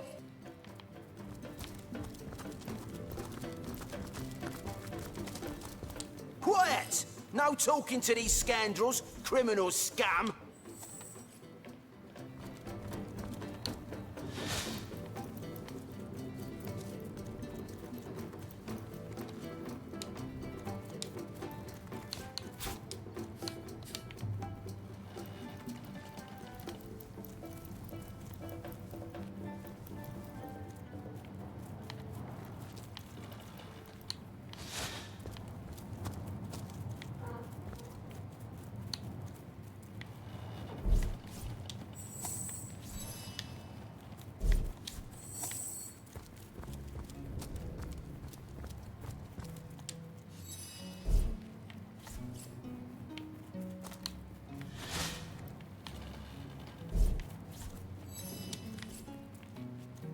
Quiet! No talking to these scoundrels, criminal scum.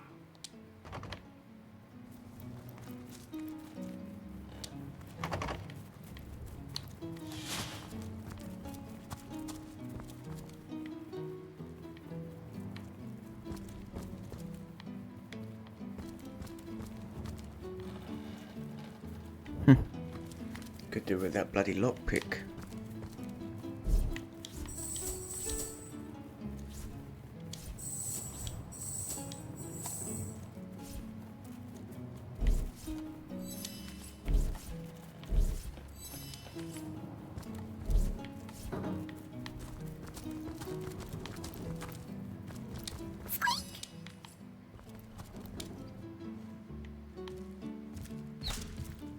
You don't think it's infected, do you? Get the saving recruits. Sorry, sir. You think honored to meet you.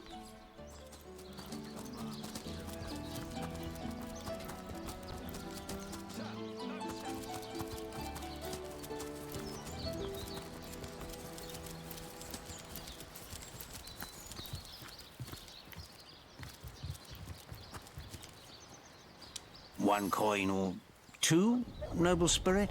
One coin or two? Tell me about yourself. Oh, I am a happy man, and certainly a humble one now.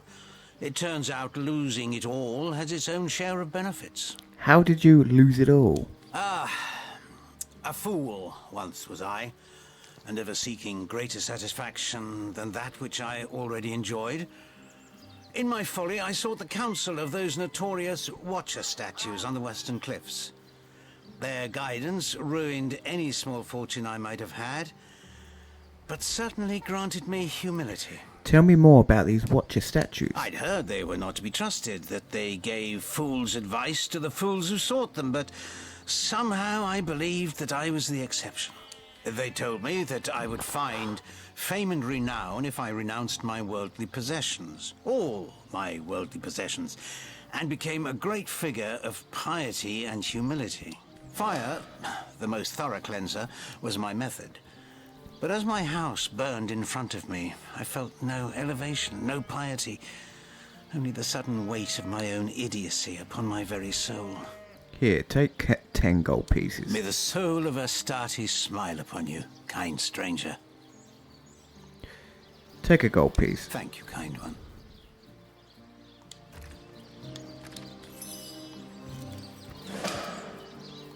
So, those statues told him he'd have to renounce his earthly possessions to become a spiritual leader, did they?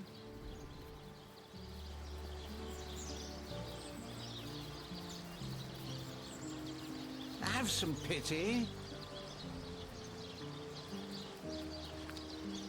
Indeed. You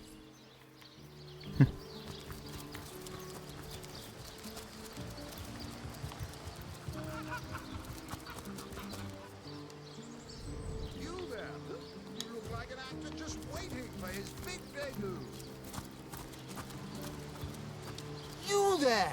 Sit! Stay a while. Right in front. I'll excite you. I'll delight you. I'll beguile you. I'll besmile you. Oh my god. I'm Cedric the Sensational, and I'm playing to an empty audience. Tell me about yourself. Don't pity me. No, sir. Just a few years ago, I was the all-singing, all-dancing, all-sensational darling of the town. People came from far and wide just to witness my amazing act. When Reginald came, he brought some fantastic prop with him. Now, have you seen it? A talking head! Now, I never expected a silly gimmick like that to be my main competition. Tell me about the competition between you and Reginald. It seems even my usually choosy audience has been taken in by that hack's little gizmo. I'm a man of skill, sleight of hand, feats of wit, and pure entertainment. This curio is ruining what used to be an art. And even when there's no crowd to speak of, old Reggie still has at least one fan calling bravo and hee-haw. Sure as the sun sets, that one devotee attracts 5 more, and those 5 more all curious about the commotion. I don't know how he inspires such loyalty with less talent contained between his hat and his boots than I've in my crusty handkerchief.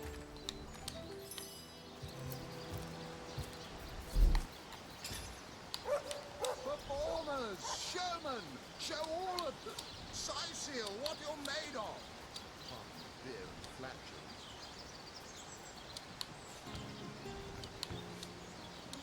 Got so many quests.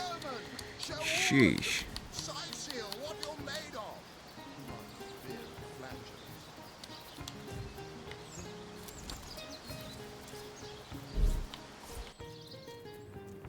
flatulence. Huh? Shit. I'm still down in the cellar. Blimey.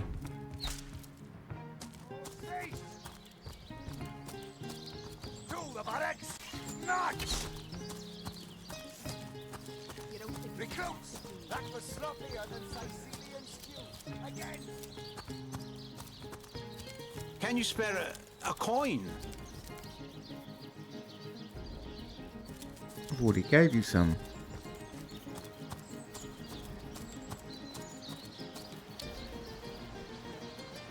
Performers, showmen, show all of them.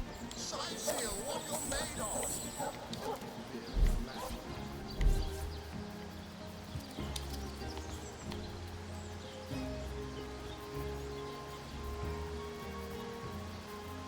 We're sitting. A familiar face. Oh, not then. So I gotta find him an audience.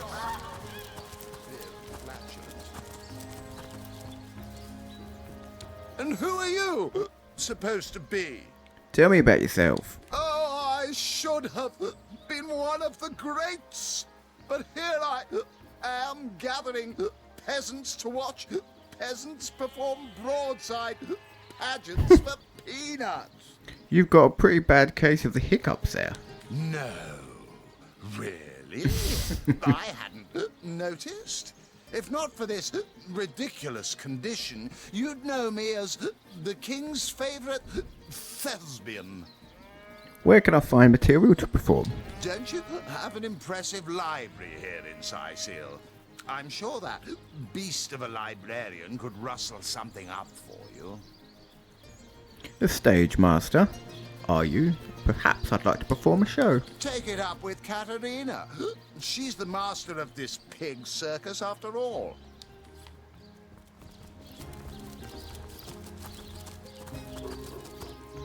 Zombie ate your dog? Orc sunk your ship? No matter! You're at Katerina's Fair, a veritable summer home for troubled minds. Won't you take a seat and let our esteemed entertainers whisk you off to a better place? Tell me about yourself. Well, I'm Katerina the Fair, fairest first lady of the fair, of course. I do love making the acquaintance of my patrons, and who knows which of them might become one of my performers. I've an open stage in want of talent, and I've often found the best young performers among the rank and file of the audience. An open stage, you say? And what if we're interested in putting on a performance? The theatre's fever has overcome you, has it? Marvelous! I do so love a fresh green talent ready to bloom. But I support players, not writers, you see. If you want to perform here, you'll have to find tried and true material. Check the library and see if any of the classics there interest you. I'd love to see a Source Hunters take on one of the old standards. I'll take my leave.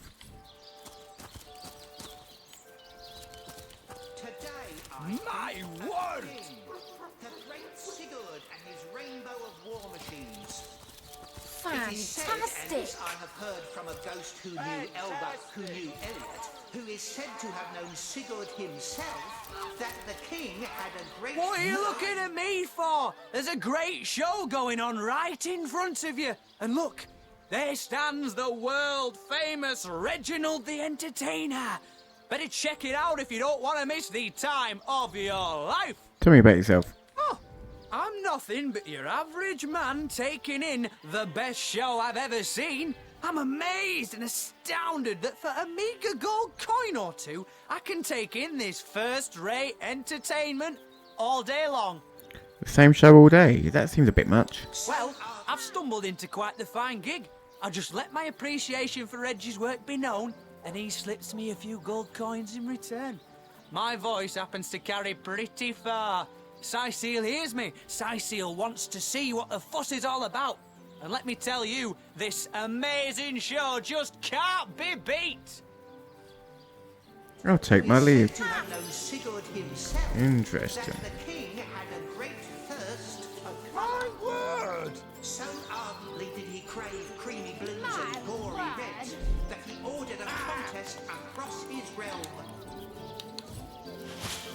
Let me do that. Crafting. The great Sigurd and his rainbow of war machines. Fantastic! It is said, and this I have heard from Stardust. a Ooh. who is said to have known Sigurd himself, that the king had a great thirst for colour. Fantastic! So did he crave creamy blues and gory reds that he ordered a contest across his realm. My word! Come one, come all, and see the amazing... Let's tell him about that guy who he pays.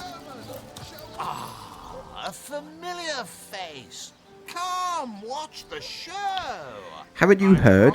Reginald uses a crowd warmer. I, a person whose sole job is to praise the performance and stir a crowd.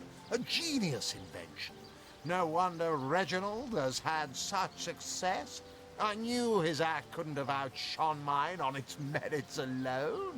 Please, you must hire him for me. Imagine the scowl on that conman's face when my rightful audience returns to me. A must-see event. Seal, what you're made of? Apart from beer and flatulence. My word. You there! You don't look like someone who's ever been serenaded by a severed head. Step right up! My word! You there! Take a seat! Prepare to laugh your head off, cry your eyes out, and teeter on the edge of your seat with an original tale from Stefan, the Talking Severed Head. Tell me about yourself. I am Reginald the Illusionist, purveyor of the most amazing artifact in Andevale. This fantastical talking head. Catch the act while you can. This show will only remain in Sicil as long as there are Legion soldiers to entertain. Let's discuss your talking head. That's right, a talking head. And he doesn't just talk. He'll weave you a yarn so fantastic, you'll be begging to hear just one more, and just one more. Let's hear the story. I obtained this curio by some rather sensational means. You see, I was diving in search of a rare medicinal sea herb. I volunteer at the local children's apothecary on weekends. in the shallows around Sicil's own Black Cove when I spotted something amazing. The chest belonging to the fabled Captain Pontius. Though the chest was stuck fast, I summoned a swell of great strength and prized it free from the ancient rock. I had the treasure of a lifetime in my very hands. But then, slurp, gulp, I was swallowed by an ornery kraken that seemed to appear from nowhere. In the hubbub, I lost hold of my prize and watched it sink to the bottom of the beast's cavernous belly. Still, I feared only for a moment that all was futile. Before my mind's eye swam the faces of the many war widows and necrotic orphans who would be lost without my charitable support. I knew I had to live. Grabbing fast to the hilt of a cutlass that floated by at just that moment, I summoned all my strength to slash a great gash in the creature's gut. Freeing myself from my would-be tomb, I swam as quickly as I could, first to the surface and then to the shore. It was there, along the rocky beach, that I tripped over this talking head. Strange, isn't it? Let's talk about your competition, Cedric. Ah, yes, I know of that talentless bull. He was here entertaining the troops before I was brought in. I'm sure the hack simply bored his audience to tears until they cried for a replacement. Enter Reginald the Illusionist. We need our boys in red happy, relaxed, and ready to fight. Not wasting their energies cringing at a fool with a depressed rabbit in a borrowed hat. Here, have a tip. 10 shiny gold pieces. What a generous spectator. Find a seat in the front, eh? Let's discuss your crowd warmer. Are you impressed by my prowess in the arts of entertainment? Nothing attracts a crowd like a crowd.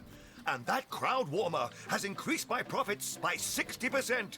Simply by showing a little honest appreciation for our show. I think do, re, mi, fa, sol, la, ti. Oh, excuse me, I'm trying to prepare for the next show. Autographs will have to wait until the end. Tell me about yourself. I doubt I have to tell you that I am the amazing singing Stefan, the only sentient severed head in Sicile. My audience sings my praises from hill and dale. Psst. You're a source hunter, aren't you? Oh, bless the seven. Look, you've got to help me. I've been kidnapped. Kidnapped? Pleasure to meet you. Now, please, Stefan has many fans to meet today. Psst, now help me. Take me to Reginald's cellar. There I will reveal everything.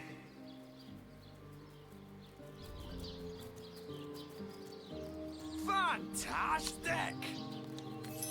You there! Fantastic! Oh my god. Like someone who's ever been serenaded by a feathered head. Step right up! That... It can't be. Headless Nick. Is that from Nearly Headless Nick from Harry Potter? So, I am going to leave it there, guys. Let's do a quick save. It's been one hell. It's been a 5-hour stream. I didn't even realise it's been that long. Thank you for watching. Thank you for joining me. Hope you enjoyed it. Sorry, my throat's going a bit. I might be on again tomorrow. I will be editing this and uploading it to YouTube.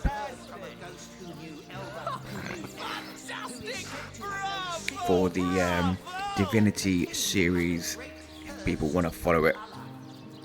Thank you, everyone. Wherever you are, have a good morning, afternoon, evening, or night. I will catch you soon. Be good, keep gaming. For now, Monkey Man is out. Bye bye, everyone.